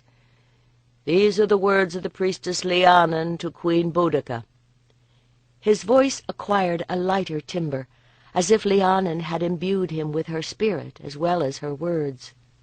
"My dear, I take this opportunity to send word by one you know well. He will tell you that I am well and happy. It was very hard to leave Britannia, but I am glad to have come. I have learned a great deal that I hope to share with you one day. But the chief news is that I have a daughter. No, not of my body, but a little girl that I found weeping in the marketplace one day, with hair as glossy as a blackbird's wing, and eyes the blue of the sea. Her parents had a house full of little ones they could not feed, and were happy enough to sell her to me. My little Kylene, which means girl in the tongue of Erihu, does not know when she was born, but I think she must be nearly the age of your younger girl. It is hard to tell, for she was undernourished when I found her, though she is shooting up fast with good food and care. She is a bright little thing, and eager to learn. I understand something of your delight in your daughters as I watch her change from day to day. I think of you often and hope to see you again, though I cannot say when that will be. You may send a message through Rhiannon, who says you were well and happy and beautiful when he saw you 7 years ago. If the gods are good, he will be able to bring it to me. You have my love always, dear. I remain your Lhiannon." For a few moments the Druid was silent. Then he shook himself and opened his eyes. "Thank you," said Boudica. "How much of that do you recall?" You don't understand. When a message is sent in me in trance, I don't remember. And it's frustrating when people want more information, and I have no idea what it is that I've said. That must be difficult. But I am sure you delivered the message faithfully. It sounded as if she were speaking to me. I'm glad. He smiled warmly. Come now, our dinner will be ready, and I am sure you must be hungry. Did you come from the south? As we walk, you can tell me the latest news from Colonia." Rhiannon was a good observer with a gift for describing the things he had seen. They had all wondered what would happen when the Emperor Claudius was succeeded by his stepson Nero. But as far as the Druid could see, the major local result seemed to be the temple being built in the dead emperor's name. It was strange that a man who in life had been despised by many should in death be honored as a god, especially since it was widely rumored that his wife had poisoned him. But only the good qualities of the dead were remembered, as if the divine spirit to which they had offered incense was all that remained. The ancient kings whose barrows were all over Britannia were still honored, so perhaps the beliefs of the Celts and the Romans were not so different in that regard. But however benign the emperor's spirit might be, it seemed hard that the Trinoantes, whom Claudius had deprived of king and kingdom, should have to pay for the deification of their conqueror. I did not see your husband, but I heard that he was there. He is much respected. They call him the prosperous King Prasutagus, did you know? Rhiannon stopped. They had almost reached the farmstead. Above the hedge the roofs of the round houses rose in dark points against the fading sky, but light streamed from the doorways, and there was an enticing scent of cooking beef in the air. Before we go in, there is a thing I would say to you. When we were younger, he said with sudden diffidence, I hoped that you would stay on Mona and maybe dance with me at the fires. And then you fancied yourself in love with Lhiannon, thought Boudica. But when I was here with the high priestess in Coventa, I saw how your husband looks at you. He is no firebrand, but he has clearly been good for you. Some women only grow old, but you have grown more beautiful. Was that a declaration or a renunciation? Boudica repressed a temptation to laugh. Now that her daughters were approaching marriageable age, it was consoling to know that she herself was still pleasant in men's eyes. "We have been very happy," she said at last, "but I am honored by your regard." As they came through the gates, the dogs came whirling back in a tumult of lolling tongues and wagging tails, followed by her daughters. "Where were you, Mama? We've been back forever, and dinner is done." Boudica swallowed a last spoonful of beef and beans and considered her husband, finishing his own bowl on the other side of the fire. For the first time since she had known him, Prasutagus looked old. He and his men had ridden in earlier that afternoon, and for a time they had all been busy unloading the bags and bales of goods and gifts that they had brought with them from Colonia. For Regana there was a bridle of red leather with fittings of bronze for her pony, and for Argentilla a selection of embroidery yarn in every possible color. The younger girl was already more clever with her needle than her sister, better really than Boudica herself would ever be. She wished that Lhiannon could have stayed with them until the king arrived. It would have been interesting to compare his information with whatever it was Prasutagus had learned at the council. The bad news that he was saving until they were alone. It had to be political, she thought unhappily. They would already have heard anything public from the men. The others might think that the king was so quiet because he was tired. Prasutagus did look more fatigued than he ought to, even after such a long ride, but after 16 years of marriage, his silences said more to her than most people's words. Boudica had always loved the diffuse glow that lit their bed-place when the light from the coals on the hearth filtered through the curtains. Neither light nor darkness, it made of their marriage bed a place protected and separate from the world. Now she raised herself on one elbow, looking down at her husband, carefully brushed back a strand of thinning hair, and kissed him on the brow. "I have missed you," she said softly, and kissed his lips. He pulled her down, and the kiss became deeper. When they came up for air, she snuggled into her accustomed place, with her head on his shoulder and her arm across his chest, listening to him breathe. "And I you," he murmured. "I missed holding you in my arms, and I missed talking to you when the meetings were done." "Did you? So what is it that you have been so carefully not saying since you got home?" She moved her hand across the muscle of his shoulder, relearning its contours. "Is it that obvious?" "It is to me." She tweaked his chest hair, and he winced and laughed. "Money." Her caressing hand stilled. "What do you mean? The harvest was good this year." "To raise the wealth we will need, every grain and every ear would have to be made of gold," he sighed. "All the imperial loans are being called in. You remember those convenient funds that were offered by Claudius and his patrician friends the year of the floods, and the money we borrowed to build the hall at Tutadunan? The men who rule for young Nero want their money back. They say that Seneca has loaned 40 million sesterces to British chieftains. Keeping so large an army here is expensive, and the mines have not proved as rich as they expected. The new procurator, Decianus Catus, seems to have been chosen because he will take a hard line." "But can't the governor rein him in?" She stared unseeingly at the canopy. "Varanius is dead. A man called Paulinus is on the way, but we don't know what his policy will be. For the time being, Catus is in charge." Catus and Clotho. She shivered, remembering the meaning of the procurator's name. "One to figure out how to cheat us, and the other to measure the price.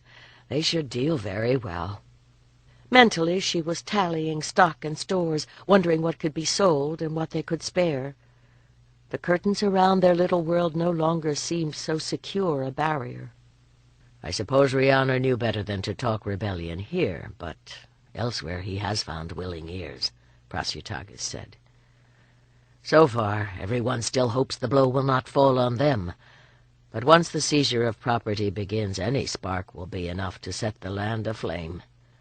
The mood in the council was ugly there at the end." "We'll find the money somehow. We have to. Rebellion can only bring disaster now."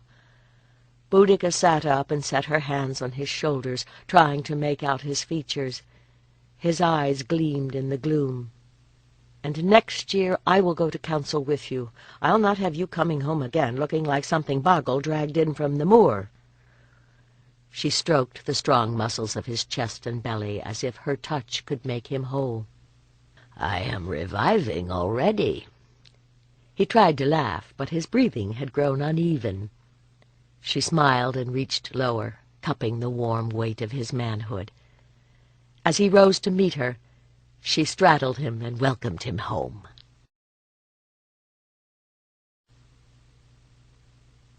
Chapter 21. Ever since the Feast of Brigantia, it had been raining, a soft, persistent precipitation that left a pervasive damp behind it, as if earth and sky were both dissolving into primal ooze. If this kept up, thought Boudica, D'Ungaro would slide into the river. The sharp cold of winter would have been more welcome. When she went to the doorway of the weaving shed, she could look down the muddy road, but the trees faded into mist beyond it. In such weather she would not be able to see Prasutagus approaching until he was at the gates. Drat the man! He should have been back by now. Drostak from Ash Hill had been waiting for 2 days for judgment in a boundary dispute, and though he accepted her authority as queen, she wanted her husband's counsel. This morning a little party had come in from the Trinawante lands, dispossessed from their farmstead by a Roman official who was giving it to one of his underlings. It was a hard thing to be forced from the land where you knew the spirits who lived in each stone and stream by name. Harder still to flee to the territory of a different tribe. But they no longer had a king of their own to ward that sacred relationship. Would Prasutagus take them under his cloak? Could he, wondered Boudica, when the strain on their own resources was already so great? Between the king's building projects and Roman taxes there was not much left in the coffers. The greed of the Romans seemed unending. She had already sold a great deal of her jewelry to help her people. Of the major pieces, only the torque of Caratax still lay hidden like a secret defiance at the bottom of the oak chest. The Romans did have a legal right to repayment, though among her own people it would be a poor ruler who would not forgive his people their tribute when times were hard. Even the Romans provided their citizens with bread. That was the difference, she thought bitterly. The Romans fed their own people, but despite all their fine words about the benefits of belonging to the empire, the Britons were still the enemy. Boudica let the door flap drop and strode back to her loom. Tamela looked up inquiringly, but knew better than to ask questions when the queen was in this mood. For a moment she stood staring at the pattern of greens and blues, then turned restlessly away. Weaving required patience and calm, neither of which she currently could claim. She wanted to be out and doing something, and until Prasutagus returned, there was nothing she could do. It was with a sense of profound relief that she heard the sound of horses coming into the yard. As the dogs began to bark, she sped to the roundhouse. Crispus had already poured the welcome cup. She took it and stood waiting.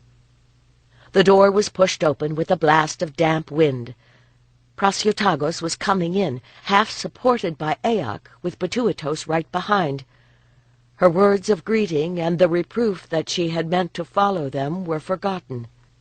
"What is it?" she exclaimed as the king shrugged off his helper. "Was there an accident?" "I'm fine. Fussing old women." Prasutagus stood swaying and not seeming to notice that Batuitos had slid a supporting hand under his elbow. Frowning, she handed him the cup. Was that grimace supposed to be an answering smile? He started to drink and went off into a fit of coughing. She handed the cup back to Crispus, then took her husband's head between her hands. "He's burning with fever." She looked at the men accusingly. "What were you about to let him travel in this weather? He's ill." "Lady, I know it, but he would come," said Aeac desperately. "And he is the king." "He said your touch would make him well," added Batuitos. "My touch will put him in bed where he belongs," she muttered, easing an arm around her husband. "Help me get him there." Once she had Prasutagus out of his wet clothes, he did seem easier. She sat by the bed, spooning hot soup into him until he would take no more. All right, then. If you will not eat, report. Yes, my lady, he said with his old smile, though he was still breathing carefully.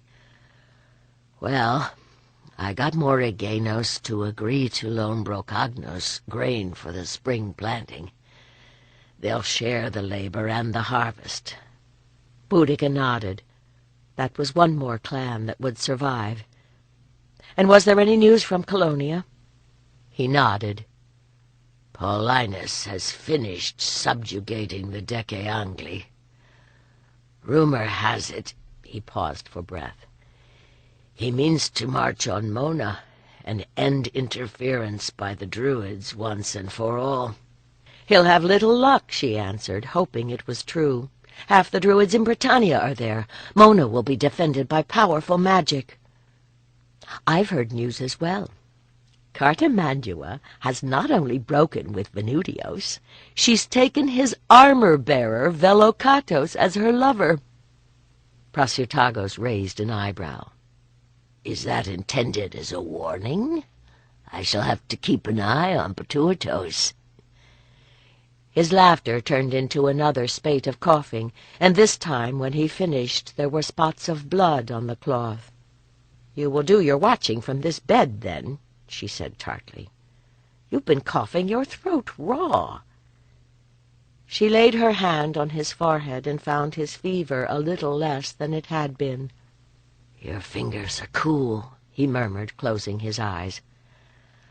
I can rest now. I don't sleep well when you are not by my side. "Nor do I, my love." She bent to kiss his brow.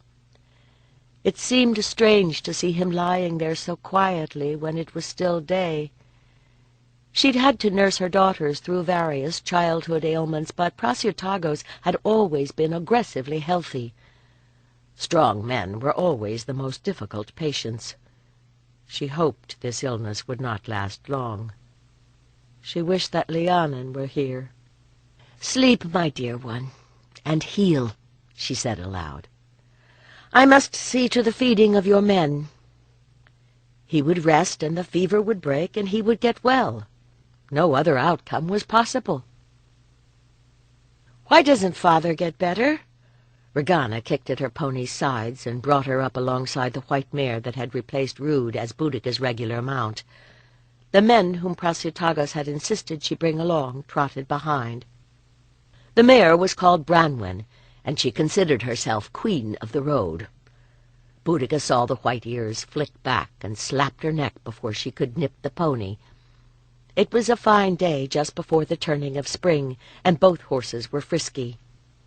Could she mouth some reassuring platitude when the same question battered at her brain? It had been over a moon since Prasutagos had taken to his bed. He was still coughing, and each time he tried to get up, the fever returned. Boudica glanced sidelong at her daughter. Regana was almost 15, more than old enough for her woman-making right. Boudica had delayed it, dreaming she might take the girl to Avalon to be initiated as she had been. But they could not make so long a journey when Prasutagos was ill. There were other closer shrines that might serve. At this rate, Argentilla would be ready for her own ritual by the time Regana had hers. "You are worried about him," Regana said accusingly. "You don't sleep. There are circles beneath your eyes. If you have to do the king's job," she indicated the farmstead, "you should let me and Tilla help with yours." "That is very thoughtful of you, darling, but—" "Mother, don't insult me. I don't need to be protected." "Except, perhaps, from yourself," thought Boudica, uncomfortably reminded of herself at the same age.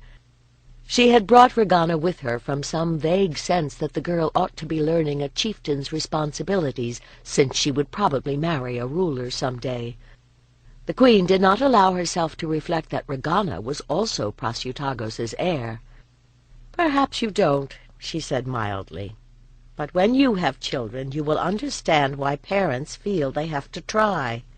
"It's father who needs help," Regana said repressively. "If you cannot heal him, you should find someone who can." Boudica sighed. Lhiannon is in Erihu, and the Druids of Mona are hiding behind their wardings, waiting for the Romans to come. You can still ask. Maybe there's someone who would rather be safe here instead." "Very well," answered Boudica. She could tell herself that she was calling for help to please her daughter, not because of the terror that kept her waking in the dark hours when she lay beside her husband, listening to each labored breath. Calgak was a dependable man. She would speak to him about it when they returned to the dune. Drostak's farmstead lay on a little rise. Cattle and horses grazed in the surrounding fields. As they approached the farm, a tide of dogs surged out of the yard, barking furiously. She saw a soldier on guard by some of the horses. Apparently the Romans had already arrived. "There, my lady." Calgak pointed toward a group of men who were arguing in the next field. One of them, she saw with distaste, was Clotho. Boudica considered jumping Branwen over the wicker fence and arriving on horseback among them, but that would not only have upset Clotho, but spooked the cattle they seemed to be discussing, and besides, it lacked dignity. "I owe ye 3 cows," Drostak was exclaiming. "I do not deny it. I've penned them yonder. This beast is a bull, and ye'll not be taking him away." The animal in question, a brown bull with heavy shoulders and a suspicious glint in its eye, was standing a few paces away. "It is I, not you, who will decide which beasts I am taking," said Clotho. "I have selected that one." He smiled, and Boudica was suddenly sure that he knew exactly how much pride Drostak took in that bull. Heads turned as she came toward them, Regana a pace behind. She looked from Clotho to the Roman official who accompanied him, a small man who kept stepping from foot to foot as if afraid he would sink into the mud, and clearly uneasy in the presence of the bull. "You want the bull?" Boudica produced a titter of laughter. "Why, Clotho, have you forgotten everything you ever knew about farming?" She shook her head pityingly and turned to the Roman. "I suppose you will be wanting to tax this man again next year. Where do you suppose the calves will come from if you take the bull away?" Drostak closed his lips on whatever he'd been about to say as the Roman frowned. Clotho's face had darkened. As he turned to reply, Boudica uttered a small shriek and edged away. "Regana, dear, I want you to get back behind the fence," she said in a high voice. "And, good masters, I think we should do the same. That animal does not look safe to me." Regana's outrage at being ordered faded as she saw her mother's wink. The Roman official needed no more encouragement to follow her. Boudica and Drostak came after him, leaving Clotho to face the bull, which by this time really was disturbed and had begun to paw the ground. Once through the gate, Boudica took the Roman's arm. "If you did slaughter the beast, he'd not be good for much but sandal leather," she said confidentially. "Your troops will thank you for the meat of 3 tender heifers, believe me, where they'd curse you for trying to feed them that bull."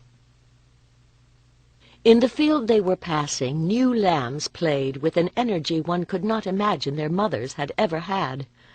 Now and again one of the ewes would lift its head in an admonitory baa. Boudica sympathized. As if her speculations had been a prophecy, just after the turning of spring, Argentilla had come to her mother to announce that she had begun to bleed from the woman's place, and when could they have her ceremony? Though Regana considered her monthly flowering an annoyance, Argentilla had always been much more comfortable with her femininity. To initiate them together seemed the obvious response, and now that they were on the road, the girls were cantering their ponies up and down the line with equal enthusiasm. "Calm down, you two," she called as her younger daughter bounced by. "If you wear out your mounts before we get there, you'll be walking beside them." Boudica found herself content to hold the white mare to a gentle amble, her anxiety at having left Prasutagos behind at Dungaro warring with a guilty relief at being free in the open air. Should she have stayed with him? He had insisted that she should take the girls to the sacred spring. They could have made the journey in 2 days, but the wagons in which some of the other women were riding moved slowly. Tamela was with them, and some chieftains' wives. Her own mother had died long ago, but they had sent someone to bring old Nessa down from Danatobrigos, and Drostak's wife was bringing her own daughter, Oradil, to share in the ritual. "Was the ritual like this for you?" asked Argentilla, as they settled into the shelters beneath the trees. Boudica put an arm around her daughter's shoulders. Tilla had not yet gotten her growth, but her figure was already sweetly rounded. She must have inherited that womanly body and her calm nature from her father's side of the family, thought the Queen. It was nothing like the rangy energy she herself shared with Regana. She would not have been ready for a womanhood ritual at the age of 13, but for Argentilla it was time. "No, for I was with the Druids on Mona. When my courses began, we had a celebration, but the ritual was always delayed until a girl was ready to decide whether she wished to become a priestess. So I was much older, and in some ways much younger," she reflected, giving the girl an extra hug. On Mona, the Druids lived in lofty separation from the demands of the world, or at least they had until now, she thought apprehensively. Growing up in the High King's household had given both her daughters a sophistication beyond their years. That night, however, the giggling that came from the shelter where the 3 girls were supposed to be sleeping was all too appropriate for their age. Boudica lay wakeful, remembering how Prasutagus had come to her in the darkness, touching herself as he had touched her, imagining he was beside her now. They had not made love since he had fallen ill. She had not realized how much she needed the release she found in his arms. In the dark hour before the dawning they were awakened and followed the priestess who tended the sacred spring down the path, rushlights flickering in their hands. When they reached the pool they set their lights around it and stood waiting. Boudica's hands were tied to those of her daughters. As they approached, the priestess barred the way. "Who comes to the sacred spring? I am Boudica, daughter of Anavestal, and these are my daughters Regana and Argentilla. Through all the years of their growing I have protected and nourished them. It is my right to stand with them now." "The children you cherished are no more," said the priestess. "They are women, and their own blood flows red at the call of the moon. On the journey they are beginning, they must walk alone." She turned to the girls. "Regana, Argentilla, the goddess has called you to take on the responsibilities of womanhood. Are you willing to separate yourself from your mother and obey?" "I am," they answered her. The priestess turned to Boudica. "And are you willing to let them go?" As she gave assent, her heart was crying, "No, they are only children. It is too soon." But the ritual, like the years that had brought them to this place, had a momentum that carried her along.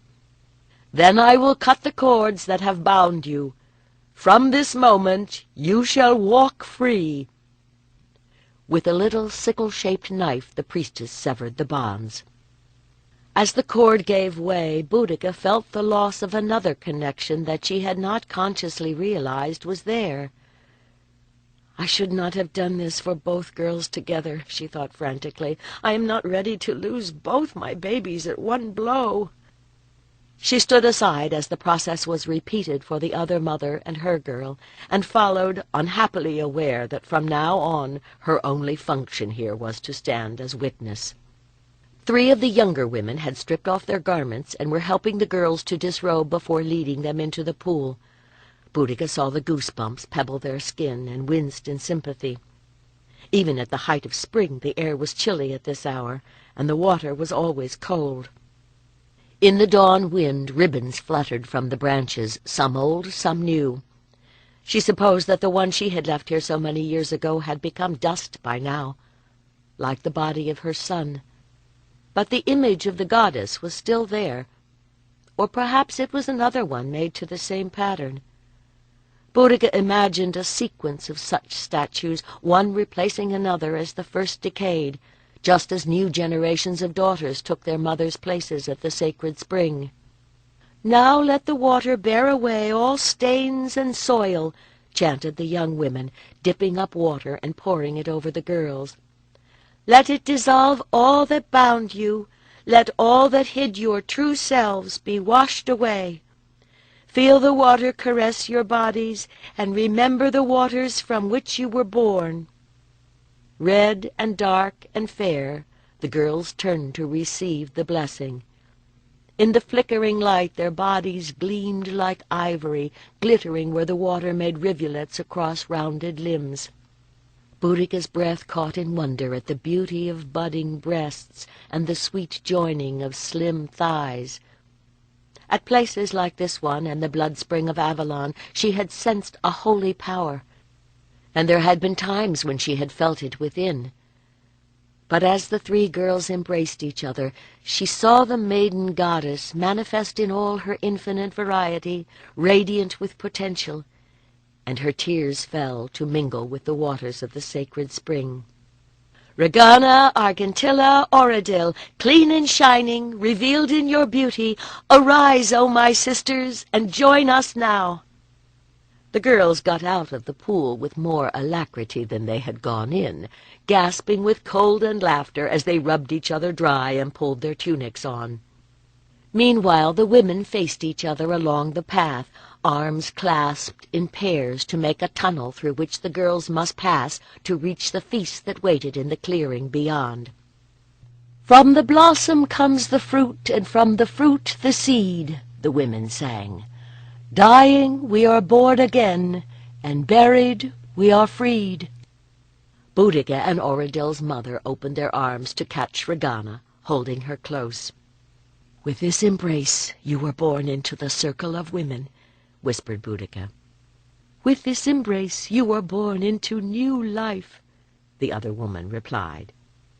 Then they were releasing her to the next pair and opening their arms to Oradil. Ahead of them the song continued. "Birthing and rebirthing, passing we return. Releasing we are given all, relinquishing we learn." As the initiates passed through, the line unraveled behind them, and the rest of the women followed. Light from the newly risen sun shafted through the branches in long rays made visible by the steam that rose from the pot boiling over the fire. The girls had been given seats of honor and crowned with wreaths of early primroses and cowslips. Laughing and blushing, they received the wisdom and warning, much of it bawdy, that the women were there to provide. Boudica sipped the mint tea Nessa gave her in silence. She had felt this mingling of joy and loss after childbirth, and why should she be surprised? She had expected it to hurt when she birthed her daughters' bodies, but this second separation tore at her heart with a new and unexpected pain. But her children were still with her. The Druids taught that death was another kind of birthing. If her husband made that passage, what would she do? After today she would still be able to hold her daughters in her arms, even though their relationship had changed. But if Prasiotagos died— "Goddess, Lady of the Sacred Spring, I will give him your waters to drink, and if he recovers, we will build a temple here at your shrine. Lady of Life, let my husband live." Prasiotagos lay in the great bed, utterly still. "Sweet goddess, is he dead?" Boudica stopped short with the curtain half lifted, staring. Surely, she thought in blind assurance, he would have waited. He could not leave her without saying farewell. And then, more sensibly, surely they would have told her if he had died. She saw his chest rise and fall, and her heart began to beat once more. And though she had made no sound, his eyes opened and he greeted her with his old sweet smile. Boudica forced her lips to respond, though her heart was weeping.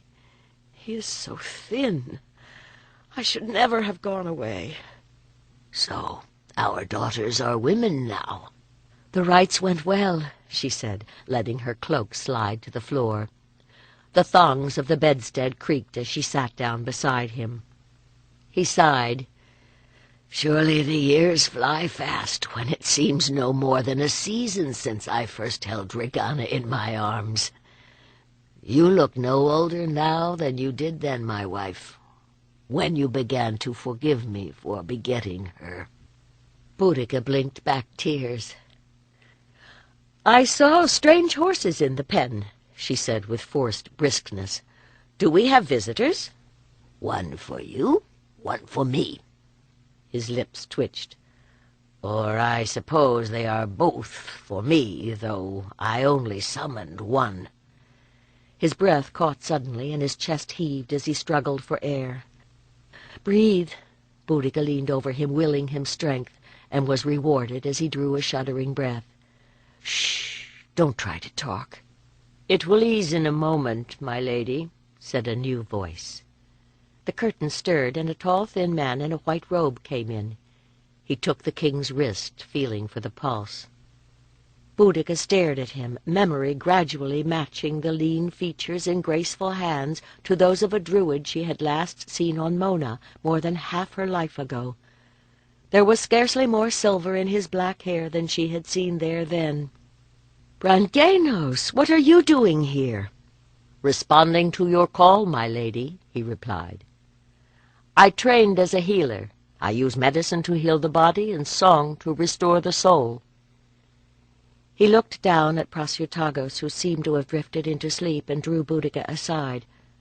"I can ease the king's pain, but music is the best treatment I can offer now." "He is dying?" She closed her eyes against his answering nod. "Do not blame yourself, my queen. It would have done no good if I had come sooner. This is not the coughing sickness, but some deeper ill. He tells me that a horse kicked him in the chest some years ago. That might be the first cause, or some other evil that we cannot know." "But he seems so cheerful," she said weakly. "He knows what comes to him, but he will not show his pain to you. Not yet. But you studied on Mona. Soon you will have to remember your training. He will fight and suffer until you give him leave. You must be the goddess for him, my lady, and ease his birth into the other world." Boudica shook her head. "I don't remember. I am not a priestess. I can't let him go." "But not yet," came a whisper from the bed. Boudica and Branganos both turned. "First, we have work to do." "Yes, my lord," the Druid bowed. "Do you wish the Roman to come in?" "While you tended our daughters' spirits, I have tried to safeguard their inheritance," Prasutagus said, as Boudica's brows lifted in surprise.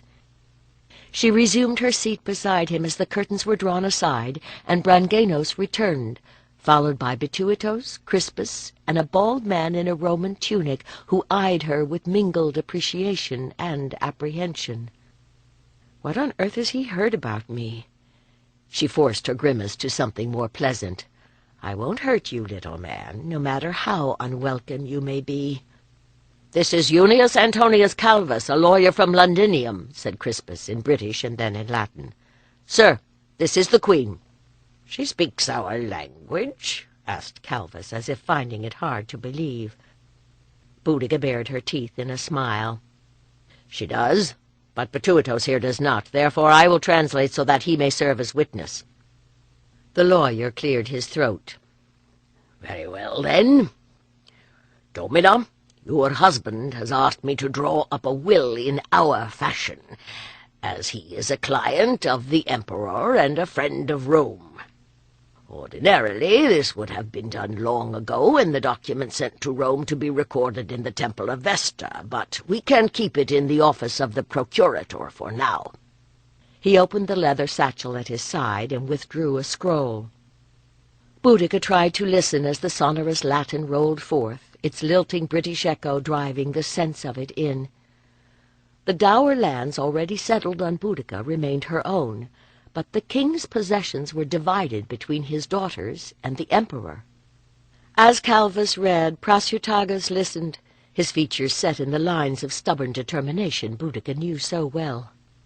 In Roman law, it is usual for a woman to inherit from her family, not her husband, the lawyer said apologetically when the reading was done. A man leaves his wealth to his children. Daughters may inherit when there are no sons. "But the emperor?" she asked. Calvus grew a little pink and looked away. You may be aware that there are men close to the emperor who exercise a great deal of power. Boudica nodded. Seneca and the other old men who controlled the boy emperor had been raping Britannia of her wealth these past few years. We think that if Nero is co-heir with your daughters, they will not dare to challenge the will. It was the only legal way I could devise. His voice trailed off. He still looked, thought Boudica, as if he thought she might eat him. She turned to her husband. "My love, is this indeed what you desire?" My desire is to live, he breathed. But if I cannot, this is my will. I ask the council to confirm you to rule. "Until Regana is grown and chooses a husband," added Bituitos. "The Romans supported Cartimandua because she served them, but they are not comfortable with ruling queens." Prasutagus's eyes had closed. Branganos, who for such a tall man had a remarkable ability to fade into the background when he desired, stood up. The Roman jumped, having apparently not realized he was there. "The king has exhausted his strength. He must sleep now." The Druid's frown was a command. Calvus hastened to gather his things together and was escorted out by Crispus. Bituitos followed. But Boudica remained standing. Her defiant gaze met the compassion in that of the Druid, who bowed. When he had gone, she stood gazing down at Prasutagus's closed features, memorizing the arch of his nose, the line of his brows. There was a little line between them, as if even in sleep he felt pain. His moustache was entirely silver now. Her vision blurred, and she sank to her knees beside the bed, weeping soundlessly. A long time later, it seemed, she felt a touch upon her hair and jerked upright, trying to dry her eyes. Go ahead and cry, he said. The gods know I have done so. Do you think it is easier for me to go than for you to stay? Yes. She dashed more tears away. Was it not worse for you when your first wife died? And you had only lived with her for a year. You and I have been bound for nearly half my life, and you were leaving me alone. Prasutagos closed his eyes. Boudica held her breath, appalled at her own words. They had never talked about the first woman to call him husband. What madness had made her mention that now?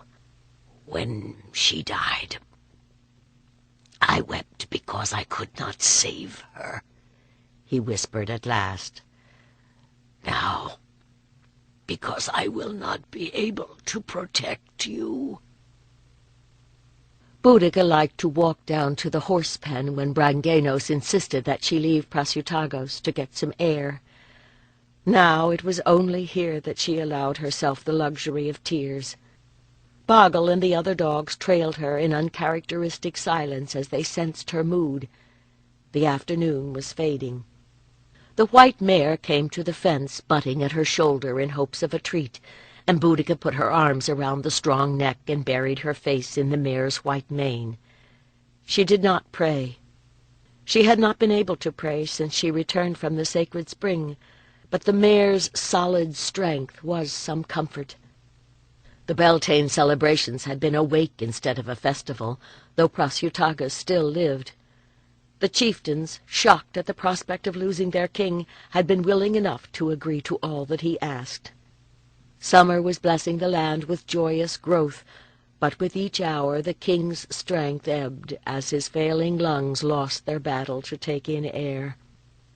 With her face pressed against Branwen's coarse mane, Boudica sensed rather than saw the ebbing of the light. Then the mare stamped and shook her head, and Boudica realized that someone was calling her. "Mamma," Regana said tightly, "Brangano says that you should come." A shudder she could not prevent ran through Boudica's frame, but when she turned, her eyes were dry. She reached out and took her daughter's hand. As they approached the round house, she could hear harp notes, sweet as memory. The Druid's potions were no longer much use, but music seemed to ease the king's pain. As they passed into the entryway, she stopped, steeling herself against the smell of sickness. Regana joined her sister at the other side of the bed. Batuitos and Aoc were there, and others. Boudica did not see them. Prasutagos's face had grown more gaunt even in the time she had been gone, the flesh shrinking upon his bones. Each uneven breath was a struggle. Was he unconscious, or only so focused on staying alive that he had no attention left for the outside world? Now the tears that blurred her eyes were from pity, not her own sorrow. What Branganos had said was suddenly real to her. Her husband could not live. Each hour only prolonged his pain. Was this how Prasutagos had felt when he watched her struggling to give birth to his child? He labored now to release his spirit, and to her fell the task of midwifing his soul. "I cannot do it," she thought. "I must." She took a step forward, and her husband's eyes opened. His lips moved, trying to shape her name. "Prasutagos." She spoke as he had spoken to her so long ago. "Prasutagos, I am here." She knelt and took his hands, willing strength through their linked fingers, and his agony seemed to ease. His lips moved once more, the words almost without sound. "Watch over my people, Boudica. Guard my girls." "Yes, my love," she answered steadily. "I will." With an effort he drew another breath, the body still fighting to live. She leaned forward. Her lips brushed his brow. "You have done all that you could," she whispered. "No woman ever had a better husband. It is finished now, my beloved. Go onward. Go free." As she sat back, his lips curved in their familiar sweet smile. He did not speak again.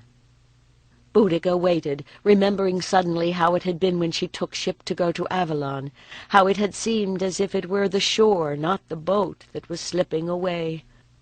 A long time later, she became aware that the labored breathing had ceased. His fingers were growing cool against her own. She released them and gently crossed his hands upon his breast. Then she rose to her feet. If others spoke to her, she did not hear them. Prasutagos was still. In all the years she had railed against his silences, there had been none like this. Plead as she might, he would not answer her. Boudica turned, brushing aside those who tried to stay her. Her steps led her to the horse pens where the white mare was waiting. What need had she for saddle or bridle? She leaped to the mare's back, and in a moment they were through the open gate and away.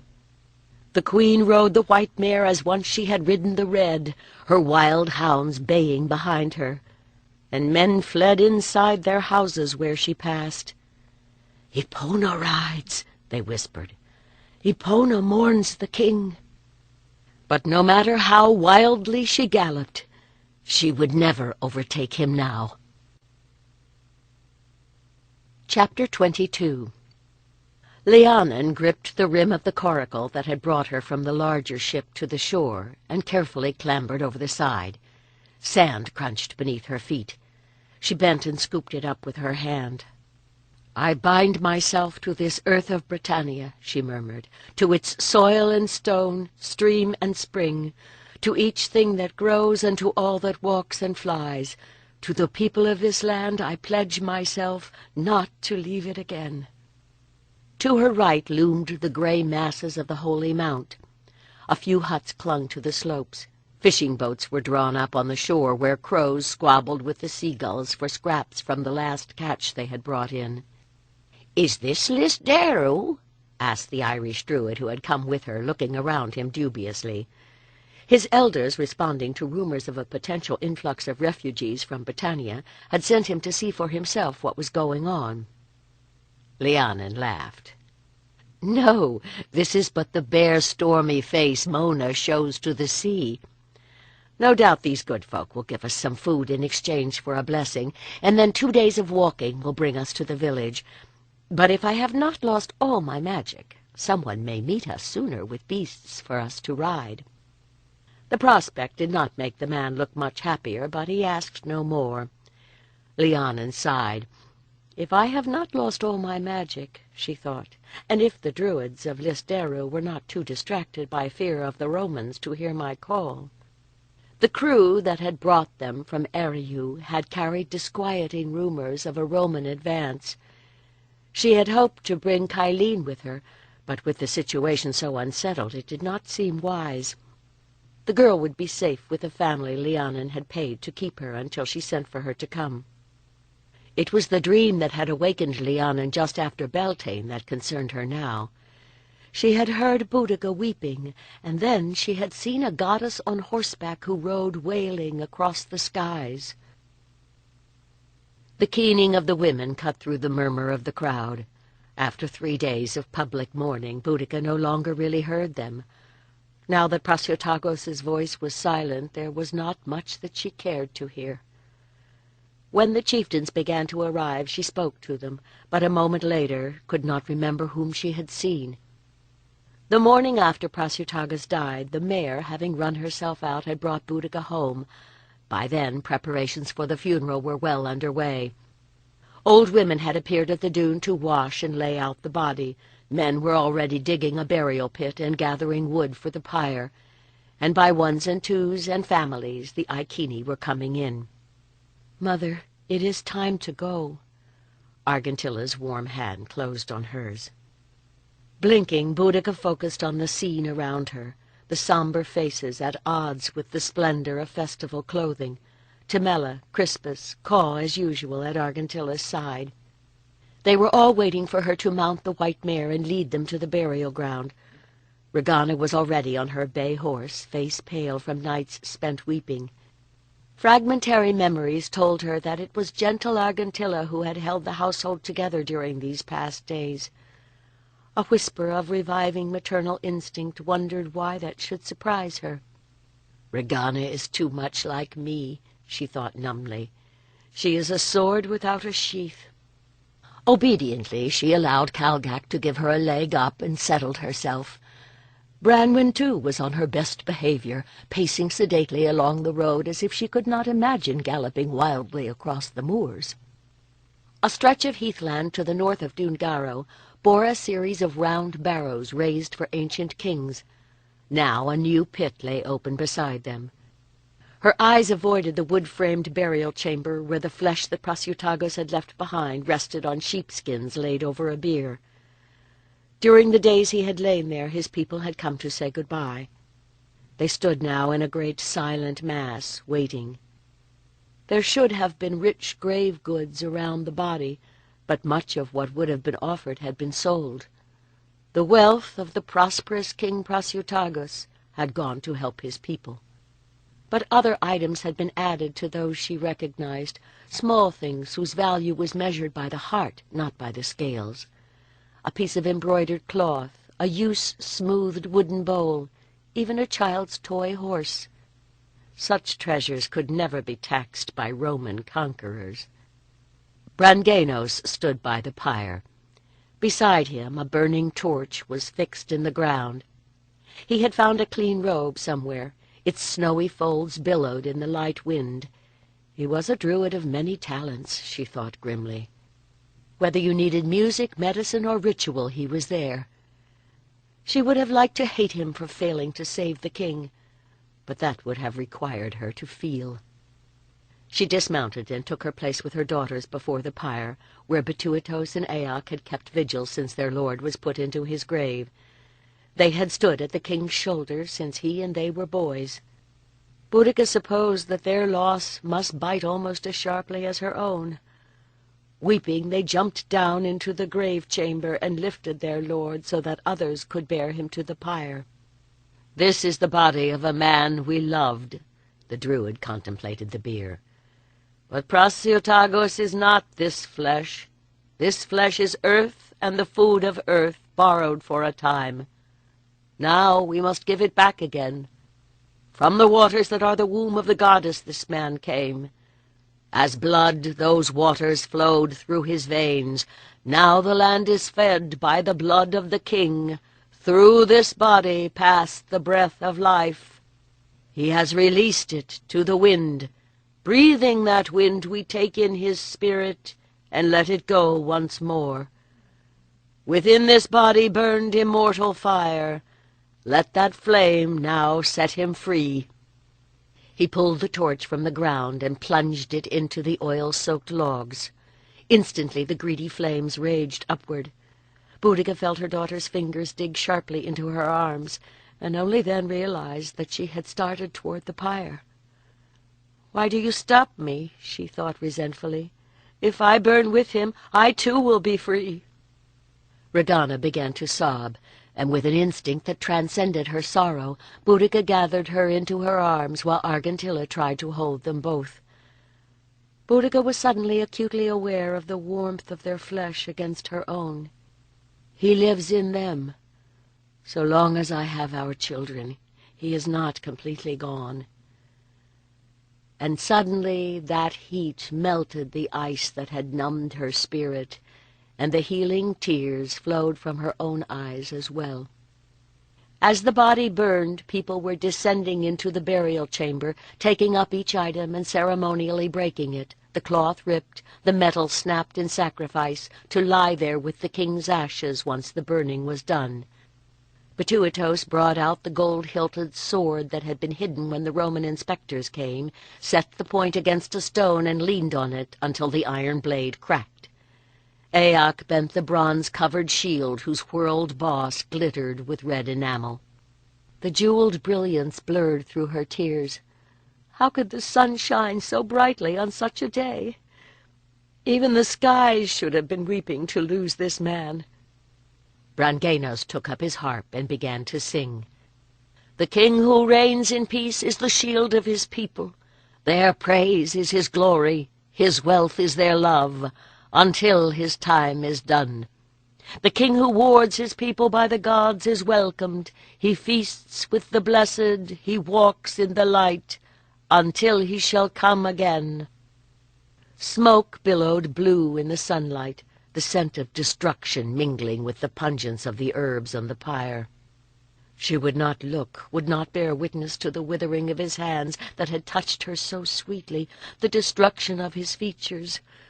Whimpering, Boudica faced the flames, for surely the reality could be no worse than the images her mind was creating now. "Fire burn!" cried the Druid. "Wind blow! Flesh consume! Spirit go!" Her vision was dazzled by the blaze. Fire, said the Druids, released the spirit, reducing the flesh that had confined it to its component elements. No wonder the world was rejoicing. Prasiotagos was a part of everything now. Everything. For a single eternal moment, Boudica was one with the world around her, her daughters, the land, the people who wept for their king. Prasiotagos had loved them all. For a moment she felt his presence enfold her once more. She lifted her head, a sudden tingling awareness shocking through her. Had the heat of the pyre set that shimmer in the air? Or was the world only a veil of light that concealed a more enduring reality? Listeru seemed smaller than Lhiannon remembered. Or perhaps it appeared so because so many more people were now crowded within. She should not be surprised. The influx of refugees had begun even before she went to Erihu, but it was strange. "Thank you for sending out the horses," she said as she followed Coventa down the path to the council hall. "After my other recent visions, that one was very welcome." Coventa looked back with a sad smile. It seemed strange to see Coventa in the dark blue robes of a senior priestess, but she must be past 30 by now. Well, Lhiannon thought sadly, we all grow older. "Did you return because of Boudica? Her husband has died, they say. Rhiannon left to see if he could be of service to her. If he had known you were coming, perhaps he would have stayed."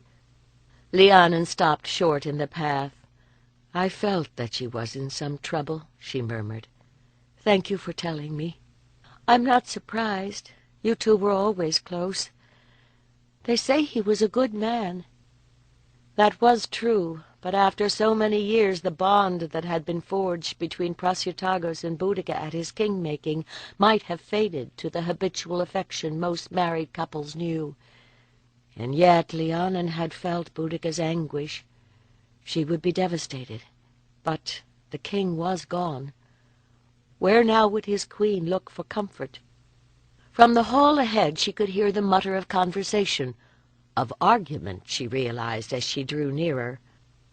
The wicker walls had been removed to let in air, and the benches beneath the thatched roof were full. Helva sat in the great chair at the head of the fire-pit, her eyes bright as those of some predatory bird. But her hair was liberally streaked with gray, and the man beside her— Lhiannon missed a step as she realized it was Ardanos. Even in Erihu she had heard that Ardanos had been chosen archdruid when Lugavalos died, but she had not expected him to change. He sat like an image in the white robes, even his hair set in stiff curls. But perhaps his heart was not so armored as it appeared, for it was he who turned first, and as their eyes met, something kindled in his glance. Whatever she thought she had seen was almost immediately veiled. He bowed his head in greeting, and Helva looked around, her expression an odd mixture of exasperation and relief as she saw Lhiannon standing there. "Our sister Lhiannon has returned from Eriu," she said pleasantly. "I am sure she will have much to tell us when our present deliberations are concluded. In the meantime, let us make her welcome." Her gaze swept the assembled Druids, male and female, and an appropriate murmur rose from among them. Lhiannon recognized Bellina and Cunitor and some of the others, and was that stalwart young man with the brown beard little Bendigid? But many of those sitting there were older priests and priestesses whom she did not know. She followed Coventa to a seat on one of the back benches. "This is the situation."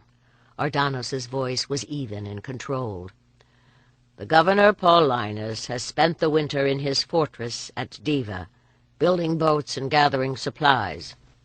The supplies might take him anywhere, but boats, flat-bottom boats that can run up on mud flats or a sandy shore, can only be intended to bring soldiers here. And now the season of storms is over." At the murmur of protest he lifted a hand. "We have long known that it might come to this. We should be grateful that the gods have protected us so long.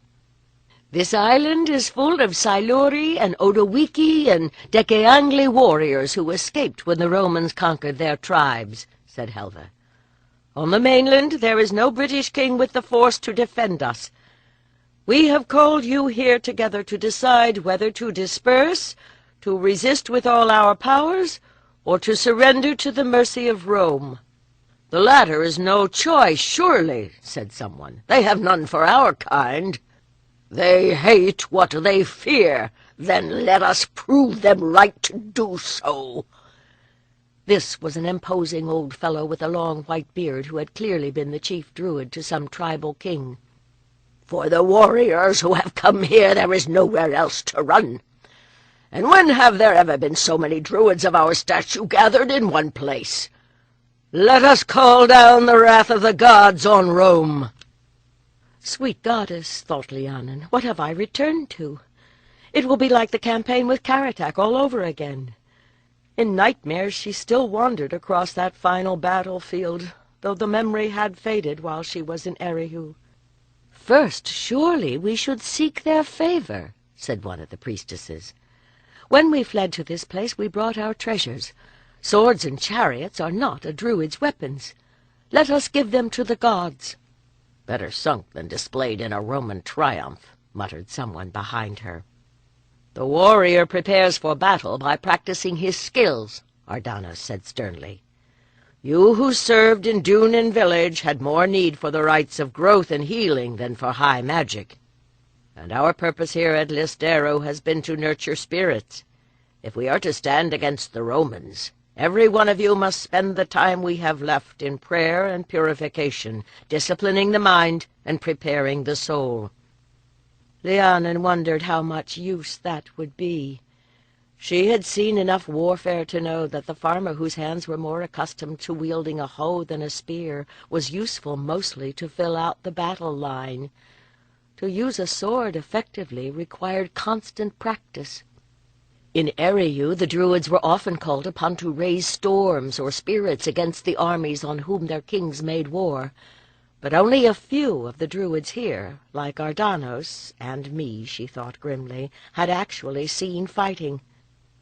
Lost in thought, she was taken by surprise when the meeting ended. Before she could protest, Coventa was pulling her into the circle that had formed around Ardanos and Helve. "Is your family here?" she asked politely as the Archdruid turned to her. "I trust that they are well." Ardanos's features relaxed. "They are indeed, but not here. They are safe, thank the gods, with Siavana's family in the Durotrigue lands. My little Reyes was married to Bendiga just last year and is expecting a child." Lhiannon blinked, mentally tallying the years, for it seemed only yesterday that she had returned to Mona to find Ardanos married with a little child. But the world had not stood still while she was in Eriu. By this time Boudica's daughters must be husband-high as well. At the sound of his name, Bendigid looked up. Lhiannon realized that inside that muscular body still lived the lad who used to climb trees to look at birds' nests, just as somewhere within her was a girl who had loved Ardanos. And despite that shell he has built for protection, there is something in Ardanos that still cares for me. She felt no surprise when he came to her after supper was done. "Walk with me, Lhiannon."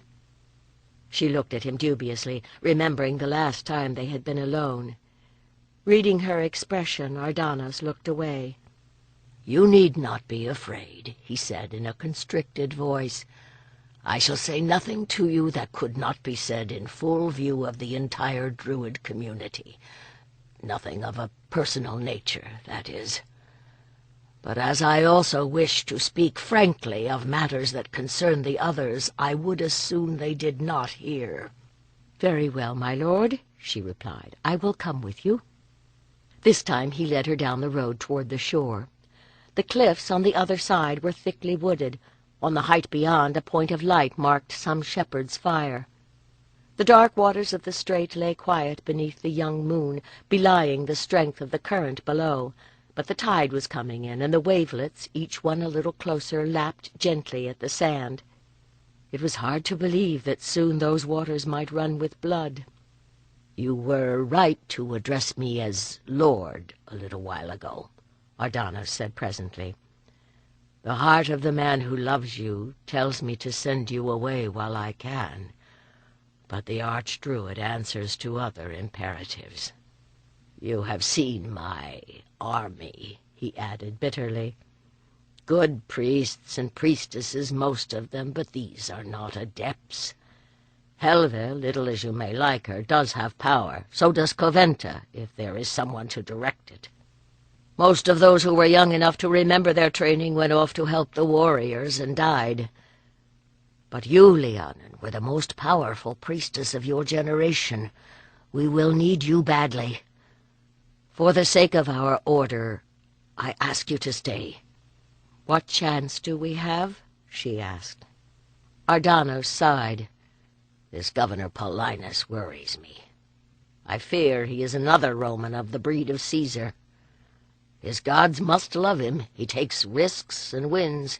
He should have died 100 times when he was in those mountains." He gestured toward the dark shapes that brooded beyond the water. "But he always came through." Lhiannon nodded. The fact that Paulinus had been able to finally subdue the Ordowikis, who had kept on fighting even after Karatak was gone, bore witness to that. How could she weigh the need of one woman, even one she loved, against that of the community that guarded the traditions of an entire people? It was the old argument all over again. What good did it do to preserve the body if you lost your soul? And if this enemy was indeed too strong, if all the war gods of the tribes together could not contend against Jupiter and Mars, Ultor, could she bear to live in safety with Boudica, knowing that she had not even tried? "We are gathered here to take counsel for the future of the Iceni tribe," Morriganos said, with the kind of sober grandeur that he adopted even on less momentous occasions. As the eldest of the clan leaders, he had become the spokesman for the men who were gathered around the great fire before the house of the king. The cluster of buildings within the palisade had not changed much since she had come here for her wedding, thought Boudica wistfully.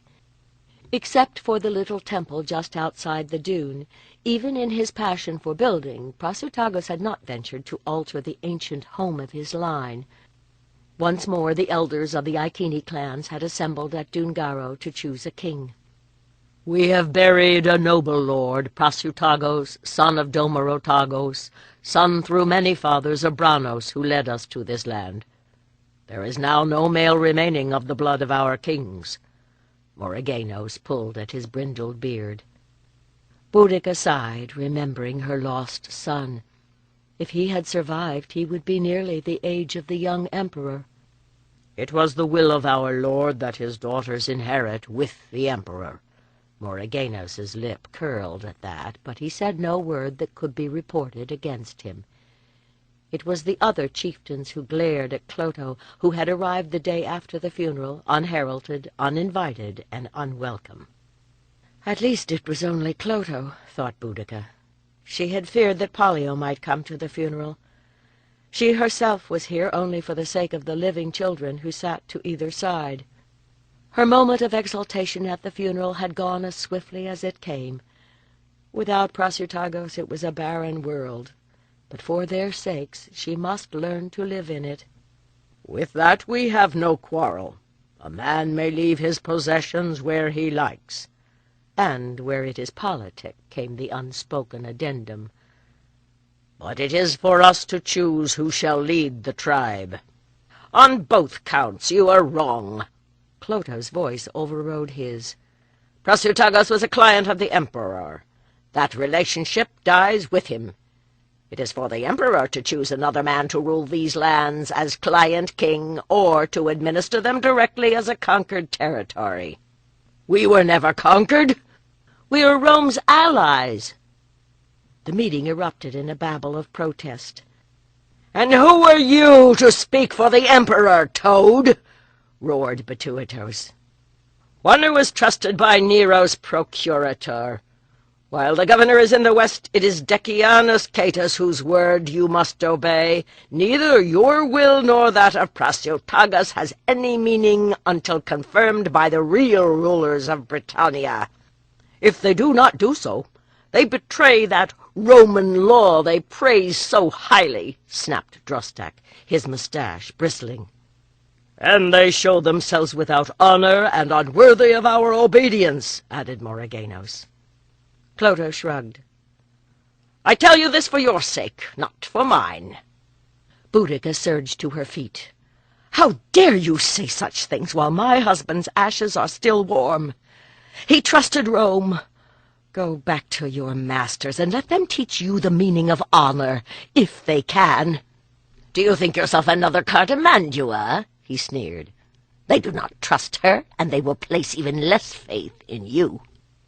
From the throats of the men around the fire came a deep growl, like that of dogs when they scent an enemy. For the first time, Clotho seemed to realize that he might be in danger. Standing, he draped his cloak over his shoulders with what dignity he could muster. "On your heads be it," he repeated. "You have been warned." "We have heard you." Boudica drew herself up. The men laughed as he wilted beneath her glare. "Now be gone!" When Clotho had departed, she resumed her seat and nodded to Morriganos. "I apologize for interfering. Continue." "We thank you for ridding us of that cur." For a moment he considered her, then turned to the others once more. "Not that I believe him.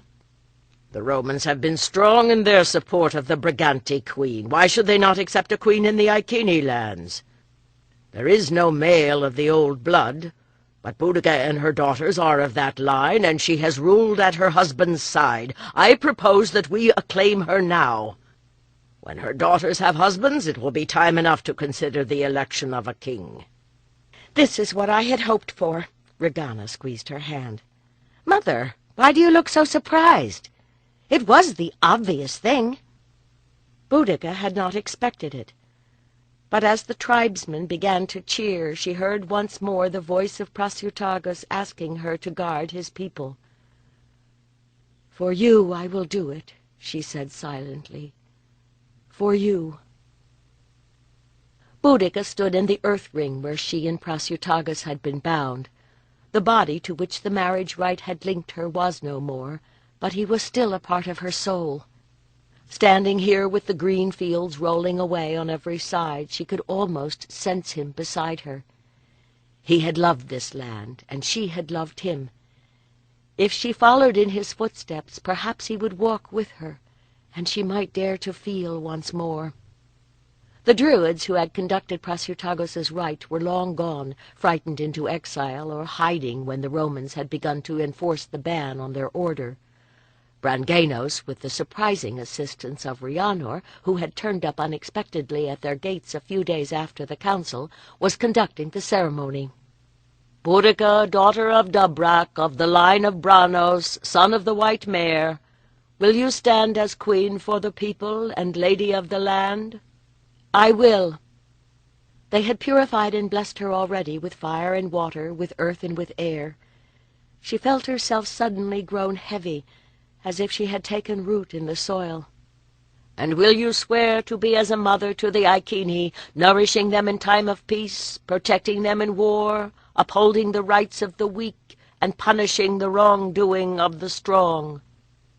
Suddenly she was acutely aware of the people around her, the chieftains inside the earth ring and everyone else outside. The air throbbed with their energy. Her own voice trembled as she replied, "I so swear." "And by what will you swear all this, daughter of Dubrak?" "I swear by the gods of our people." She swallowed as the air around her seemed to thicken. People swore by the gods all the time. She had never before been so certain that they were listening. "I swear by Epona, mistress of horses, by Brigantia of the fire, and by Cathubodva, lady of ravens. I swear by Lugos the many-skilled, by Tyrannus of the turning wheel, and by Dagdevos, the good god." She felt the fine hairs prickle up her arms as invisible witnesses crowded around her. She took a deep breath and continued, "I swear by the spirits of my ancestors, and if I fail in this oath, may the sky fall and cover me, may the earth give way beneath me, and may the waters swallow my bones." The Druid waited, as if to allow time for the oath to reach the other world. "And what shall bind you, lady of the Iceni?" he said then. "My heart's blood I offer in pledge," she answered, drawing her dagger and making a quick slice across the fleshy mound at the base of her thumb. She held out her hand so that the red blood dripped into a slash that had been made in the green turf that covered the ring. She blinked as the opening seemed to shimmer with energy. "I offer it now to this holy earth, which stands for the whole land, as I have offered my service to you who bear witness on behalf of the people who here dwell. And if need should require it, I will offer my life as well." As Corn Mother gives her grain to feed us all, she thought, remembering the harvest ritual. The Druid turned to the others. Thus your lady takes oath to you. Will you pledge her your service in return? Your food for her table, your warriors for her defense, your obedience to all lawful commands? The answer roared around her. We will! We will! We will! For our faith and our people we make this offering. Look upon us kindly, O ye holy gods. Helva's voice rang out clearly, though her form was barely distinguishable in the misty darkness. It had rained off and on through the night, and though somewhere the sun was rising, the Druid's fire seemed the only light in the world. Lhiannon huddled into her wool cloak, listening to coughs and sneezes from the people around her. Pray for the stormy weather to continue, Helva, she thought with grim amusement, and perhaps the Romans will not come. At the ill-fated ritual, when the kings made their offering here, the dawning had been fair. Today no seagulls swam in the water. Perhaps this grim sky was a good omen. She wanted to weep, thinking of the treasures that had gone into the pool, swords with gleaming blades and sharp spearheads and bronze shields. There had been a wonderful bronze caryx horn from Eriu, great cauldrons, and the sickles with which they cut the mistletoe. Neck rings and chains of iron once used on prisoners followed the other things into the water. Smaller ornaments had flamed in the firelight before sinking into the dark depths. But she could not feel any difference in the atmosphere. All those with the strength to make the journey had followed the wagon full of offerings.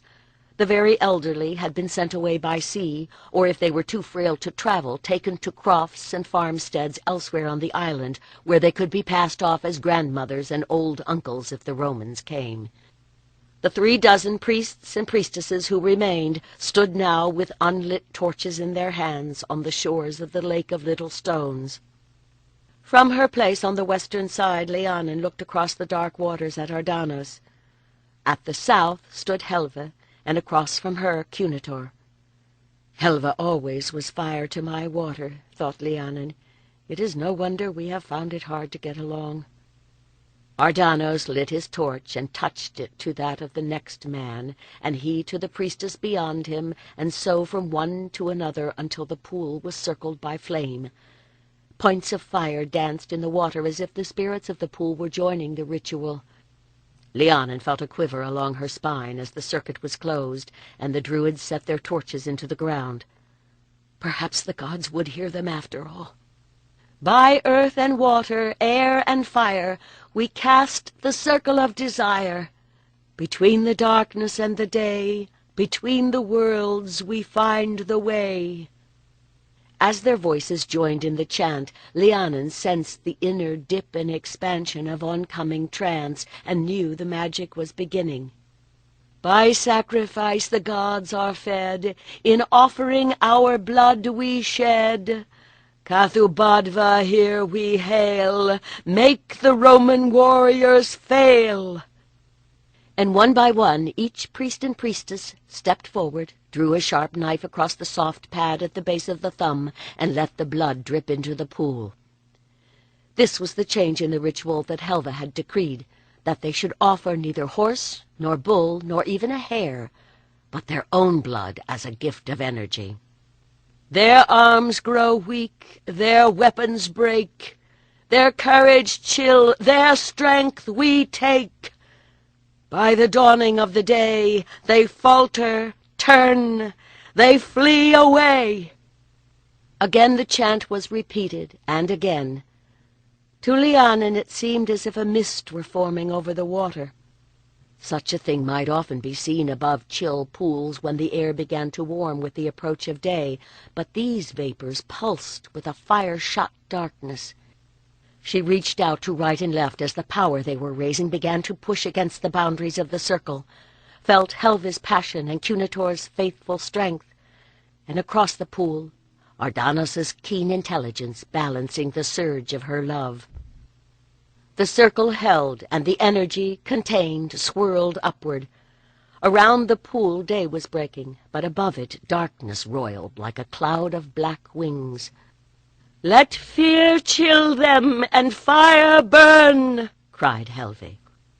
"May they see all they have built destroyed!" echoed Lhiannon. "Morrigan, great queen, send them swiftly away," called Cunitor. "Cathubadva, fare eastward! Bring death to our foe!" Ardanos opened his arms, and the feathered darkness flowed toward him. In the same smooth movement he received it, turned, and released it to wing eastward into the dawn.